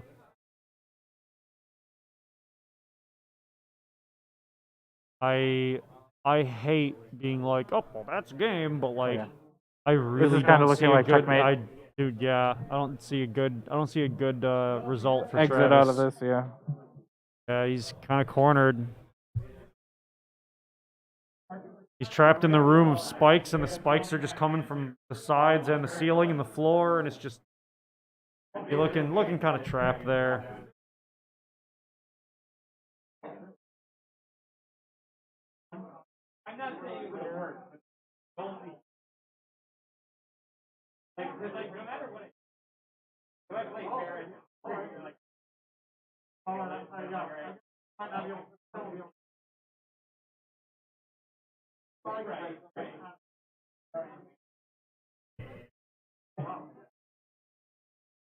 Okay, looks like Travis is getting ready for play. Pitch ball here. Not that both of you is going to do much good. Right. And then we see There's the a Noctis. Noctis.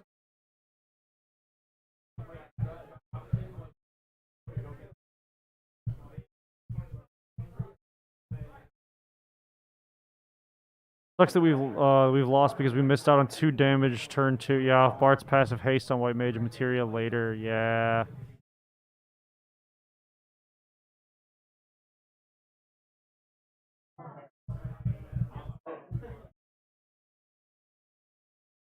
You see a Hilda. I think.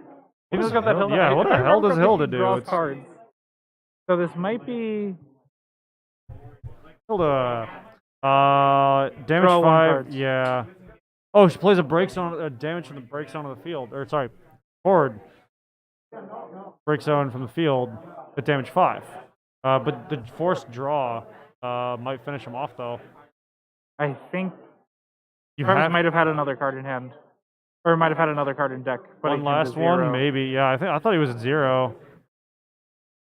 It's not you may draw one, it's you have to draw. I mean, go on your own terms, I guess.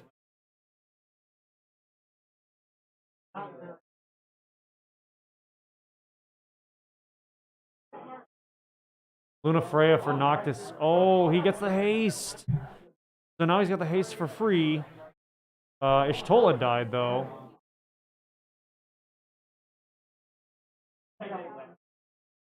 The Ishtola the draw. Ishtola the draw. Oh my That's god. goofy. Brilliant. But the only problem is Luna Freya doesn't have haste. No, she doesn't, but Noctis gets haste, which is nice. Oh, Bartz gives Luna Freya haste. Yeah, oh yeah, one drop. Holy crap. Okay. So we see a party attack. Can party attack with 2. Noctis doesn't have haste. He has to be granted haste from a party attack. Luna Freya, though. 2k in haste on Noctis.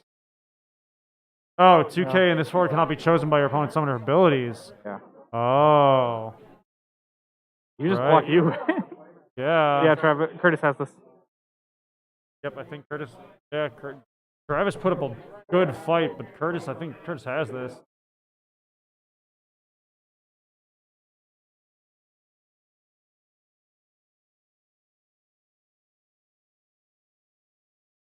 Yeah. I think. Oh, Dolan froze. Philia. But you just block you in. Block you in. Yep. Free body. And then does Travis think that he can party attack again? Think so. That's game. Yeah. Yep, that's game. Curtis gets it. Curtis takes it. Wow. Damn. Woo. I'm hungrier than before. Yeah, this might be time for us to take This a might lunch be a break. lunch. Yeah, it might be a lunch break now. Because we didn't have There's one the like black scheduled chocobo in, when you need it, but right? now it's been some time. Yeah. Wow. I think we should talk to Bill about taking a lunch break. Yeah.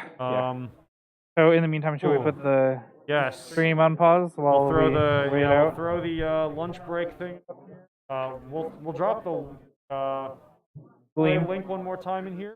Go out. Especially, but there's just over 2 hours left on it, so about 2 more hours. make sure to do that sooner rather than later. Yup. So yeah, we'll grab a lunch real quick, early dinner maybe, and we'll catch you guys in a little bit when we resume. Peace. Be back.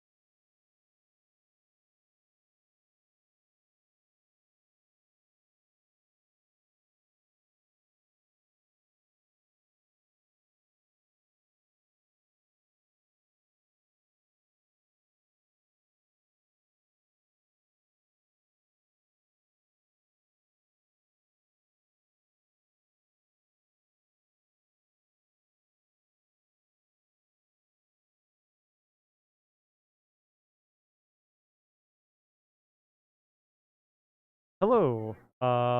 We're taking shifts here for lunch.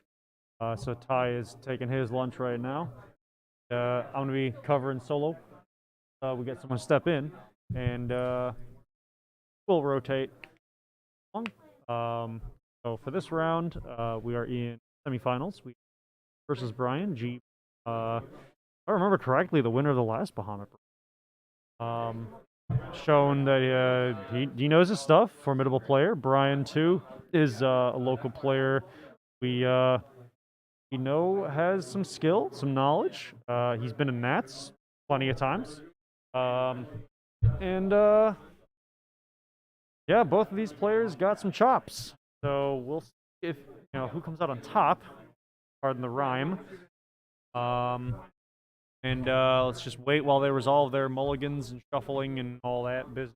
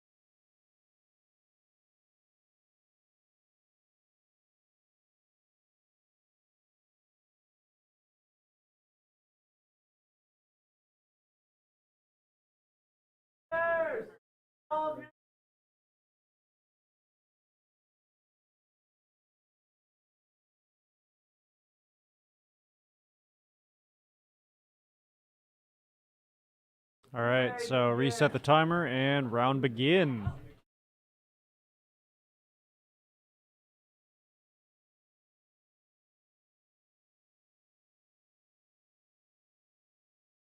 I'm not going to be on the mic for a bit. I explained already. Okay, cool. But I do have to point out this is a run back from the first Yes, it Bahamut is. Brawl. Actually, that's a and good I'm point. very hyped to see how this goes. Hopefully the game doesn't go by too fast. All right, I'll be back later. All right. So Brian searching out Iridia. Pretty standard straight first play. Off of a Tyro. Good card to have on field early on. You want to be able to have more searches later if you need them. But, or early on having it in case you get to damage 5 quickly. Okay, that's fine. And you still get the Iridia quick and easy.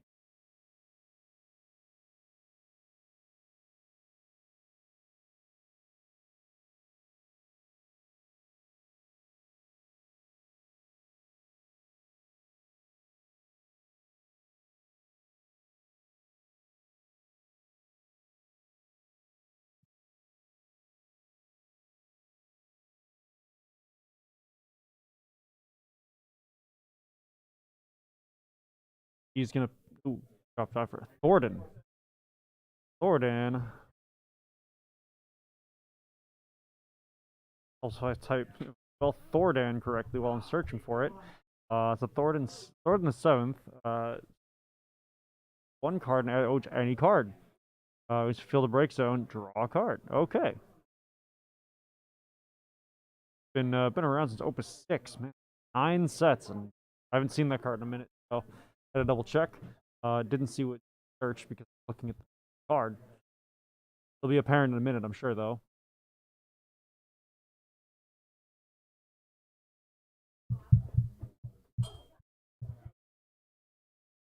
Fast spell from Asu. Ras.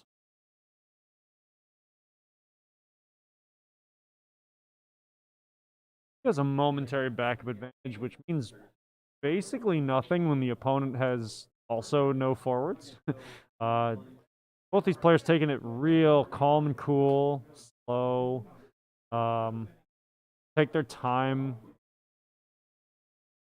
Make sure that they have all their ducks in a row as they go into their first big plays. We jokingly call it the macro turn. StarCraft. I'm not gonna explain the whole thing, but it's a real-time game, not a turn-based. So some people play it like a turn-based game. So G, it looks like we're gonna have a mirror match too. G is dropping a Palom here.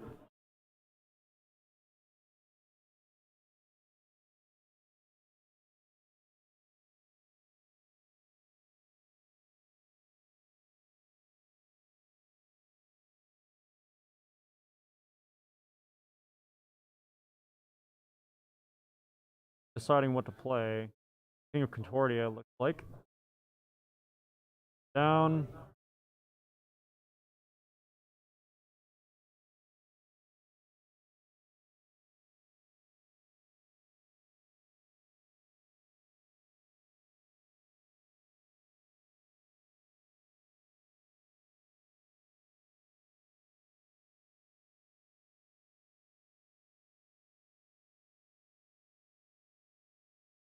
Swings puts damage on Brian, takes a Palom out of his deck, which hopefully that doesn't give Brian too disadvantage on the RPP engine, but to be determined. It's pretty early.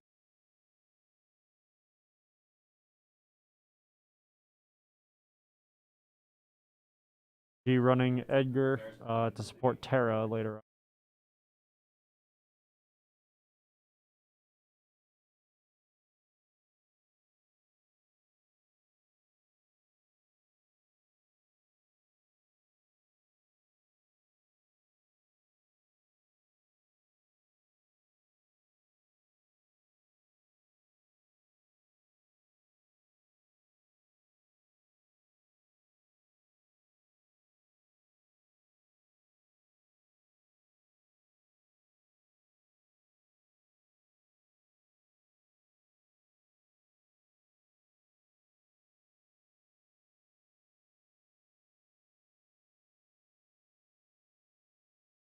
Brian tapping 2, playing Sarah and pitching.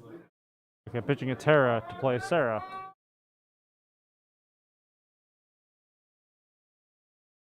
And that Sarah's going to search Princess Sarah, of course.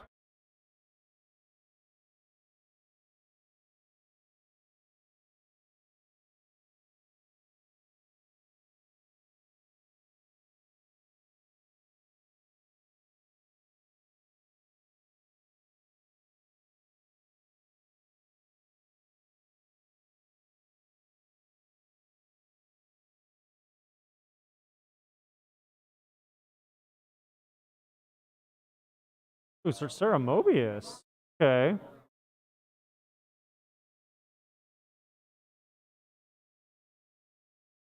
I wonder what the count of Sarahs in Final Fantasy is against something like a Cid that has basically a character, that shared a name across a lot of games. I wonder how Sarah as like a name stacks up to that. And the other question is, do alternate spellings count? Because there's like Sarah with an H, Sarah without the H. Do we where's the line? Where do we draw the line there? How do we want to cut it? Like Brian's playing Princess Sarah and calling what color? Fire? Fire. Yep.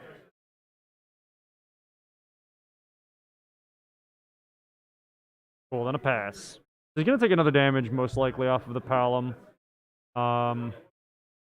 I don't think G is in too much fear of an EX. But, I mean, he's got to know it's always possible, right? Always that small chance. SG plays Eleonora. Search probably a Porum.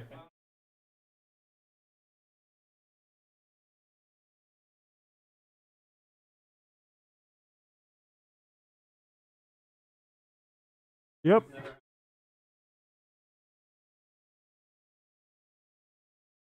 And then likely going to tap the coup, Caspel, and Thordan for said Porum.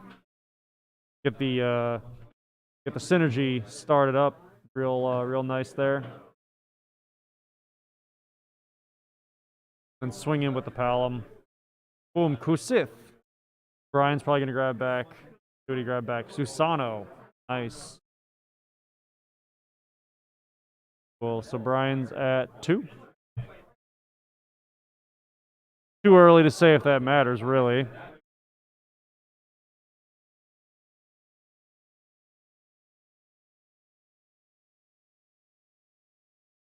And Brian is sitting on a full hand, I think. 5 or 6 cards. Yeah, he's got, let's see. Yeah, 7 cards. Jeez. So he's not exactly strapped for cash. He's got the world at his fingertips. So looks like he is pitching Kusith for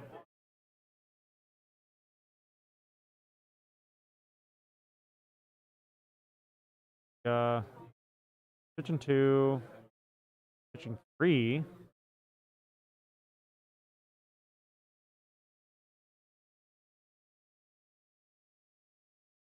Going on? What you doing, champ?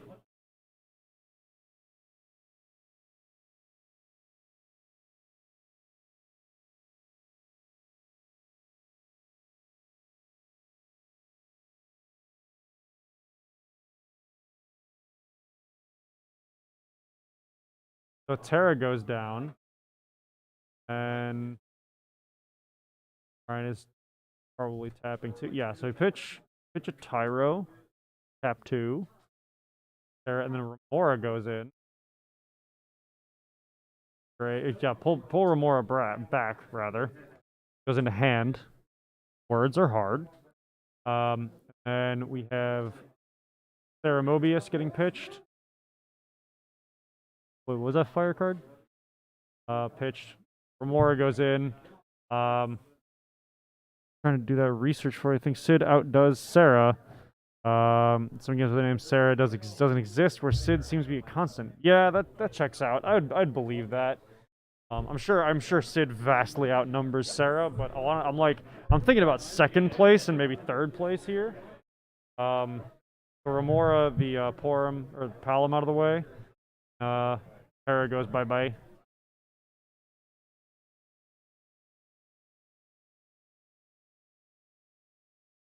But thank you, Scott.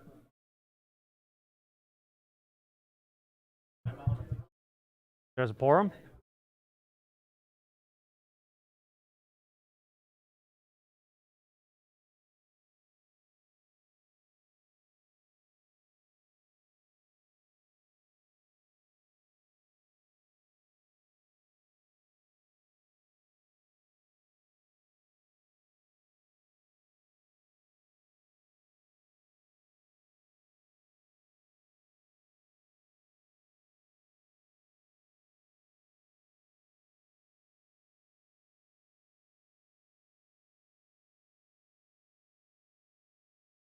I think G has a full hand as well, trying to decide what the heck to stack up here. Just ends up passing, putting a counter on Sarah for hand.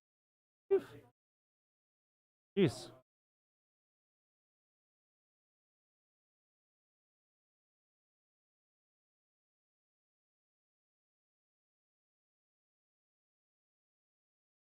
Brian's gonna Remora once again.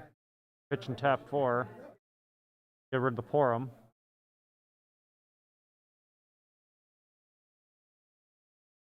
Doesn't want to let that sit on field too long because it's a pain. The RPP stuff is a pain to get rid of. I mean, so are Sky Pirates and a bunch of other cards and characters in other big meta decks right now. But dang.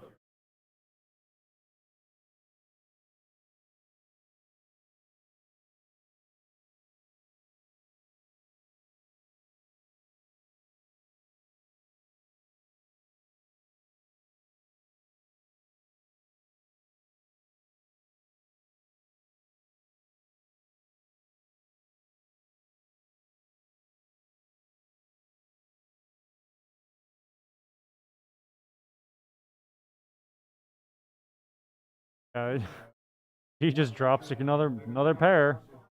The pair of twins.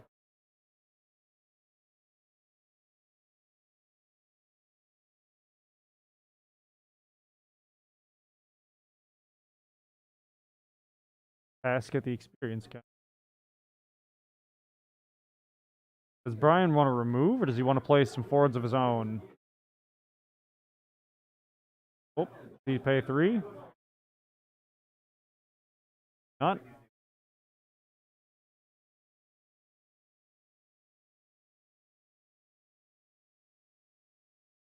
Five. Heka. Okay, so Heka has a board wipe, so he's gonna remove. He's gonna wipe.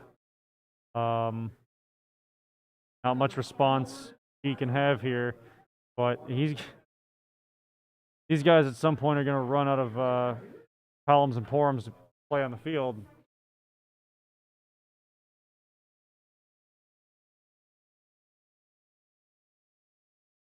Brian's checking G's break zone, so they can both keep track of what's missing here. A wild Bill appeared.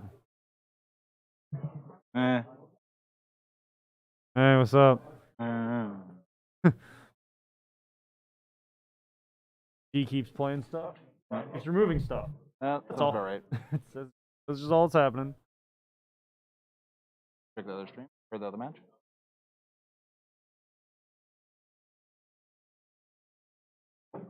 Camera got bonked, but looks like it's the other match going on currently is the Cadets versus the Sky Dancers. Sky Pirates? You want to switch over to that? It's probably more interesting. Arguably. I haven't situated names on that one. Although he hasn't really been on stream yet. That's true. He's got some taste. Plus, this is the run back from last Bahamut. It's true. Yeah. It is true. This is finals of 2019. Bahamut Brawl. 2020, that's right. It was like very beginning of 2020. Yeah, really early. Before time stopped and the world ended. Yes. Yeah, you're telling me. Yeah, right. When we get a Japanese Yuzuki. I think it's Japanese. Looks like it. If anyone has access to easily to get foreign cards, please contact. Yeah, Bill likes foreign cards. Yeah, and I could do more for next Bahamut Brawl. That would be awesome. Yeah, I've got a place now that like might be worthwhile, but you know.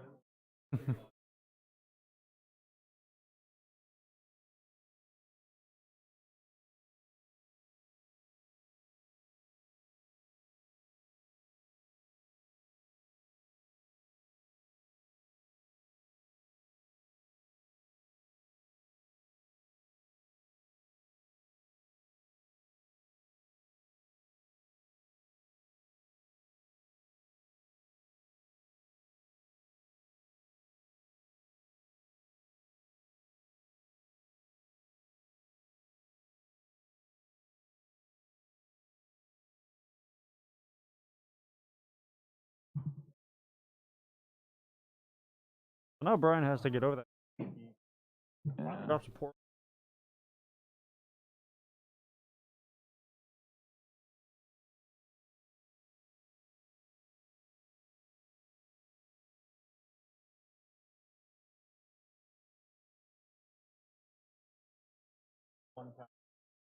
This is an interesting deck list. Yeah, I'm liking. I mean, yeah, Brian's running Brian stuff. It's more of a standard deck that you see more often. I haven't really seen this one as much on Gee's side. It's different, but it's not that different. It's not massively different. So that I get from. I feel like there's some interesting choices in it at the very least. Oh yeah, no, a lot of the stuff has been really. That's what I like. That's what you want. Which one was it? Was it the weird Noctis? Oh, and by the way, Sky. Yeah. Opposed to like Sky Pirates with. Oh, I think I saw some of that the other day. Just like, excuse me. There's. Yeah. Interesting. You guys on stream you saw. I mean, it's one or the other, right? It's you either run super heavily one, like the title, not title, but heavily into the category where it's tribal, or you run kind of a weird mixed match, and you're like, cool, can I optimize by taking, you know, the best parts of X decks? You lose consistency usually, but not always. Yup. Yeah, if you can find a way to keep that consistency while doing something weird even better, then yeah. Look, I'm always an advocate for the weird decks. Oh yeah. That's what I want. Brian's auto hitting damage. Ouch. I take that personally. I don't. Brian is yet to. That's Well, Shantotto that's the was thing. It's Brian.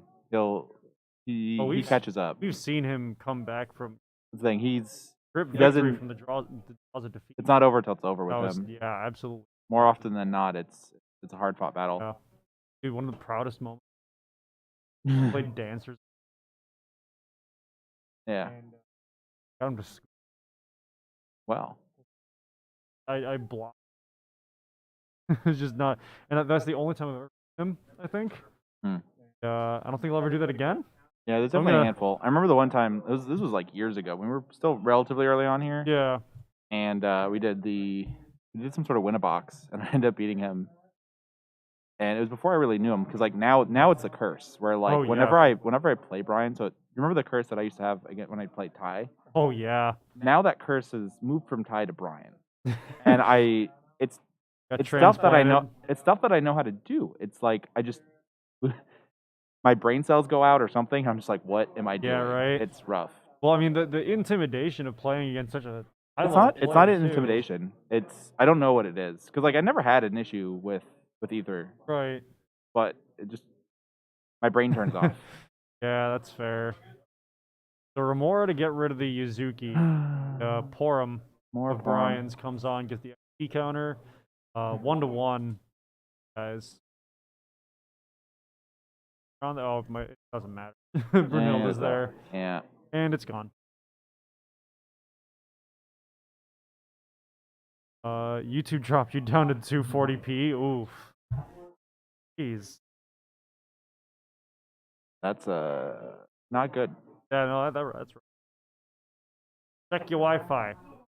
I think Gilgamesh might be in more games than the name Sarah. Oh yeah, Gilgamesh definitely beats Sarah. What about Sid versus Sarah versus? Apparently now Gilgamesh is well thrown for like most repeated name Final Fantasy. Got to be Sid, and then it's Sid. Then probably Gilgamesh. Sarah's definitely frequent. Actually, Gilgamesh might beat Sid. I don't know, man. Show me the numbers. I want the numbers. I was like, we need the facts. We need the Carfax. Hello, Brunhilde, off of Terra. Ew. Breaks out. I think each player is about halfway through. Probably something like that. Brian has 4 damage on him. Yeah, that sounds about right. No, Brian has. Yeah. Sounds about right. Yeah. That'd be. Yeah.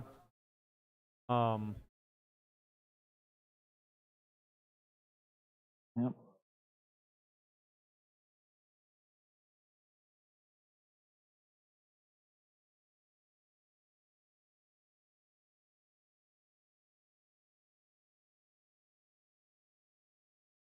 All right, time for me to swap out with Ty. Choose to stick around or not, depending. Depends if I am needed. You're always needed, Bill. No, I mean the time just started, so it's like not as bad.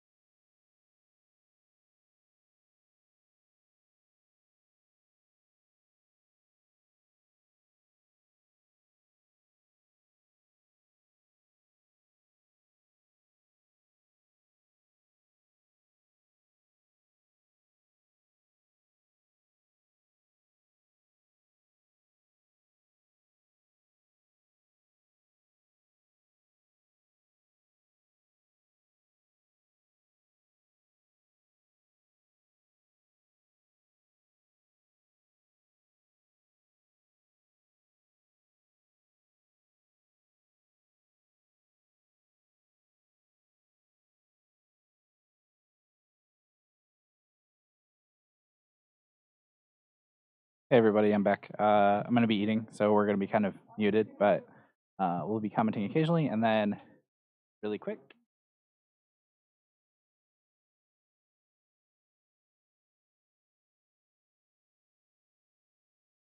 There's our Gleamio link again. We're going to be a little quiet, but I might chime in every here and there. Bye.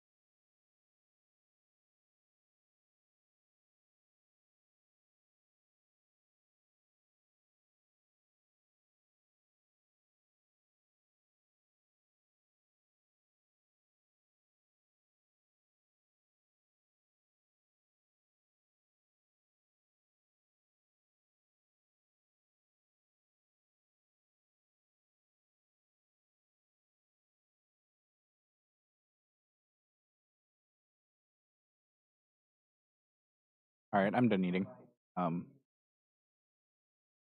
to commentating. So when we did, or I was the one who did G's. Sorry. Ooh. I did G's deck check, and seeing that kites was a trip. Like I had to reread it because I was just like, "Why are you running this one?" But if I remember correctly, he supports Fawn in a interesting way.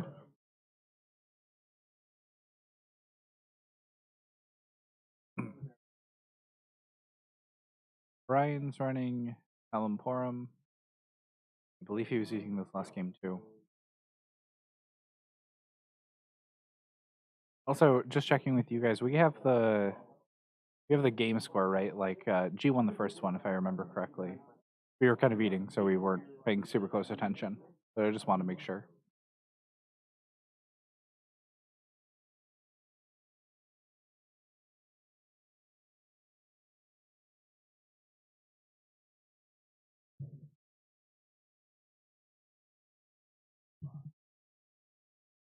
The Ilza draw card.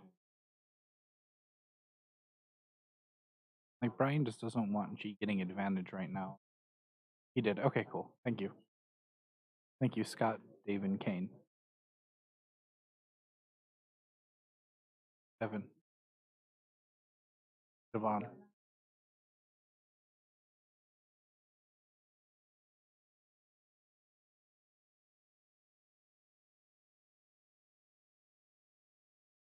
I see Pinello. And Pinello effect costs 1.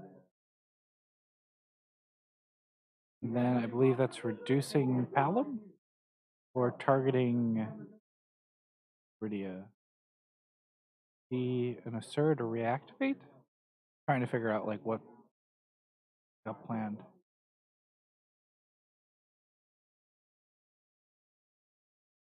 Oh, there's the okay.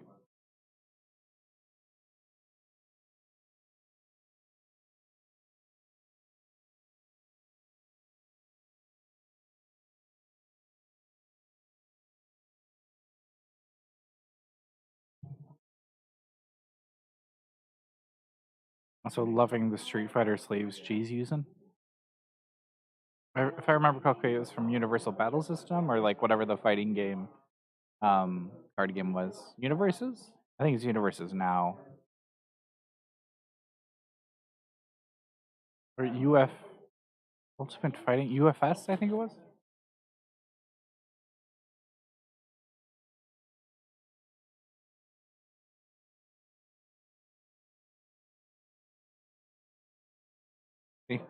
Like a turn 6 Princess Sarah UFS.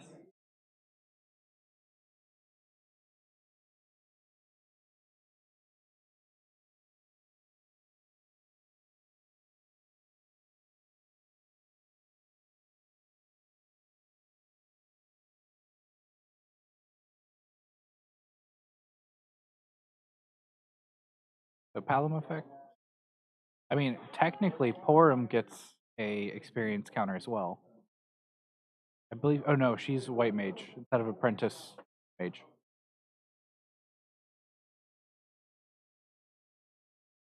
Because it would have been funny to get like a card that can get counters, but at least in my opinion.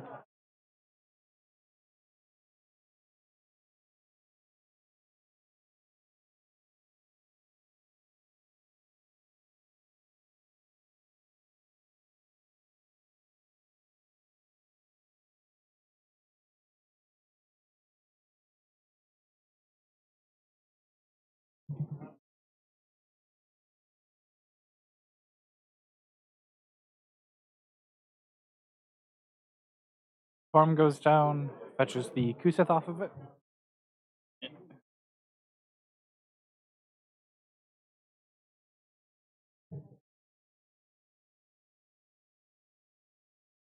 And ooh, Diabolus to kill the Porum. That's rough. Because like damage. Ooh, Remora. Actually, that's really nice for Brian. That's a free Pinello kill. And then the kite swings in. Albatross. No, Albatross into damage That hurts. isn't ideal. Especially against Sky Pirates. Because that, you want to hold on to that for the Vaughn.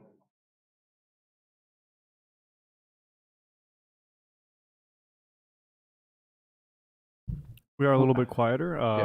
Sorry, we were we're just actually eating. trying to be that, and the room is quieter, so we don't want our voices to carry too much. We we rely partially on a audio curtain to help, but also there's only so much we can block off. Yeah, because we don't want G to know that Brian actually has a Nox Suzaku in hand and is planning on pulling that baby out. But little does he know that G is actually running Warrior of Light Opus 2 just to counter it.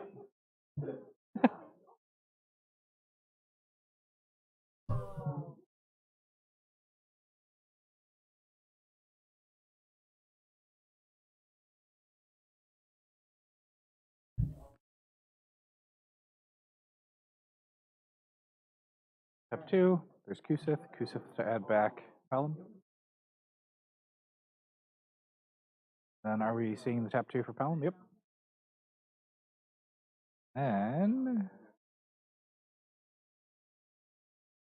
you drop Pelham off of by discarding Prince, or no, that's just Sarah, right? Princess Sarah's the, yeah. Yeah.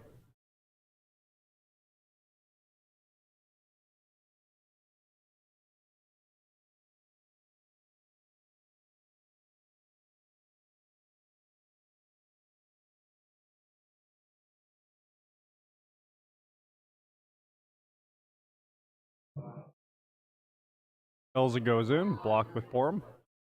As you do for the free summon return. And then finish it Pelham off to with ping. Yeah. Ensures a trade, and then obviously you get the Pelham ETB, which is what you're, what you want, really. Mhm. I believe he just tapped for Penella's effect Yeah, I think so. to keep Elza alive, which is odd because Like, wouldn't you want to replace the Elza? can Penello?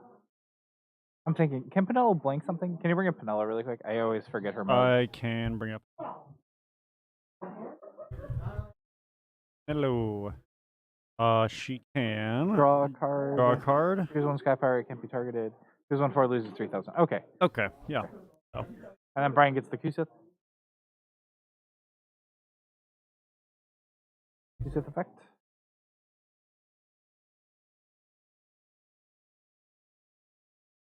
Or not Kusith effect, but gets Kusith back into hand. Yeah.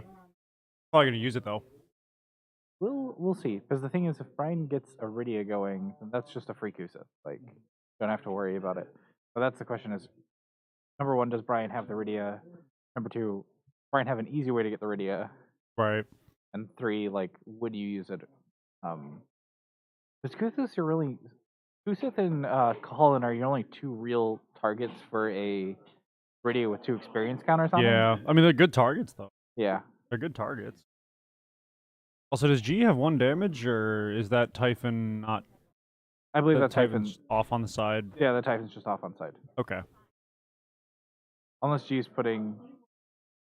I mean, yeah, I don't know where G damage. Oh. I think so. I don't remember. I don't think G's taking a damage. I don't think so Brian... either. Yep, Remora, there it goes. Hello. And he draws the card. Bye. Ah, Penello. And Experience counter. Pelham goes up to Passes. 2. This might be the first time that we've seen a Pelham or Porum hit 3 just naturally by themselves. Yep. Because we're so used to just seeing 2 of them together and then buffing each other, but this might be the time. Yeah.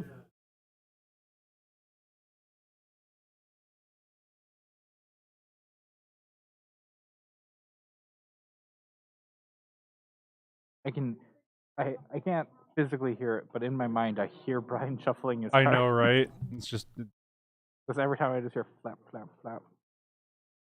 flick, flick, flick. Flick, flick, flick, flick. I don't want to call him like a nervous Nelly, but he does do that a lot. It's just Which I understand. I end up. it just doing keeps that a your lot, hands too. busy. Yeah, it's not even. Helps me clear my head. Though the issue that I always have with it is I do it and then I'll play the wrong card. Oh yeah. Yeah, Brian just takes that. Miss Miss Dragon. Dragon. Which, Oh. I don't know how much you hate not getting that. You know, You want to remove the breaks you want to remove the breaks on for both here. or cancel a Absolutely. summon. But I'm trying to think. The summons that you don't care about canceling are like maybe a Kucha spell, but mainly an Alexander. Kucha. No, Kucha spell. Or no, not Kucha. Cullen. Care about Colin. That's it.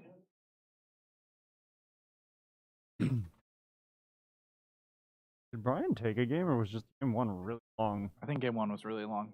Because I mean, I don't know what G's. I forgot what G's first deck is, but it was pretty. It was an RPP match.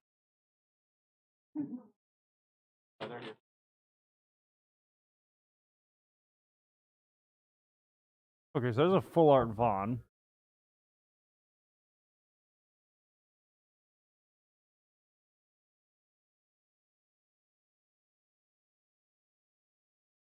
Like a Philo, I believe. Yep. Oh, he uses the Friend kill. friend to kill. Palom. Then passing. Pass. Don't want to send kites in for a day. Well, I don't think the only EX you have to worry about is Remora, right? Because Yeah, like basically. otherwise you're worried about giving them a Kusith, but I don't think that's a huge deal. Yeah, I don't think G like sweating his out back a Because this Moving isn't back. like forward. this isn't like a category 7 where like you hit EX and something of yours is gonna die. Yeah. First deck was fire water control. Okay. Oh, that's right. It was. Which explains why the games went so Yeah. late.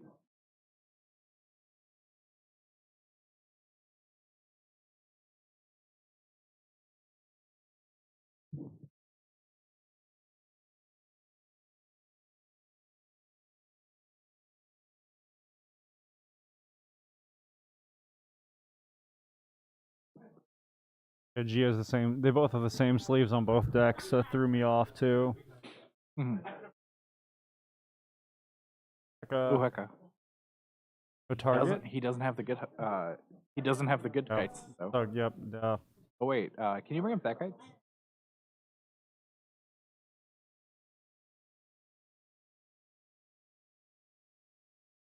Let's. The kites on the breaks on just one Sky Pirate games 3K. Oh, Okay, three. so Okay, so just to make sure still that good. Yeah, still helps that Vaughn Vaughn survive. survives. Yeah. I'm gonna steal one of your tissues. Okay. No, my tissue. They're disposable. Both here.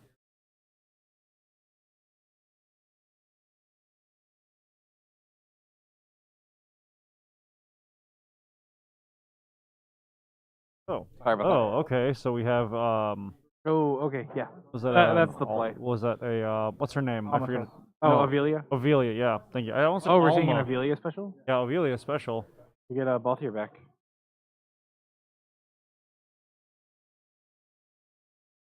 Yeah. Oh no, Yeah. Okay, yeah, no, it gains some. Yeah, it gains some. Gives them haste. No, read the rest of it. It revives something. Yeah, when it's it's yeah. So when it dies, it yeah. revives. Yeah.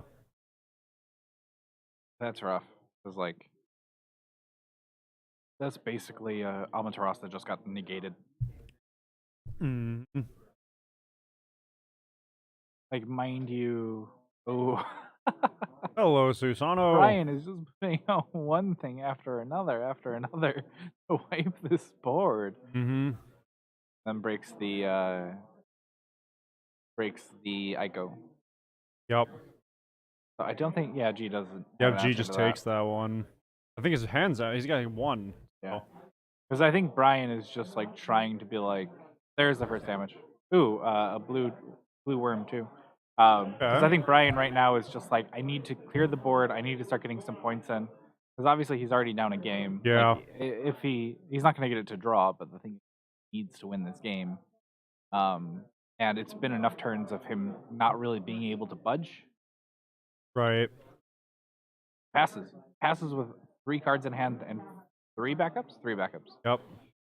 So Brian's at a full 5. the only thing G can do to basically negate the next point of damage is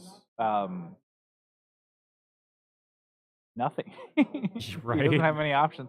He Yeah. could Alexander maybe. Well, but, yeah, it like, depends on what if he has a 3-drop summon in hand that can kill something. Or okay, no, G has 3 cards. We can pay up to 7. Yeah. Play something. Oh, G takes another one from Susano.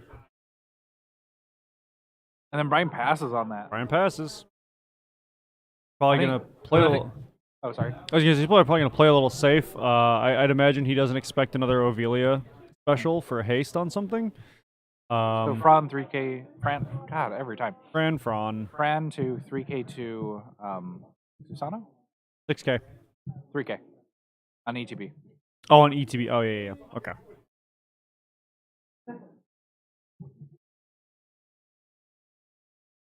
Yeah, 3K, and then yeah, she can't do her 6K damage yet. Alright, I think there's something at the bottom of my drink. Oh, that's like a whole cookie. I was wondering what that was.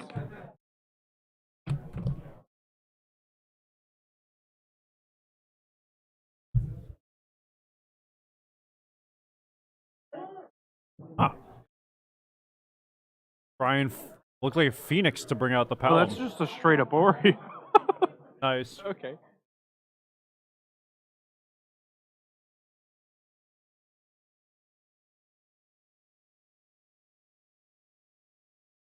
All right.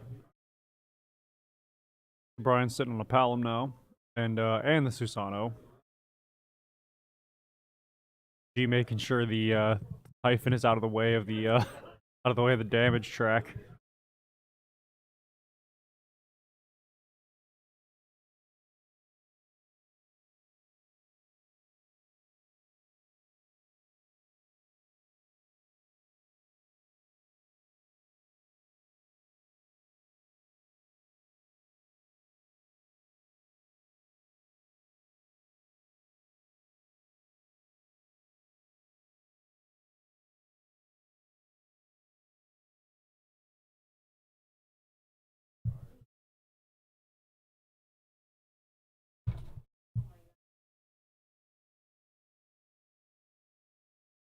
Sorry about that. Oh, okay. Susano for the 3rd damage, Yeah. or Palom. Palom for the 3rd damage. Wait, Palom doesn't have a counter on him, so why would he? He end step. Oh, okay. Yeah, Brian. Or is he end step or in response to something else? I forget. But popped a Phoenix to put him back on field. So end of opponent's turn, he was there, but Okay. not. Yeah. It looks like G has to watch out because he seems to be kind of low on deck. I think he probably still has a couple turns left. Oh yeah, no, he's probably got But, I think 12 cards, maybe 15, maybe 14. Yeah. Because like. I'll let the Susano sit there though. Yeah, if you remove it, it opens the ability to play another later. Deal with him on board, or take damage to allow him to burn. Yeah. It was end step Phoenix. Okay, that's what I thought. Yeah.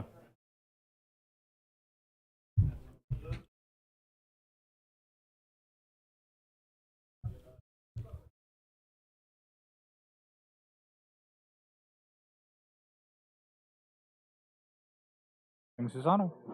Is that going to be damage 4? Damage 4. I think it's a Fran. No, maybe not. No, it's not Fran. There's a pair. I see a pair of boots. Yeah, I see shoes. Yeah. Seems to be a win card. Might be a forward. Might be a backup. I don't know. It's not a forward. It doesn't have the power. Oh, right, we can't. Don't see power. The power would intersect with the feet. You're right. Ooh, sorry. Wow, gross. You're welcome.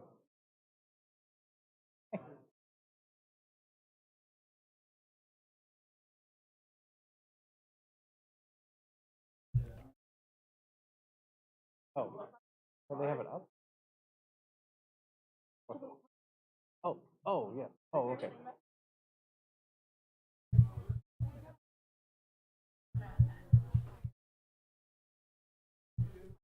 Hello, Shinryu. Nope. There goes Susano. Bye. So the question is, does Brian have Amaterasu? 2, is he willing to use it? Oh, actually. Oh, yeah, no. Yeah, you just, Oh, damage 4 is the original kites. I thought, I could be wrong, I think he's only running one of those? could be kites. Could be wrong. Can you FF Dex kites? I just want to see if his feet poke out. No, it's not the it same needs to be one. forward. His feet are farther. His feet are farther apart. Yeah, it's not Elza. Trying to think of any of the. Oh wait, is it a? Wait, no, it's.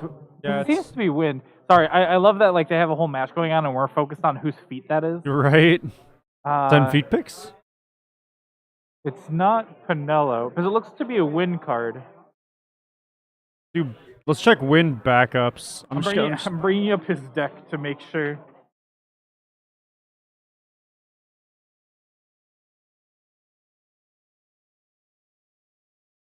So I think Brian is trying to figure out how to save Susano from the I think it's 369. Althea. Huh. Oh, he already saved the Susano Nope. from the 369. Did he? Yeah, it's Tyro. Oh wait. Yeah, it deals 9k to 369.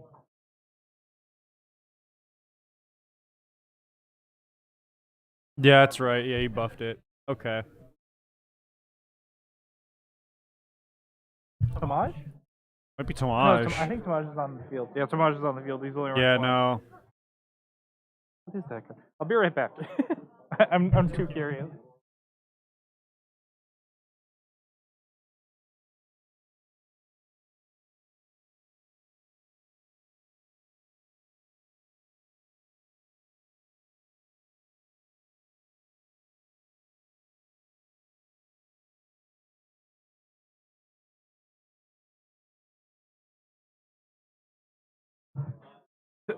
What was it? The feat mystery solved. It's Zidane. Zidane. With the glare, you can't really see the 7,000 or the 3,000 rather. Hmm. Oh. Yeah. Oh yeah. Okay. Because they kind of look like heels from here, so we were just kind of assuming female characters right away. Oh, that job is on us. Oh god, Brian's in such an awkward position because Brian like, isn't awkward. because do you swing with Susano? Because like, you could potentially make him trade off of Shinryu, Mm-hmm. but it's not guaranteed. Oh, he's buffing with Tyro first, I think. Yep. Tyro buff.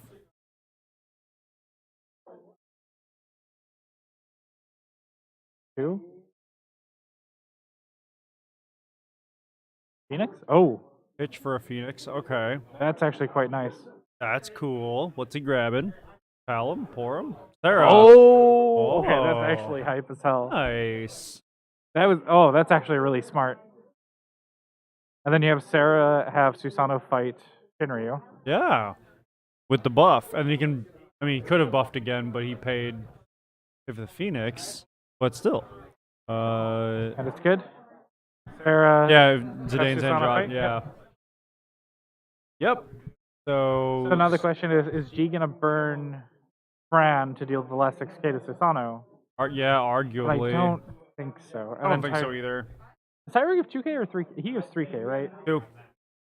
Then shouldn't It's 2. Susano have died to Shinryu? I think he might just be crashing them. No, previously.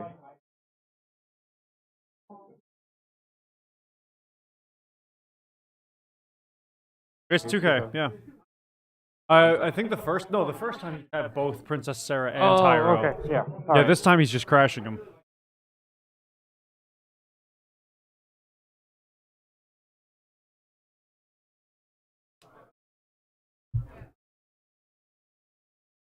Yep, he's spending the Fran to kill Susano. Yep. There we go. Yep, trade.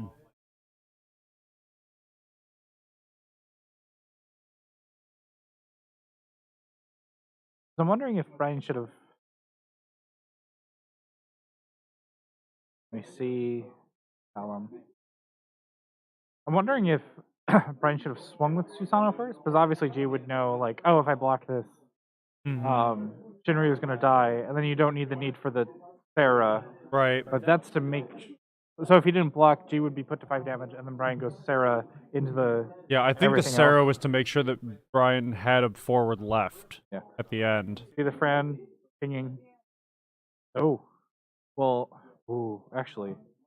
If Brian draws another Susano, that's game. Yeah, that's just game. Or if he draws Kusith. But I think all Kusiths are in break. Going into combat, swinging with Sarah. And then I don't know what he pinging- hit, but he. Oh, Holland. That was Cahalan. Okay, blank. And then. There. Take it? I think He he's kinda looking has at his to. options. Because that's the thing, is like, what else does G have for. He doesn't have enough forward. For It doesn't have 3 enough CP. backups to make. Oh, Otomos. it's almost okay. I think It's like, yeah, 'cause you just Typhon's not a lose the- forward yet. You don't mind losing the Sarah there. Yeah. Because if you hit another Phoenix, that's another Sarah that's more Okay. advanced. So It's an 6. 8k forward. Let me see, Sarah. Sarah. Getting For Mind Flare. Mind Flare. And then 2 for Mind Flare. Oh, because he only has 2 cards in deck. Oh, okay. Okay. He was swung in to try to. Yeah. No. Okay. Yeah, that's what I was asking Zaim. Like, why not swing first? Because you could put him at more damage Yep. and then go for all that. But that was a really nice play last second. Solid. And then they move on to game 3. Yep.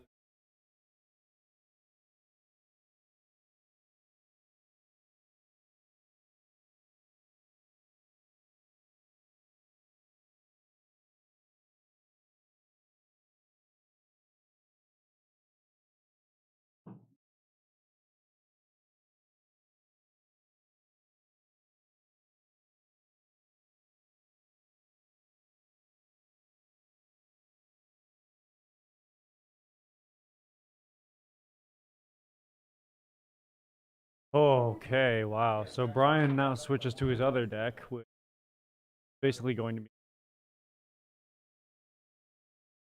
But this is going to be weird because it's going to be like at least how I'm looking at it is like G's Sky Pirates deck was like a kind of counter to the normal counters that Sky Pirates is running, because you have cards like Kite, you have the other Kites, like you had a lot of goofy choices just to kind of throw off the normal counters for Sky Pirates. Oh yeah, so it's to great. see a Sky Pirates versus Sky Pirates now, like that's a bit of a it's going to be an interesting matchup, I think, is my ultimate point.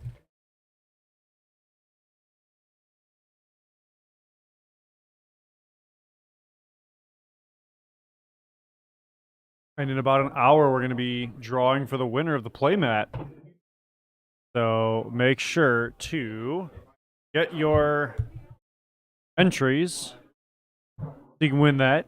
Yep. I just tweeted about it. Cool. We only have one, so it's just going to one winner, one lucky SOB. And there's a few different ways to enter, so check as many boxes as possible. And if you do all of them, you get some extra entries. There you go. You get extras for doing all of them. So.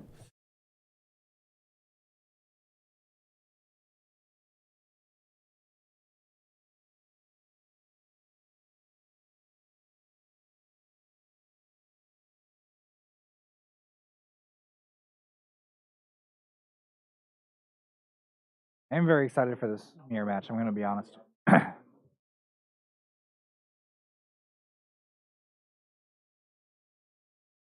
Yep, Merle. I did like the mirror Fiona's turn 1. Yeah, it's pretty great.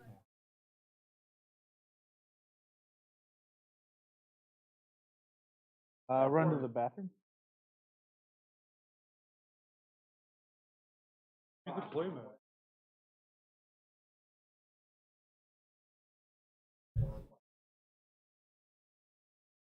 Oh, so G Dane. I think the Vaughn goes. Yeah, the Vaughn's the thing to go. Like it's your real only choice. You don't have a way to fetch it back. Makes the Merle Whip Yeah, that's got to be That'll a feel just bad sit for there. Brian. Because now Brian has to hope that he either pulls another one or has to just kind of sit there and be like, well, now what? Yeah.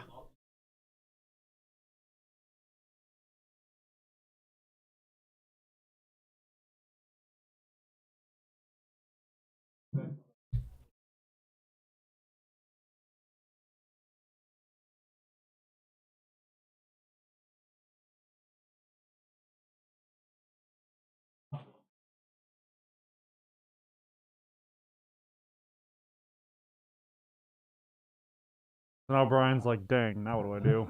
Yeah. Because, like, at least, especially having that happen to you, my opinion, you just kind of say, screw it, let's start. Oh, Get kites down, just plop them down. Because to be fair, he trades with Zidane. True. Well, assuming that Brian has enough cards in hand. So He does. Brian's going to play conservatively and will. Yeah. Because I believe Brian has 4 cards in hand. Yeah, he's got 4. But now he's up against, G's. I think that's 7 cards in hand. Yeah, G's got a fat hand right now. Atomos. Oof.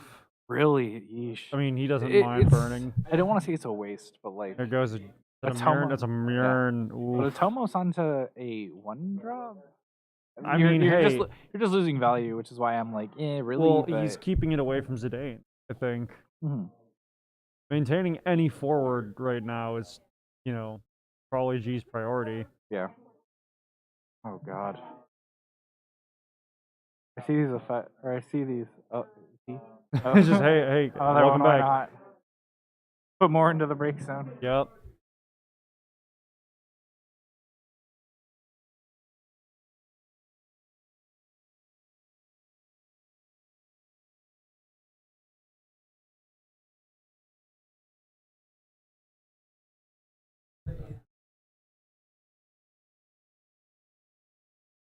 He might have also just followed to follow.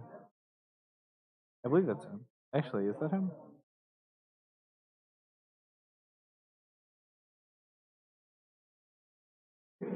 So nice. This is in fact semifinals, yes. So it's whoever wins this gets to go on to the actual grand finals. Yep. So he had blue worm down. We had to turn our heads for a second, and then Philo comes down he plays a kites of his own. He's just like, you know what? Kites v kites. Mirror match. Go fly a kites.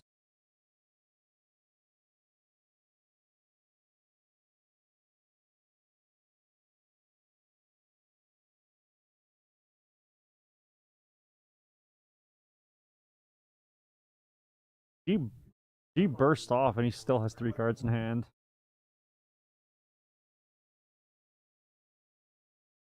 Burst a little. For next round starts?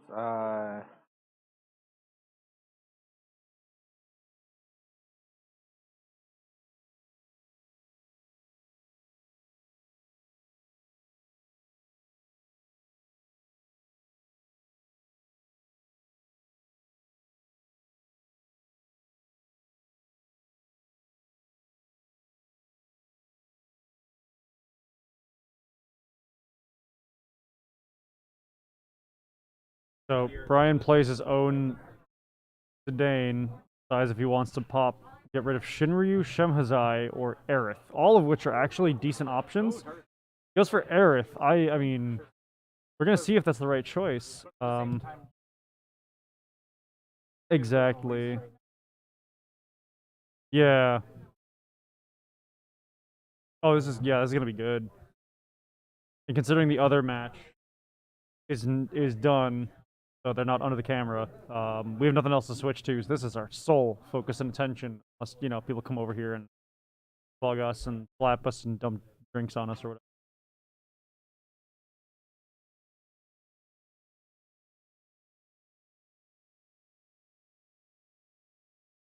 Why wouldn't you take the drink? See, that's what I'm wondering. Like, it's playable, but it's not that big a deal yet. It's an awkward. I was surprised Brian didn't get rid of Yeah. They're gonna test whether that was the right call. Yeah. So, yeah, because it's personally, I would have yanked Shinryu or what else was in hand? Shinryu, Aerith. Oh my God, I'm blanking now. Yeah,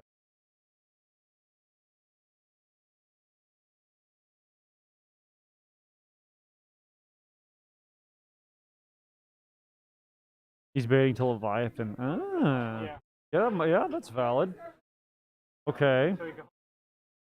Yep. That's fair. Fair.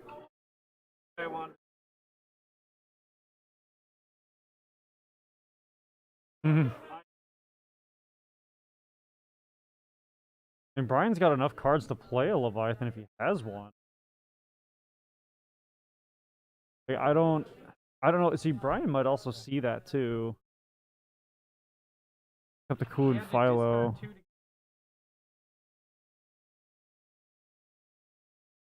Mm-hmm. Oh, Shemhazai. Yeah, no, I love that card. It's overlooked a lot. It allows you to take a backup back to hand, which is really cool.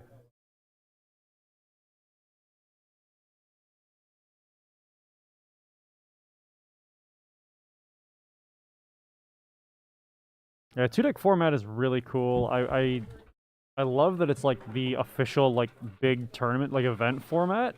But yeah, yeah, Leviathan can send back a monster, so the blue worm is vulnerable as well. Right. This is true. Does he take it? Yeah. But there's not enough CP right now. Hilo, yeah. Okay, and there's no Sky Pirate to bounce with kites either. Yep. There it is. So Brian needs to be careful not to bounce kites because he can target itself or Philo. Yeah, I thought it could only target a forward. I tweak. I am tweaking.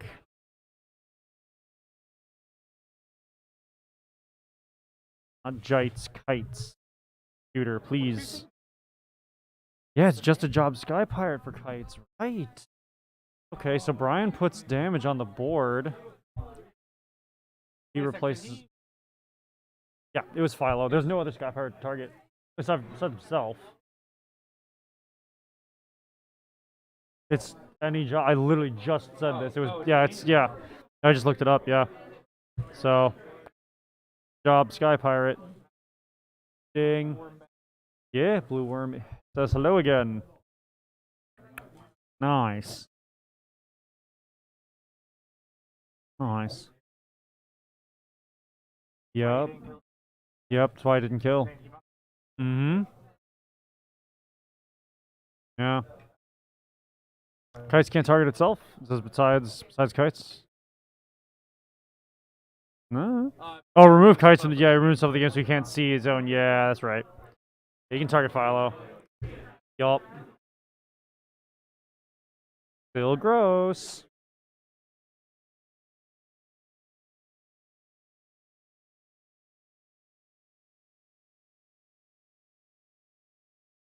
Yeah, G still took a hit for that one, yeah. Shinryu's down. Zidane's still up, but so what? Declare targets before you pay costs. Ah.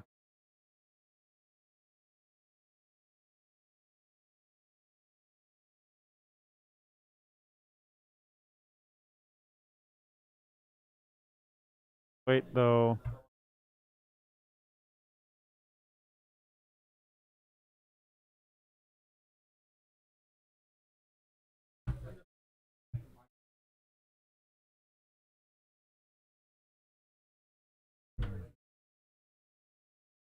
Brian's got a big body. Now what? Like, cool, you've got a Leviathan, and you even out the field. Do you barrel forward? Okay, he's answering the question for me. Does G take it? Does G take the hit? Yes, he does. 2. Brian does not overextend by swinging with kites there. Even though he's got a big enough hand that they would trade with Dane. Well, I just lose a character. I lose a forward.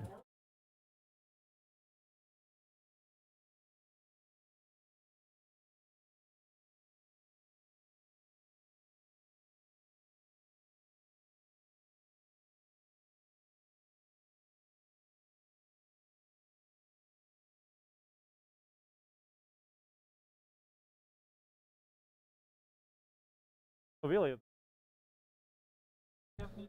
Ophelia. Double check.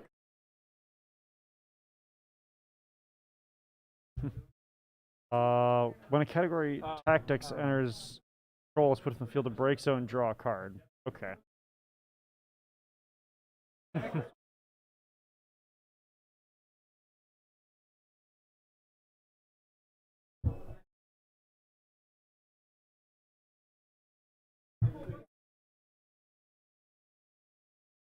Little bit, yeah. Lame duck turn. Yeah.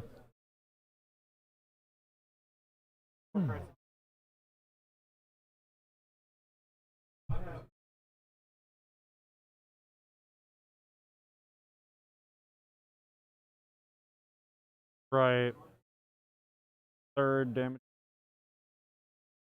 Or what the card was. I think it was. Oh, it's a forward. I think it's. No, it's actually, I think, a backup. I don't see power. Might be power. Hmm.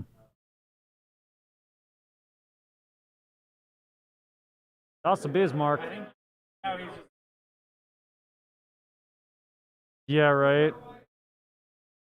But here I think he can dull the fights to kill Zidane if you want. Yeah, Blue Worm's gonna get through.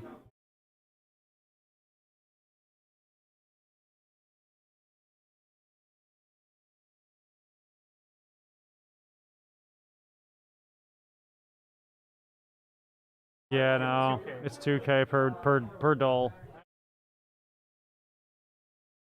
Mm-hmm. Which was the third reunion event prior to Bill's Summoner Cup, which we unfortunately both couldn't be at. Yeah, right? Yep. Like kites. Blink. Cool.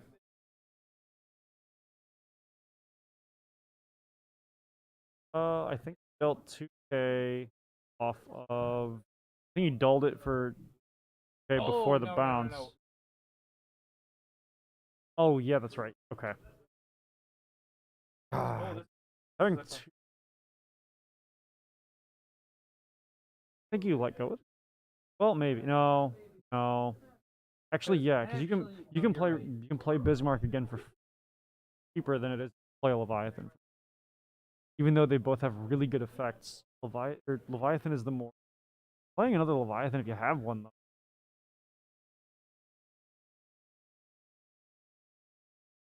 Brian has a.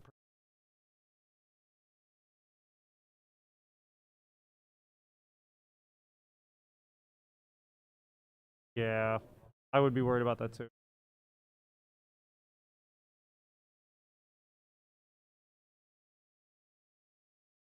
He hasn't.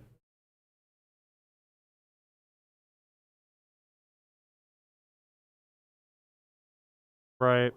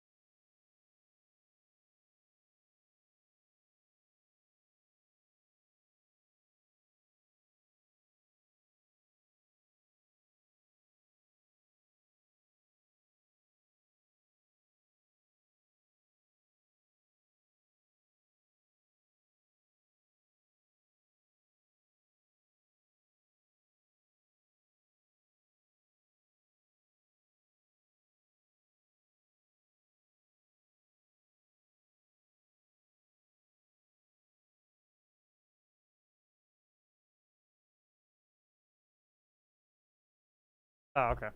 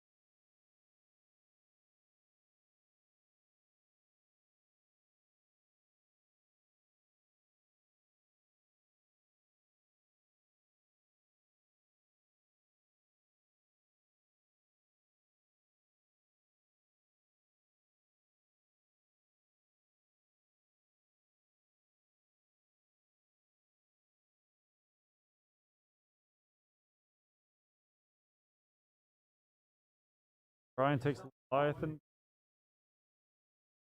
And now what?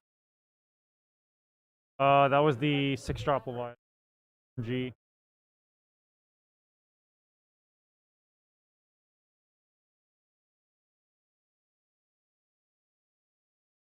Oh yeah, getting that back and play that with just even the one extra backup is nice.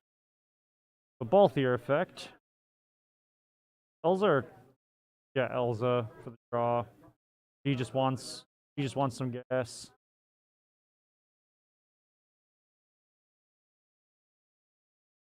I don't see why not.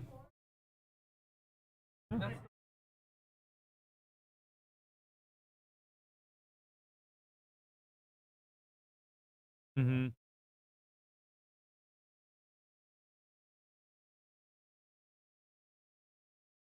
7-hand, yeah. Okay, Ty. Words is hard. Yeah, I serving that bounce would have been better for like during attacks or something. Just to make sure it's out of the way when Brian can't play it back easily. But I mean, he might have had a reason that we're not aware of.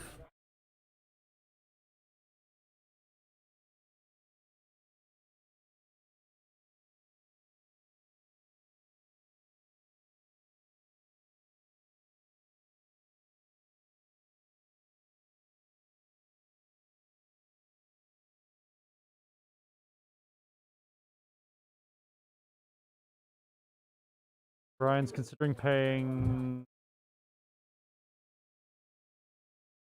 Is this it? Yeah, right? Just.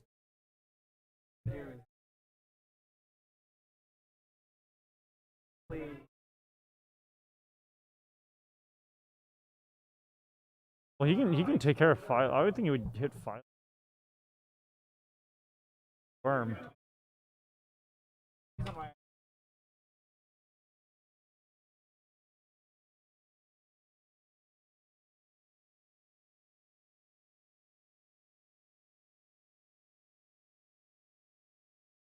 Oh, Typhon. Okay. Typhon for Balthier. Well, yeah, it's not a forward quite yet, so might as well keep it separate.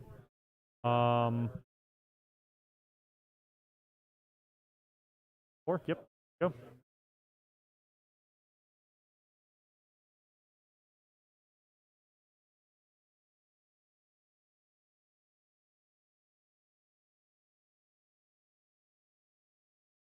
Kites. Make sure the Balthier sticks around.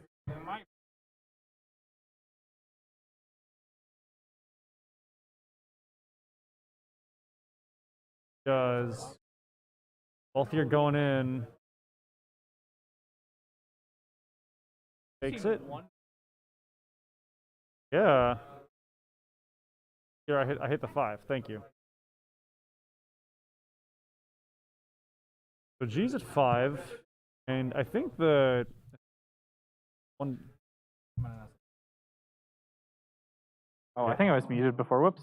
All right, I'll be right Poo-poo art contest is almost over. In case anybody didn't hear that, we'll be showing off the poo-poos before we, before we pick a winner, probably, or after, depending. Yeah. So the damage 5 for either player begins kind of the fact that they're so close in damage now is started a countdown more or less. Blue Worm blocks Elza, and then dies. Blue Worm dies to its own effect. Yep. So that's nice to prevent that damage. But it might just be delaying the inevitable. We'll see. But next turn, if Brian animates that Typhon with the backup, or does something else to force forwards off of G's side of the field, then the game might be it. Yeah, I don't think I'm not gonna call this checkmate because like Sky Pirates is a lot. Yeah, Sky Pirates is complex. This is looking very rough for G.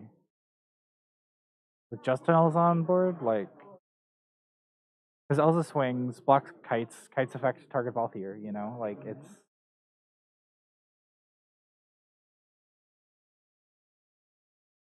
He still has Levy in hand. Not at least not one that I've seen. I think Brian has one. We know for a fact Brian still has one. Well, actually, he might have discarded it. I don't know. It's kind of hard to see their breakstones are like just off board. So dealing 3k to kites. So now do you go to 5 and just kites effects? Yeah, looks like it. Balthier come back in a turn. Cullen. People say Chew, and I'm like, who the character's Chew? Oh, Cahalan.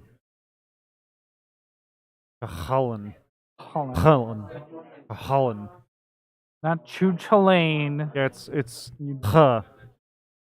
Not a sound everybody likes to make. Kind of feels weird in the throat sometimes, but if you're not used to making the sound, at least. Nothing hurts my throat that much anymore since there was one time I was sick years ago. I think it was like 2018, and it was the worst sore throat I've ever had in my life. And the follow-up was afterward, the sore throat was gone, but I saw my vocal cords were just cracked. Yeah. And I sounded like I've been, gargling gravel every day and then smoking 3 packs of cigarettes. G pitched the Leviathan. Yeah, put down Balthier kites. Sorry, can you bring up that kites again? Can. Because you pay 2, play him back whenever Vaughn enters, and then I forget his other effect.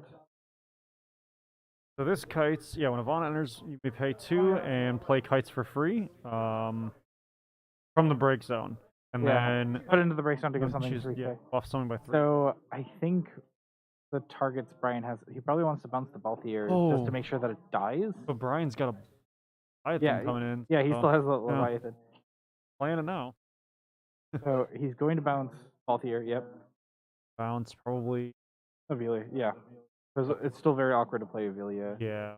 You have to tap out for it, and there's not much of a reason to play Avelia now. So they die. And then 9k to both of those. I think he breaks kites to buff. Elza, there's no point because Elza's only 3k. Oh, they're both dying anyway. For some odd reason, I thought it was going to RFG. Yeah, no. Kites. And finishes it off. Yeah, there it is.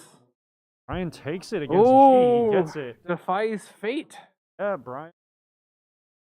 It took 2 years, but Brian got his revenge. Brian gets the run back after 2 years. Been a long time coming. All right, should we switch to hosting shoot. before we move on to the last round? What? Hosting? Oh, hosting. I thought you said house game, and I'm like, what game? What other game are we playing today? But, yep, that's a microphone. Yeah, I was gonna say I knew it was there. So yeah, that was some good FFTCG, and we have one more round to go. We've got our finals. Very excited. One round. You could go to 5 or 6 stores, or you could go to just one. But Yeah, so we're wrapping up. We're going to be entering the final round in a second. We're going to be Yes. announcing the winner of the poo-poo contest in a minute. And I would say let's do the poop art contest, and then and then we'll have half an hour or so before. Oh shit! No way. Really? What? Love you. The best, Avery. You want Orin or Warrior Flight and Garland? Oh my God! You're making me choose. Do you want me to choose? Because I already have my I was answer. gonna say I kind of like the art on. I like the art on Orin. All right, I'm taking this one. Okay, yeah. I wanted let's this one show from the these start. off. Yo. Oh yeah.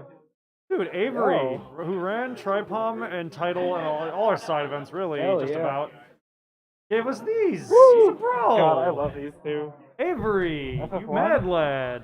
You mad? That Fantasy is lad? so generous.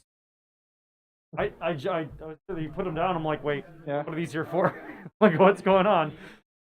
Cool. I don't know what to Wow. use this for. I might use that as a mouse pad. I don't know. That's awesome though. I appreciate it regardless. Cool. Okay. Well. So yeah. Soon we'll be judging the poo-poo art contest, and then right after we'll get ready for the final round. Yep. Isn't timed, but kind of is timed because the shop has to close at some point, right? Yeah. And then we'll choose our winner for our playmat. We'll announce that right before we shut down the stream. Yep. So, so far, thank you everybody for tuning in. Hope you guys have been enjoying everything going on so far. Thank you for everybody who has engaged with our playmat giveaway. Yep. I'll drop that link in here one more time. I think this will be the last time we post it. Yep. Because I don't think we'll have many more chances to do anything with it. So, you have to announce it by about 5 p.m. Yep. So, I got the...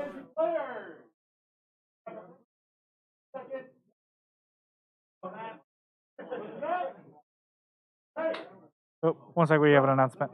Yep.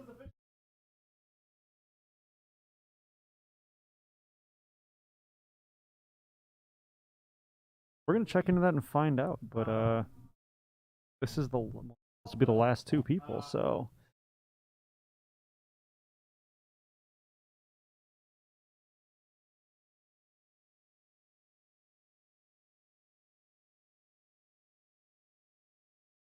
It's going to be Brian. I'm going to check on the other person.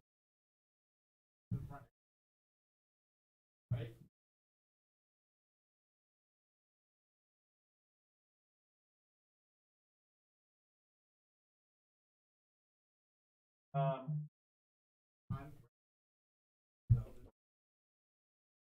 in here. Wow, that didn't start to go. This is sick. Oh my god. Plug that out. Plug you in. Lighten up.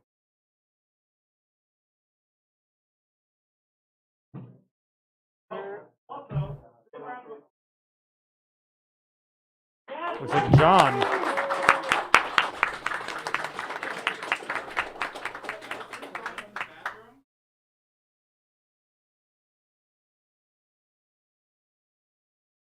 We should probably go on to break really quick.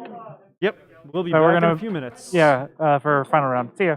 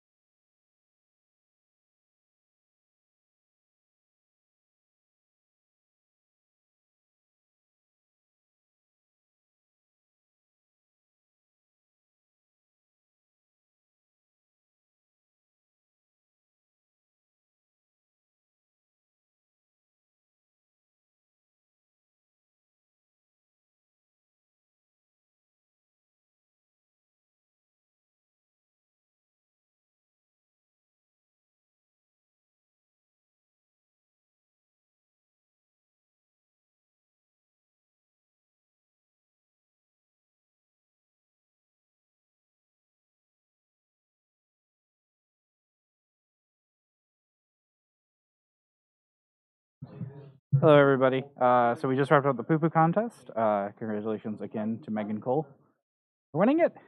She entered with a poo-poo at the Honeybee Cloud cosplay. It was very cute. We're going to be posting it on our Twitter later if you'd like to look at it.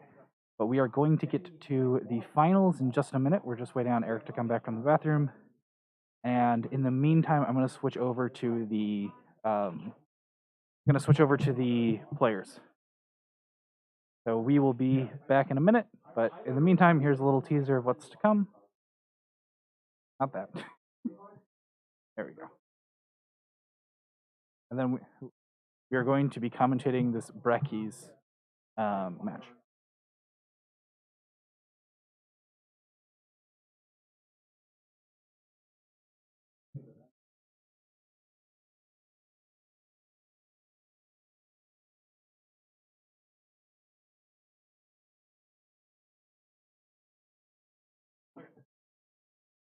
What's the other player's name?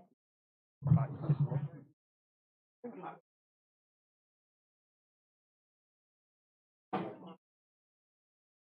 believe it's Sean.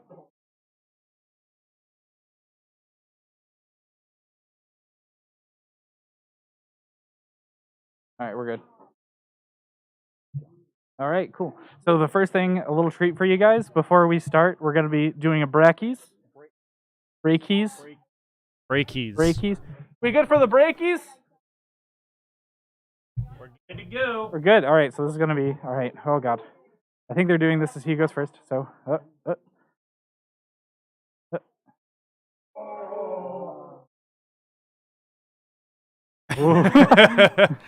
We'll see how this, let's see how that affects the rest of the game.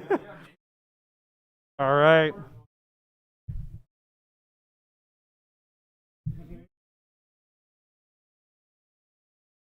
We should probably do the.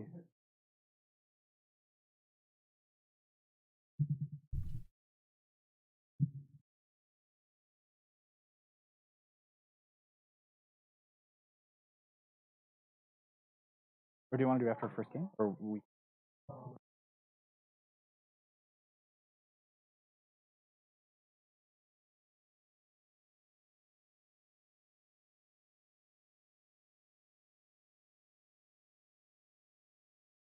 So, Scott just asked if we are doing the drawing right at 5, or if the round is done. Yeah, we're probably gonna have to do it between games. So Yeah. after game 1 here, finals. Yeah. So the sooner Brian and John finish up their first game, the sooner we'll draw the playmat. Yep. We have to wait till 5 because of the restriction on Gleam link. But up until that moment, then once we're done with that, drawing, and then we'll contact the winner. You'll have 3 days to see the response and 7 days to actually respond to that message with your address. With your address and contact info. Shoot it over. Also, Brian just getting Palamporum online immediately. Yeah, not wasting any time. Lenora into Palamporum. Brian wants empty this giveaway done faster than we do. One card in hand. One card in hand. John has the Marlene on field. Tap it for Tifa for color correction. Yep. Fetching. Does Brian have the Amatera? Yes, Lauric. That was, in fact, breaky. How they decide and they go first, I guess. I don't know how they got their hands on those things, but yeah. What a way to decide who goes first. Right? I haven't seen those things since the early 2000s. Remember last time I had some, I bought them in a where was I? It was in an airport. Actually. I've never seen that before. That really? Is completely new to me. Yeah, no, it was along from back in the day, like Crazy Bones, Mighty Bean, Beyblades, collectible object. I had almost disposable ball. I had all of those except for Beyblades. So Breakies were literally just made to be disposable. Just seeing the poo-poo mat looks amazing. Yeah. Once again, I have to shout them out. The Twitter user Straw Bunny Cakes did the art for it. They are amazing. I've worked with them on commission several times before. They are a great person. Tons of cute art. If you love cute art, visit at Straw Bunny Cakes. And then we're going to be posting our winner holding the mat and the winning. I posted that. Oh, you posted it already? I posted a picture of picture of Meg. Oh. We'll put up the full gallery later. Yeah.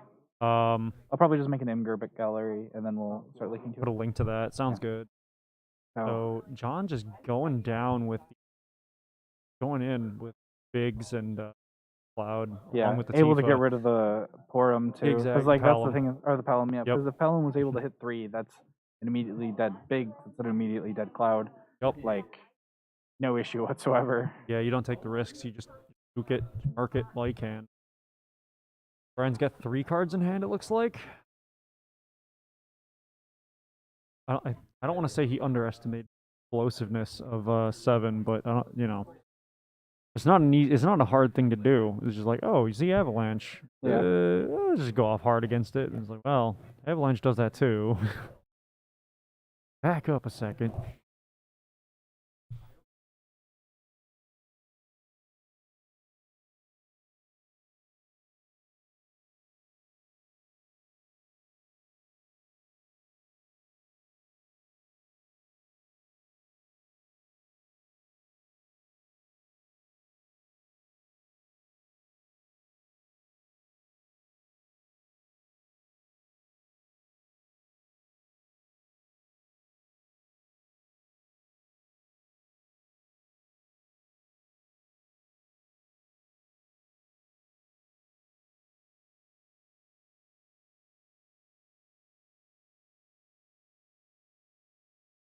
Oh, the Amaterasu.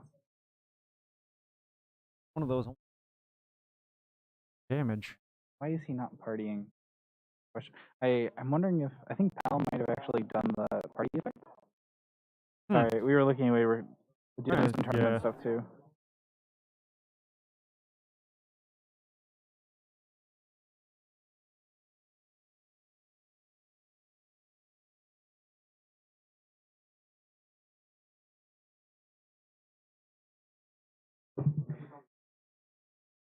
So Brian goes into Tyro, straight into a Palom. Like, oh yeah, Porum's a 3. Yeah, that's the thing, is Porum blanked the effect. Yeah, blanked Biggs.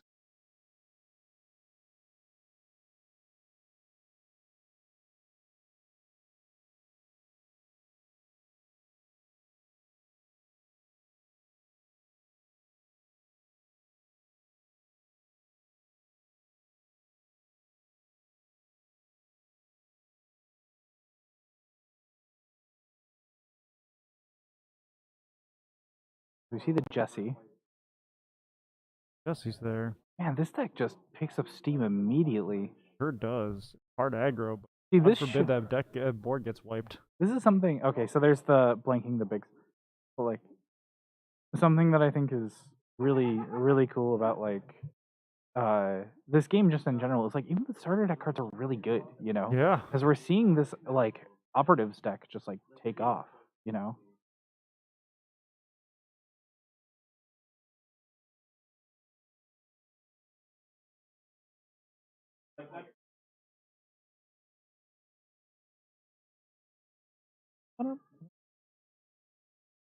Put back music on. Pretty nice. Persona 5. Yeah. Best song in Persona 5 too.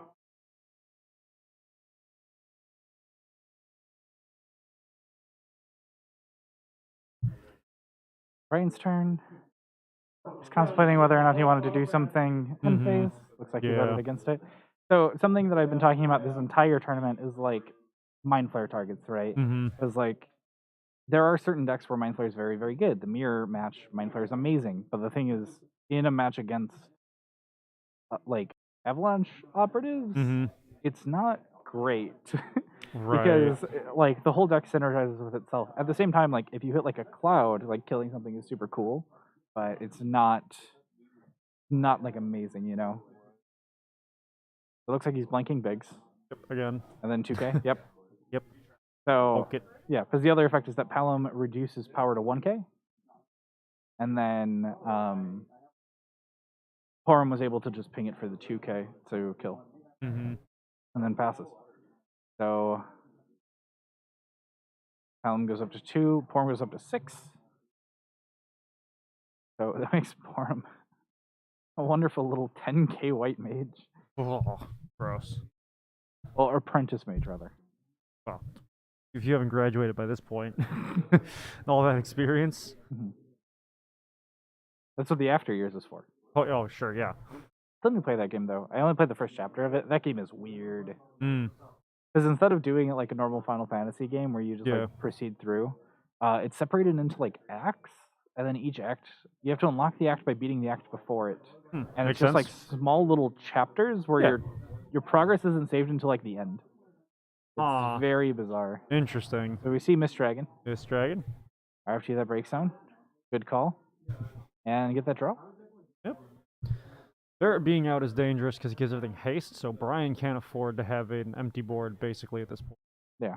Because one more forward getting out, and that's just instant lose. So there's the ping. So ping. Well, that's the thing is like because John's been having a little trouble killing Palom and Porum. Right. Like, yeah, Brian 'cause just the- gets this easy option of just being able to Yeah. say like, okay, I'm just gonna kill something a turn. I'm gonna Yeah. blank it and then I'm gonna kill it. A Shantotto.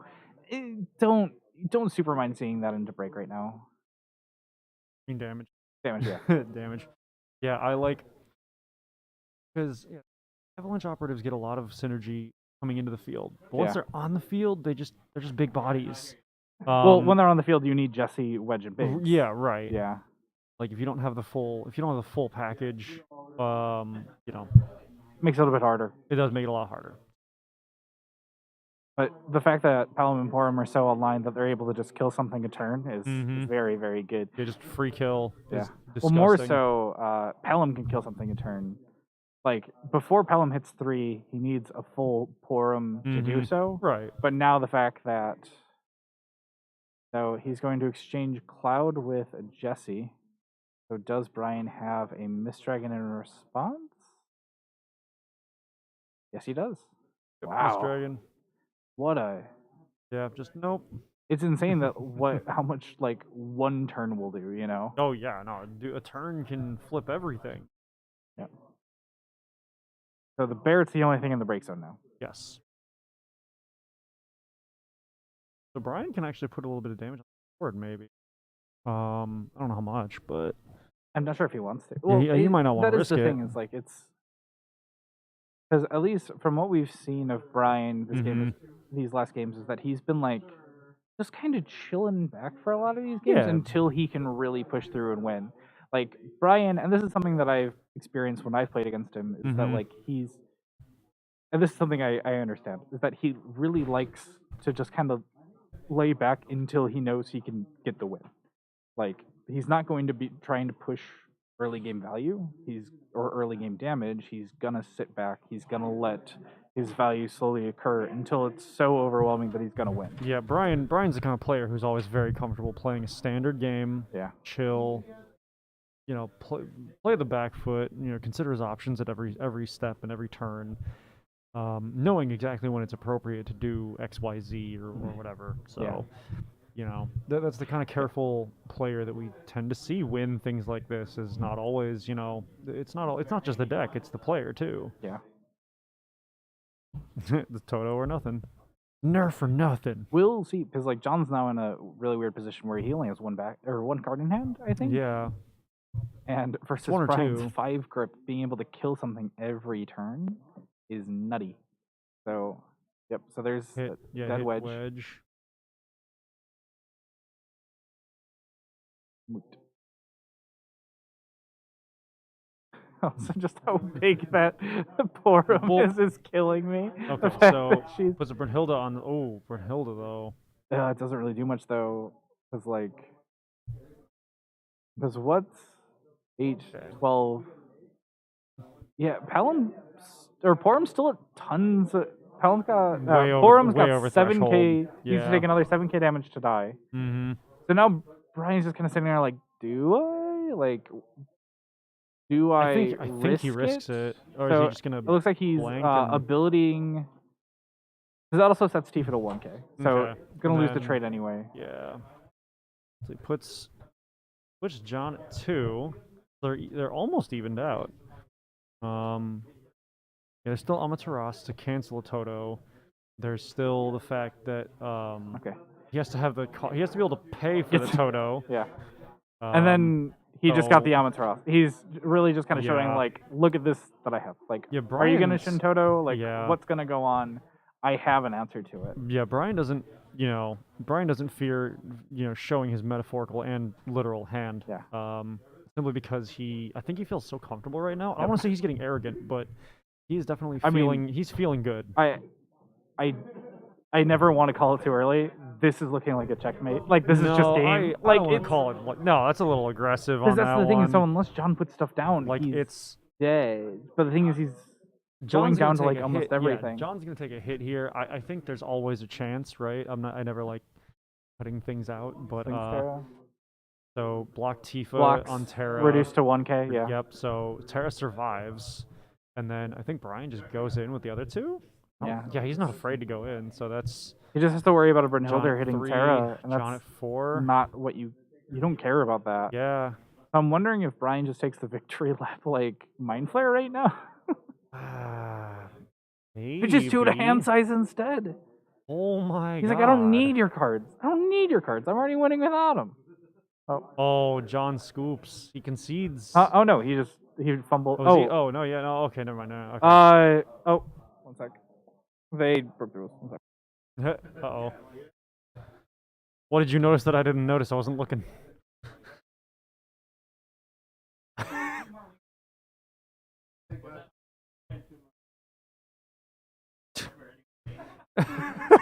There it is.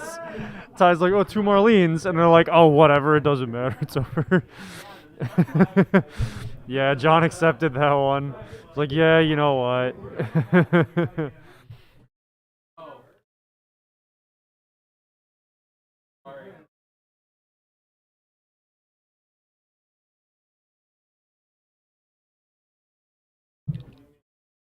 All right. Oh, wait. Why do I have the timer on? There's no time. What am I doing? Okay. I went over to mention. So- Oh my god, they brought up another.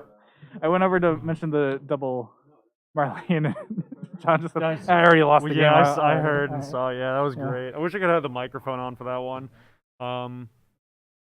So I think while they take care of their deck swaps and whatnot, we can do our draw for the Bahamut Brawl playmat winner.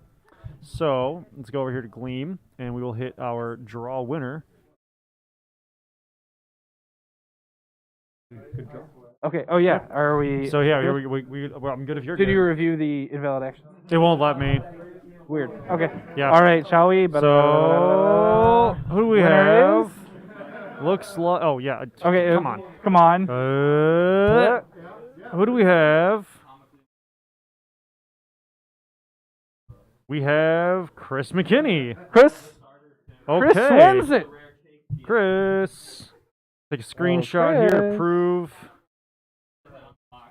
Not gonna. Where are you? Yeah, there we go. Okay, cool. So. Oh, if only we moved the entry one more.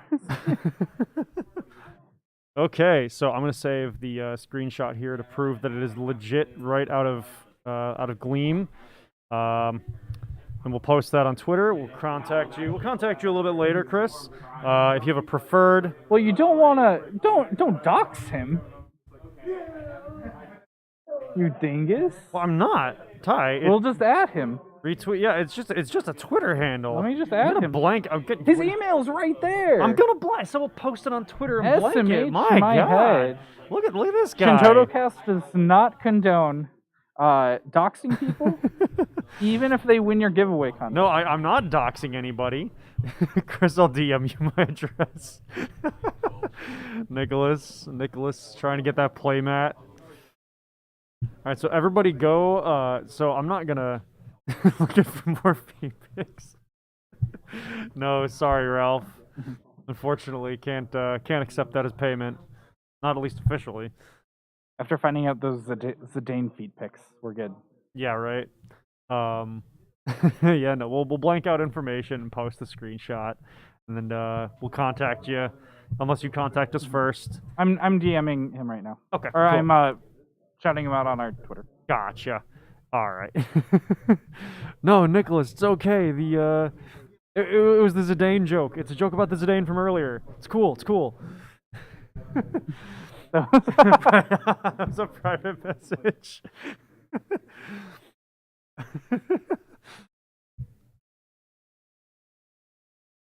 Alright. So, Magist. Oh, I gotta reset damage because I'm a dingus.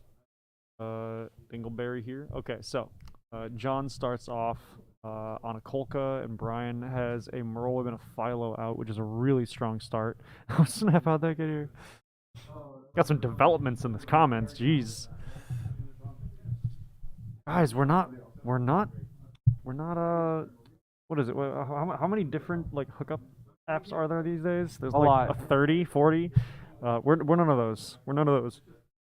Keep it in DMs, guys. It could be our DMs, could be your own DM, whatever. Just, private.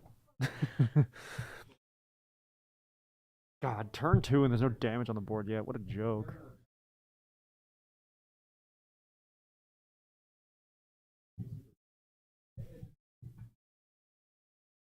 Look at these scrubs playing backups and stuff. I just tweeted at him telling me one. Cool. There's a Vaughn, unsurprisingly. Full art, which is a great flex. On a fire footer. Jesus. Oh man. Alright, so cuts. I just like how we've developed. Yeah, this is just a total degeneration. Because we were, because like to be fair, from our expert feat research, when we were looking at the Zidane, it looked like he was kind of had like heels on or something. We couldn't tell something was cut off or like Yeah. there was extra detail or what. So yeah, no, that was a fun little adventure there. That's honestly probably my favorite part of the stream. So That's pretty great. We've had some good moments this weekend. that but... and the lightning last yesterday. Oh, that was insane. That was nutty. That was yeah, so that was cool. Crazy. Ah. So John was sticking with operatives. Was still. I mean, he's got to win with both, so He does. So you might as well. Yeah, might as Because I well. wonder. Because like that's the thing is, so going into this tournament, and if you've been in a 2-deck tournament, like feel free to like comment on this, but like here's the combo. yeah, just get 3 forwards out. But he's got 0 hand now, so Oh, and he loses a backup. yeah. This is pretty rough for Brian. But for the people who have entered 2-deck formats, like, have you ever felt that like one of your decks is just weaker, or like kind of that deck that you don't really want to put first? Yeah, or like later on you find that it's not as effective against other like certain decks, Yeah. and then you're like, well, I'm stuck with it. But like, do you go into the tournament just kind of saying like, Yeah, man, What- yeah, it is yeah, angry. that's Like angry. there's some malice in that play. like, do you go into like, especially throughout the tournament, and like, more so going into it, like, is there a deck that you consider just your weaker deck? Like, because Brian is coming in with RPP and Sky Pirates, so I can imagine it's pretty hard for him to just say like, this is better than this, Mm-hmm. because they're so strong in 2 very different ways. Yeah. But like, especially, I don't know, like when, for example, if I entered with like Sky Pirates and Ice Earth, I really like Ice Earth, and I know that deck inside and out. Every But deck. I definitely every. deck I play Nick is the says best. Nicholas Schnell's every deck I play is the best. Well, it's because you pick it because it's the best, or is it the best because you play it? That's the decision to make there. So Brian just rebuilds backups, or rebuilds backups, and takes a kites as a hit. Ooh. Yeah, that was the party attack between That Wedge and was, Desi yeah. earlier. He couldn't block it. Because like, if I went in with like Ice Earth and like Sky Pirates, right? Because like Mhm. Ice Earth is kind of narrow; it has some tough matchups. But Yeah. Sky Pirates is really good. So it's Right. like, what do I run in with? Right, like Oh that's my God. I'd imagine. Yes. Yes, says Nicholas. I'd imagine that when if I were to go into a 2-deck format, I would imagine that I would. I'd enter with both decks feeling confident, and then by the end, I'd realize that like, okay, what's left in the tournament is stronger against one of my decks, Yeah. as opposed to like, oh, this deck was weaker going in. It's like, no, this deck was actually like whittled down to feeling weaker over time. Yeah. But I haven't actually had to play in a 2-deck format, so I'm not really sure. Another party attack. Yeah. Another search. So Like, that's the thing is, once you get party attacking in this deck, like, you just pop off. I thought I heard somebody playing Hard Knock Life. Oh no, that's more Persona music. I hear it. Okay. I was just like, I mean, I know the first round was rough, but jeez.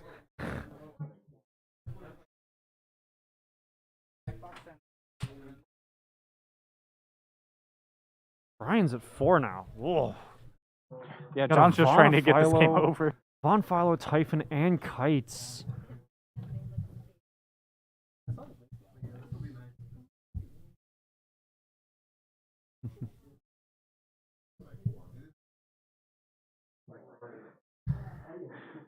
This is just rough because like Yeah, I don't know how many cards Brian has in hand, but it's definitely one of those things.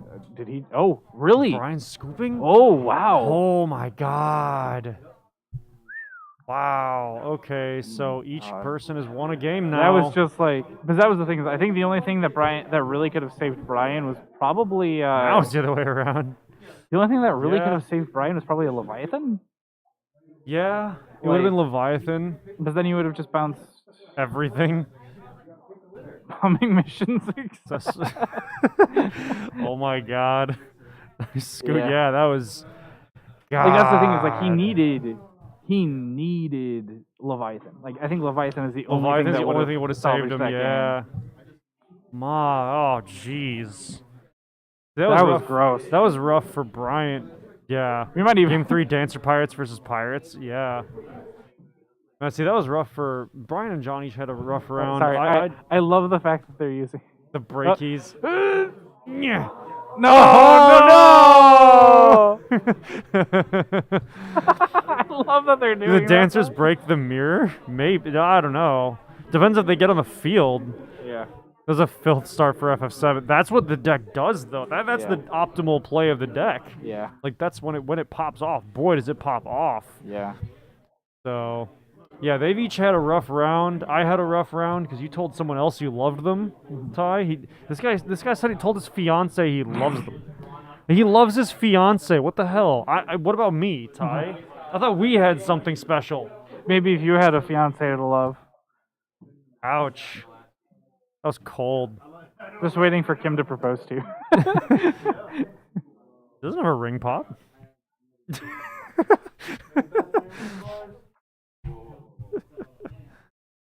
That's when he broke the 4CB back up at the same time. Yeah.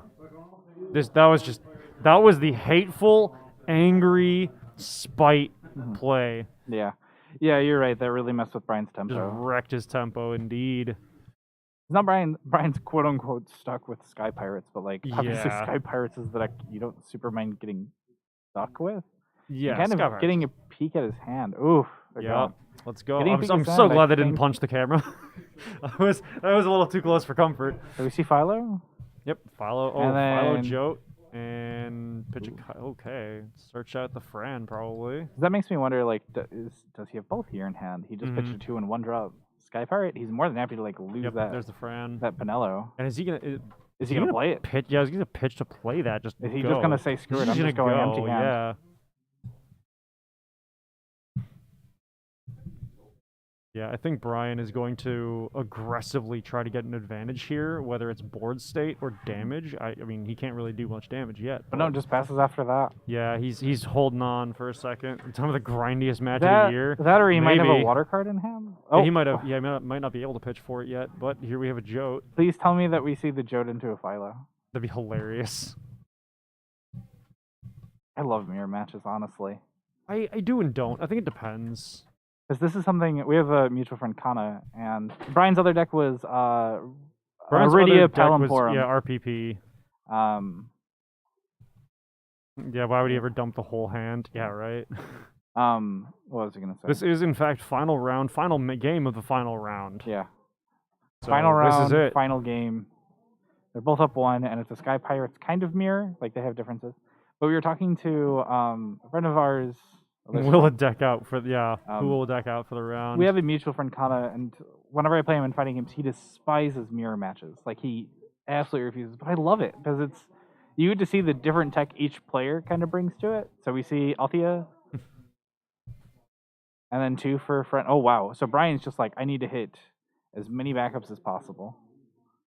Yeah, see, you play fighting games. I play RTS, Mhm. and in RTS, in the games where a mirror match is even like likely to happen, like in StarCraft, there's only 3 factions, right? So Yeah. facing someone online, it's more likely that you'll have a mirror match against rather than something like Warhammer 40K or Total War or Age of Empires, where there's a lot more factions. Yeah.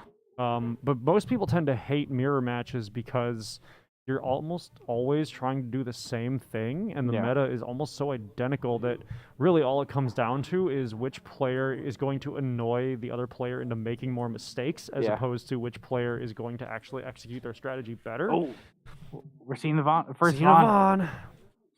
And so those Yeah. mirror matches get really grindy and Yeah. frustrating. Sorry, really So- quick, Brian looked at chat and was just like, "Oh, you're searching Van? Well, I'm playing Van." Yeah, Bam. right? You know, it's the best way to search a card, drawing it. Exactly. Sorry. Yeah, no, you're good. Their backup lines are. It's funny how they have 3 identical cards, and then their 4th is just a little bit different. So Brian's playing the Elza for a little bit of more, little bit gas. Make sure he gets his hand size built back up. Brian is not going to be pulling any punches. Yeah, it's a Vonathon. Vonathon, yeah. Vonathon. Vonathon. That's just the Sky Pirate mirror. Just the Sky Pirate mirror. Vonathon. Sorry. Oh, and the Zidane. Rip the Von. Oh my god. Oh, that actually, that might be hurts. nuts. That really hurts. That really Because that was hurts. the thing that I was wondering going into that turn is like, does Brian have the Zidane? Can he just rip the Vaughn away? And the answer is yes. Okay, so John taps 4. 2. Takes back 2. Pitch a Philo for Balthier, and then get a 1-drop back from Grave, which is gonna, 1 or 2 drop. It's gonna be Pinello. So Pinello's that's a pretty standard choice. And honestly, one of the good response, I think, to what Brian has on field. Oh boy.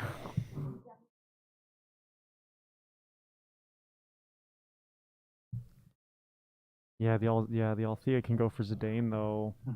Gets the Pinello Or even could go for Elza if you want to just draw and get gas. 1, 2, 3, 4. He tapped 1 for the Pinello effect, right? Oh wait, no, 1, 2. Did he pay 2 for the Pinello effect? Pinello is Balthier, back from Grave. No, he just Pinello'd effect Elza. Then he would have had to have tapped for it, yeah. I think. He would have had to pay 2.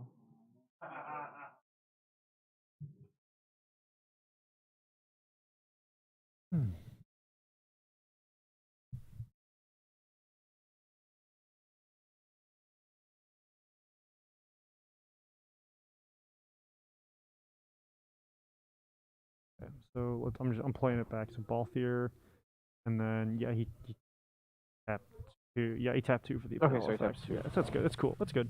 That's what I thought. I just wanted to be sure. Yep. No, you're good. How dare we do our jobs, Ty? What's wrong with you? You want me to do work? You want me to think? Thinking is for the work week. This is a weekend. And I missed the Elza going away. What else did Elza die from Pinello effect? Yeah.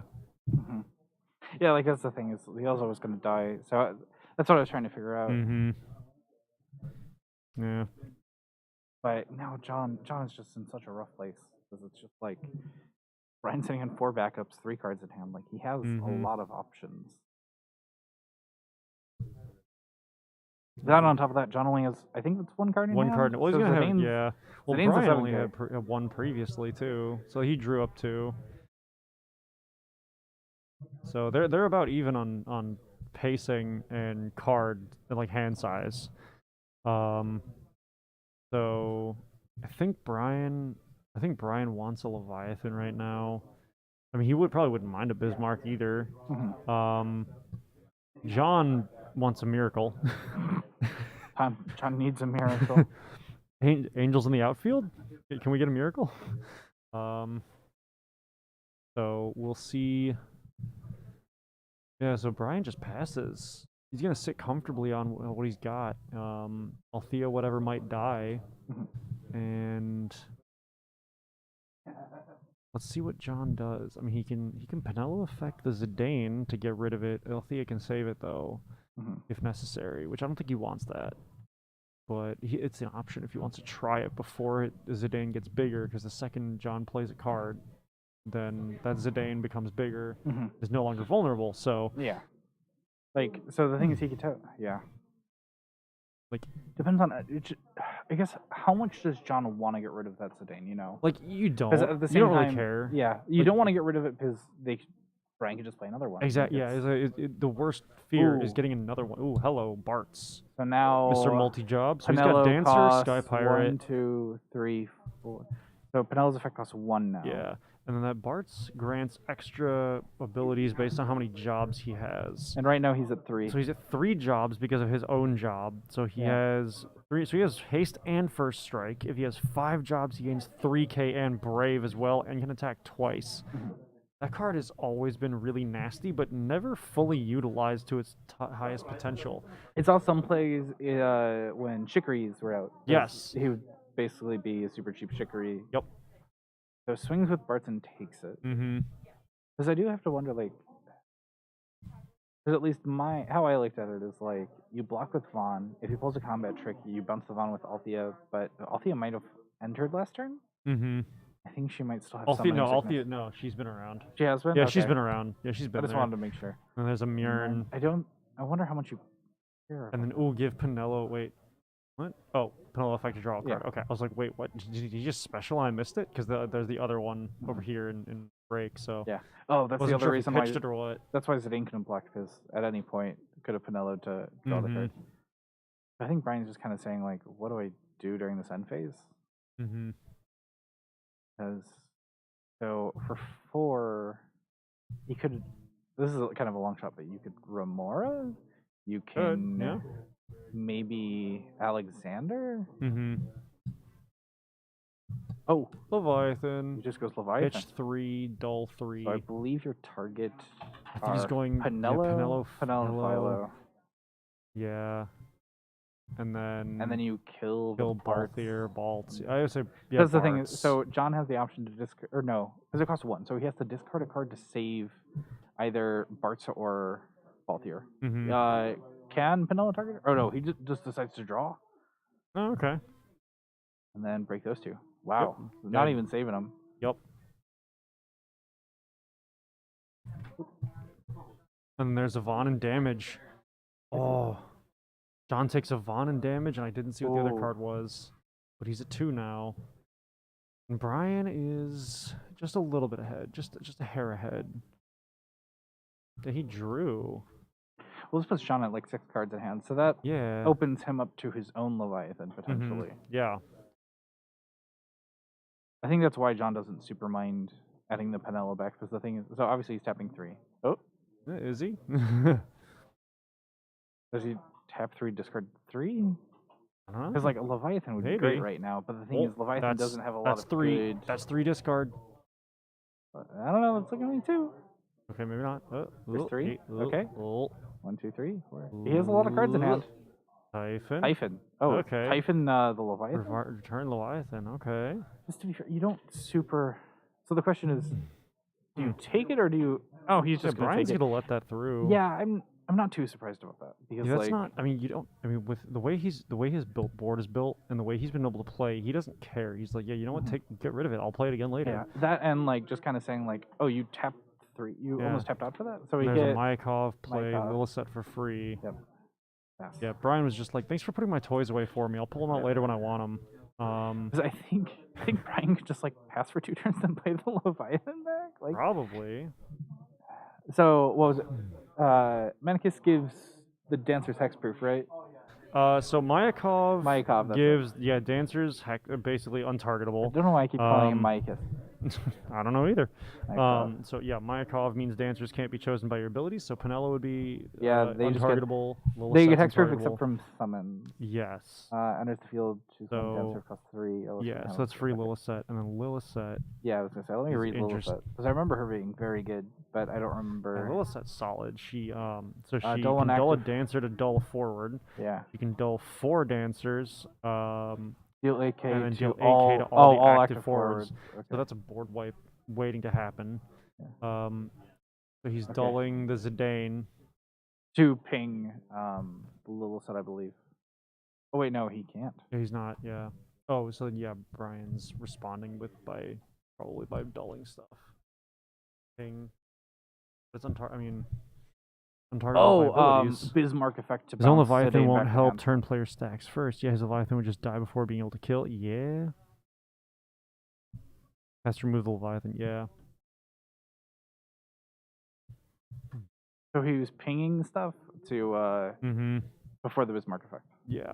So Bismarck activated, he pinged some stuff and then bounced back to hand. Right. So I believe he's just worried about the Lilith board wipe. There's a Pinello, so that's a dancer that can be tapped if necessary.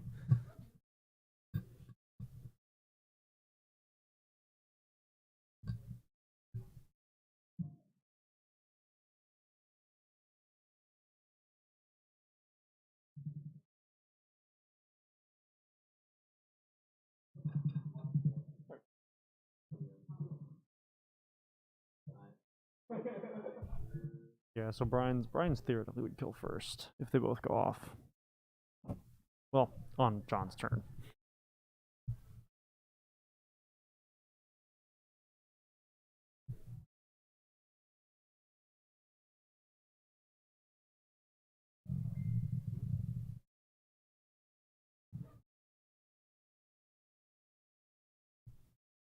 Here we see Brian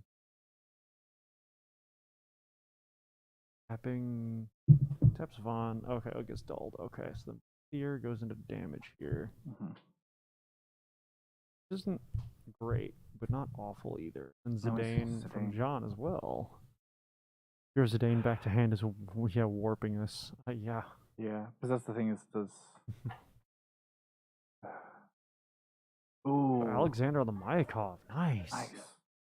Okay, there's a response. And then only targeted Shinryu. Yep. And then Shinryu would have been nice. You know, you kill the little set and Zidane. But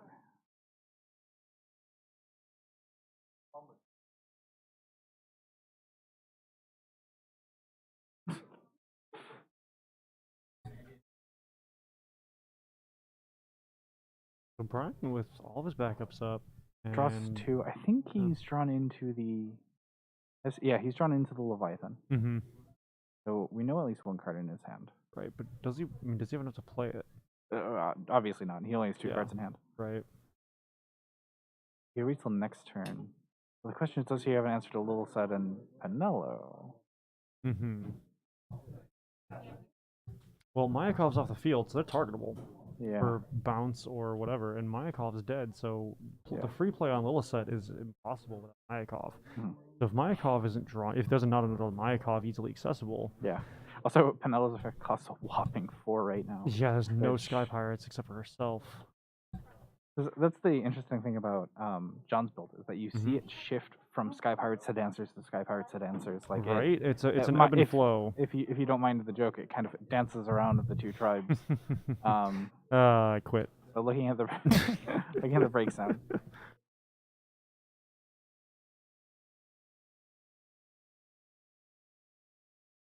Thank you.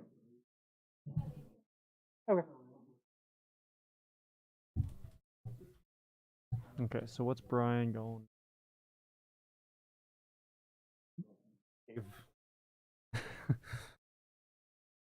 Swing's fun. He pinging? Okay, so pinging Lilith? Pinging, yeah. And then dealing 6k to... Because the Lilith special is what protects it from damage. Yeah. So finishing it off, which is pretty nice. The Lilith is a big threat that's been removed. Yeah. So end of turn, he's bouncing Vaughn back to hand and drawing a card. Both players have a lot of full arts. Not sure who to root for. Fair. Is that your standard? That's what I always laugh about when we get to top 8s of tournaments is that you slowly see the foils. It's just all the bling. Come out. The bling and promos and right. yeah. So he's dealing 2k to I believe that's Pinello.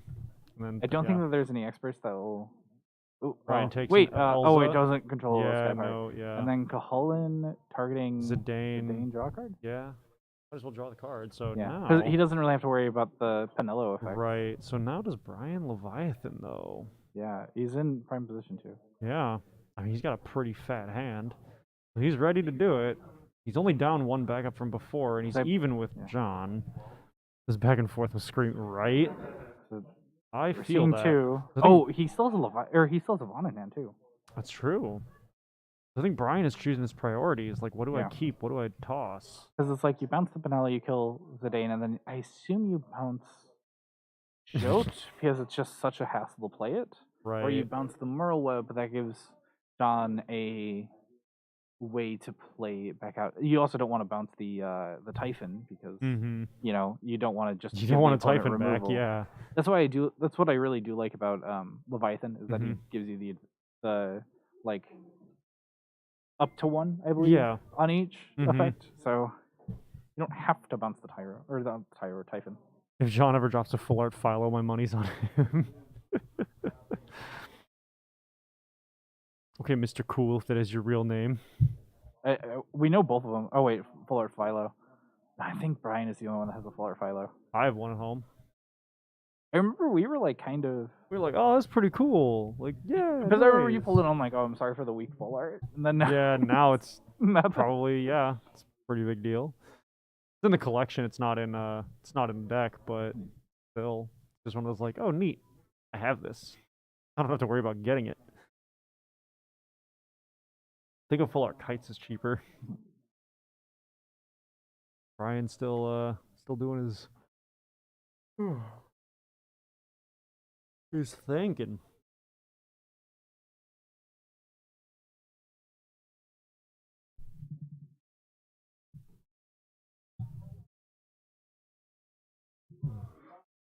Hmm.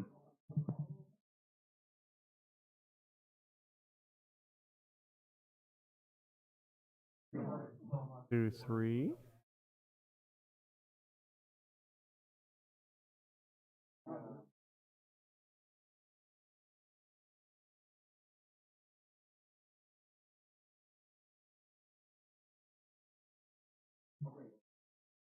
Oh, puts a Fran down. 3K to Penelo. I'm surprised it wasn't 3K to Zidane. Discards. Wipes Zidane. And puts a Vaughn down. Who's he gonna grab? Oh yeah, he did. Puts a Tomage. The ramp. Interesting. Because I think what he does now is if he needs. Good afternoon. Interesting. Oh, he still has cards. He still has cards in hand. That's what I'm like worried about. So it's like, are we still seeing the cards in hand? So I'm wondering if he has a way to kill the Penelo. I think he might. And then Althea. Tap.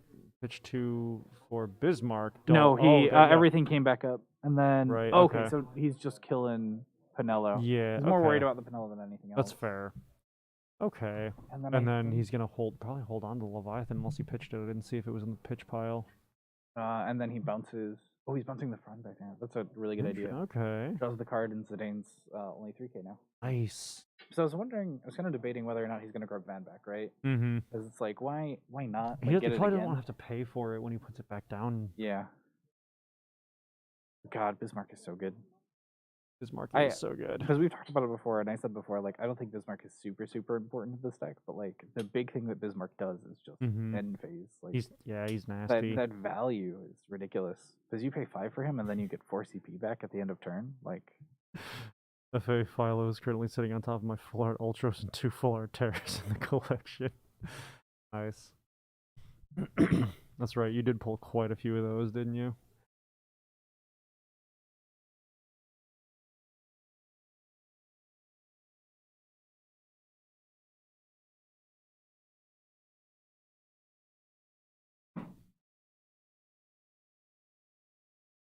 Bismarck the Whale.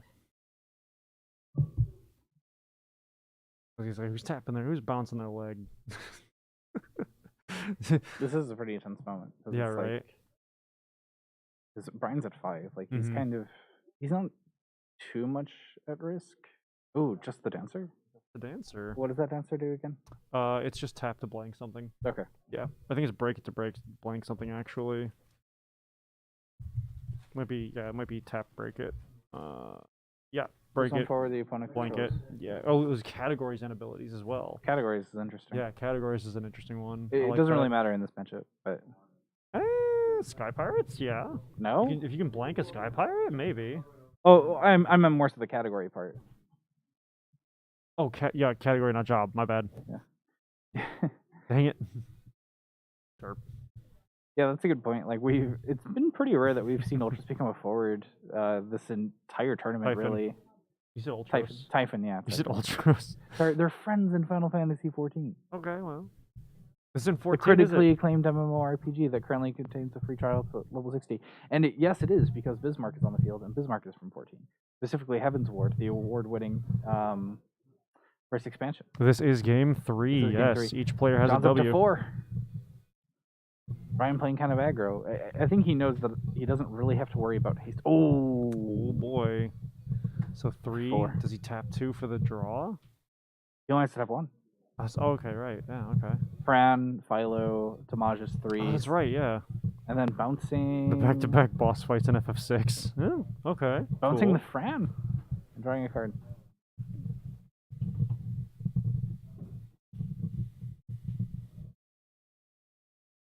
I mean, Brian used his twins deck aggressively, but damage. we do have to He's up update to that. 4. He's up to 4. His game is now in Brian's grasp. He has onboard lethal. But unless John has a hand still. Unless John can put out a backup, he doesn't have any forwards. What can he do? I mean, if he has a Leviathan, that's Leviathan is rough. probably the only thing that can get him out of the Leviathan situation. is one of the only things However, that can save him. Consider the following: Brian draws a bunch of cards off of it, or Brian draws a card off of Bismarck off of it. Oh yeah, he does. And on top of that, we still know that Brian. Well, actually, we don't know. Did Brian pitch the Leviathan? Because, like, as far as we know, he may still have that Leviathan. I don't know if he did. Yeah, he might still have it. A good answer to Leviathan is a Leviathan. Is another Leviathan. Well, how do you kill a BFA? A BFA. Yeah. Though, well, doing the second one is a little awkward because Leviathan sees itself get bounced and then it kills the other one that didn't bounce. So I guess you just target the backup Leviathan, target Leviathan, Leviathan, target Leviathan. So it'd be a weird trade, but right.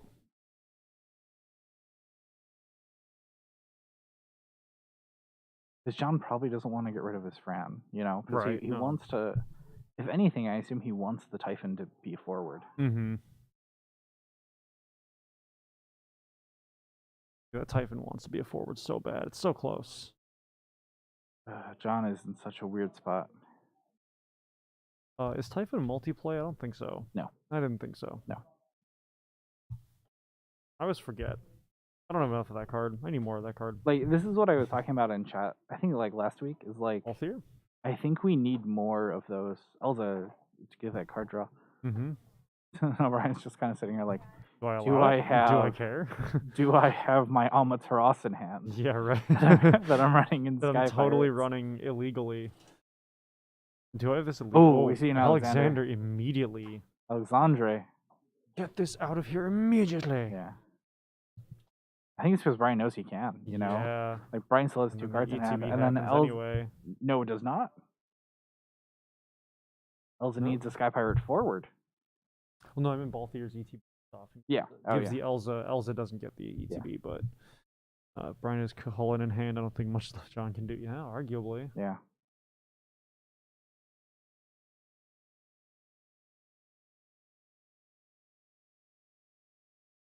I'm digging tunes. Someone's playing music. I like it. Persona 5 soundtrack. It's still Persona 5? Yeah, all this is Persona 5. I need to play that game. I need to play Persona games to completion. I got like halfway through Persona 3 on PSP, and then I just kind of forgot because life got busy. Started other games. I think John has to pass.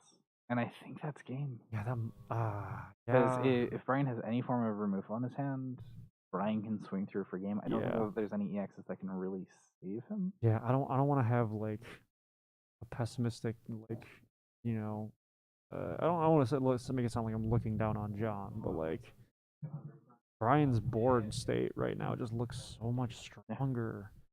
All right, so Brian is drawing off of Pinello. And Althea to then bounce bouncing Pinello. Pinello. And then Bismarck effect to draw. So it Mhm. looks like Brian's kind of giving up being able to go for game next turn. I guess, yeah. But, Philo's effect. Philo's effect, So the maybe. thing is, if Does he have a Philo in hand? if Brian can get rid of, I think he has his path to game. I think I see He it. just might. He's sitting on like he's sitting on like 9 cards in hand. Yeah. So we see the Pinello Pinello, back. and then 2 Both here. off here. Bring something back from I assume grave. kites. Yeah, think Pinello's 2 CP for effects. Yeah, it doesn't matter at this rate. You can get Now kites. it's There's kites. Yeah. yeah, that doesn't. Now it's 1 less. Yeah, now it's just kites. And then you tap kites. Yep. And then John's just slowly moving that He's over. like, okay, I get it, I get away. it. Stop, she's already dead. I believe Pinello to get rid of the Elsa. Mm-hmm. Yep. Because that's 5 Yeah. pirates on the field. Brian so. is just trying to get all the insurance he needs. Mm-hmm. Stop, he's already dead. Oh, I noticed the Philo is tapped. Yep. Oh, Wait. wait, oh. Because wait. Does What the- Pinello have haste? Ladies and gentlemen, may I have a round of applause for your Bahamut Brawl 2 winner, the Crown Prince of the Windy City, Woo! Ryan Girardi. Woo!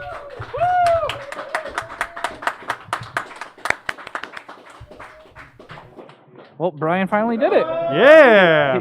He got. Wait, the break. They're doing it for the real championship. Clutch!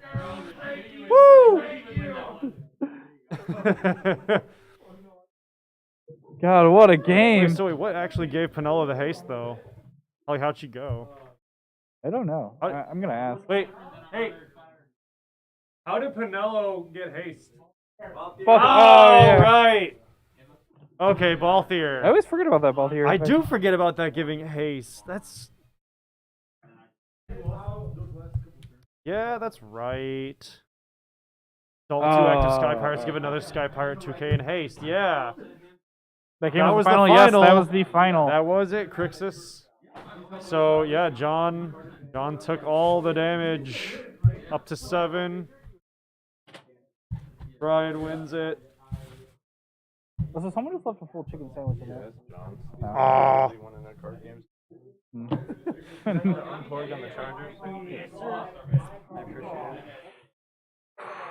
There you go. Thank you. No problemo. So that is it. Oh my god, That is dude. the end. Do we call this one better than the last Bahamut Brawl? Oh, I think definitely. so. Number 1, we went 2 days. 2 days. Twice as many games. Twice as many games. Not almost twice as many entrants. How many entrants did we have in the last one? 30? Last one was like 32, 33, so this Going one up having to 40? 47. Yeah. It's a pretty healthy number. It's a pretty healthy we number. had 3 side events, all of which had amazing, awesome prizes. Mm-hmm. And we had a big-ass trophy this time. Yeah. Which last time the sign to mono stuff was amazing, so I mean, I guess that actually is pretty high up there also. Yeah. Hard to compare that. But like, oh. Yeah. It's done. Wow. It's done. Okay, well, we got to get the heck out You're of on here in stream the for a next 10 minutes. I hate to cut it short and quick. Ooh, what's up? Sorry. Ah. Okay, let's go. Sorry. You want to come in? Okay, fine. All right. Ooh, but yeah, those were some good games. Yeah, And it's done. I think now we can call it a day. we can wrap it up, get home, get rest. Yep. We will Yes, definitely I see you next we really. time. Oh, I'm not gonna lie. I think this top 16 would have gone a little bit differently if Zaim was here. I can't argue Seeing that. Zaim's track record, Please do come next time. Yeah. Yes. yeah, we encourage everybody to come by. It's a lot of fun. We're casting every time. Yes. It doesn't kill us for raffle. Yeah, no, next time, the more people, the merrier, right? You know, you guys know where we live, Mhm. more or less. Sure. I mean, the Chicago, right? They know Chicago, right? Yeah. And I mean, hopefully next time is going to be bigger and better, considering that all of us Bahamut Brawl admins have a chat, and I mean, every time we talked about stuff, it's like, well, we're gonna do this for this one, but next time, you know, we might do this. Yeah. So We'll have plenty of ideas, and who knows? Like, you know, this is just. I don't want to call it just the start, but like, we're gonna have more. yeah, I was gonna say we love this game. Yeah. We love the players. We love the community. So by all means, we want to keep going. So if you guys are willing to watch, we're willing to cast it. So yeah, no, Yeah. by all means, Jeff. Glad to be casting. We're glad that you guys appreciate it. That makes it that much more worth it to us. Yeah, and it's always just a lot of fun. Like It's a good time on its own. Yeah. Honestly, this just makes me want to play the game. So Yeah. low key, everybody else or other Chicago shops start having your tournaments because I want to. Please do. Well, hey. Where we don't have to cast. So I would say there are more shops picking it up in the Midwest. Yeah. So hopefully that puts some traction down. That gets the gears turning, and maybe just maybe we can make a Bahamut circuit with all the summons leading up to the Bahamut Brawl as the Yeah. final one. A That'd brawl be cool. circuit. But That'd be cool. that's Bill's planning. That's him doing all the work. We'll on let him that. deal with it. That's 'Cause not he is the that's not expert on us. event planner. It's it's only his career for like a decade. Yeah. So we'll leave it to the experts. We'll do what we do best, which is leave. So All right. Well, we'll see you guys around. It was fun. yes, thanks love for being you. here. Catch you guys later. Goodbye. Happy birthday to you. Happy birthday to you. Happy birthday, dear Ice. Happy birthday to you. Had to. All right, let's head out. Bye, guys. Bye.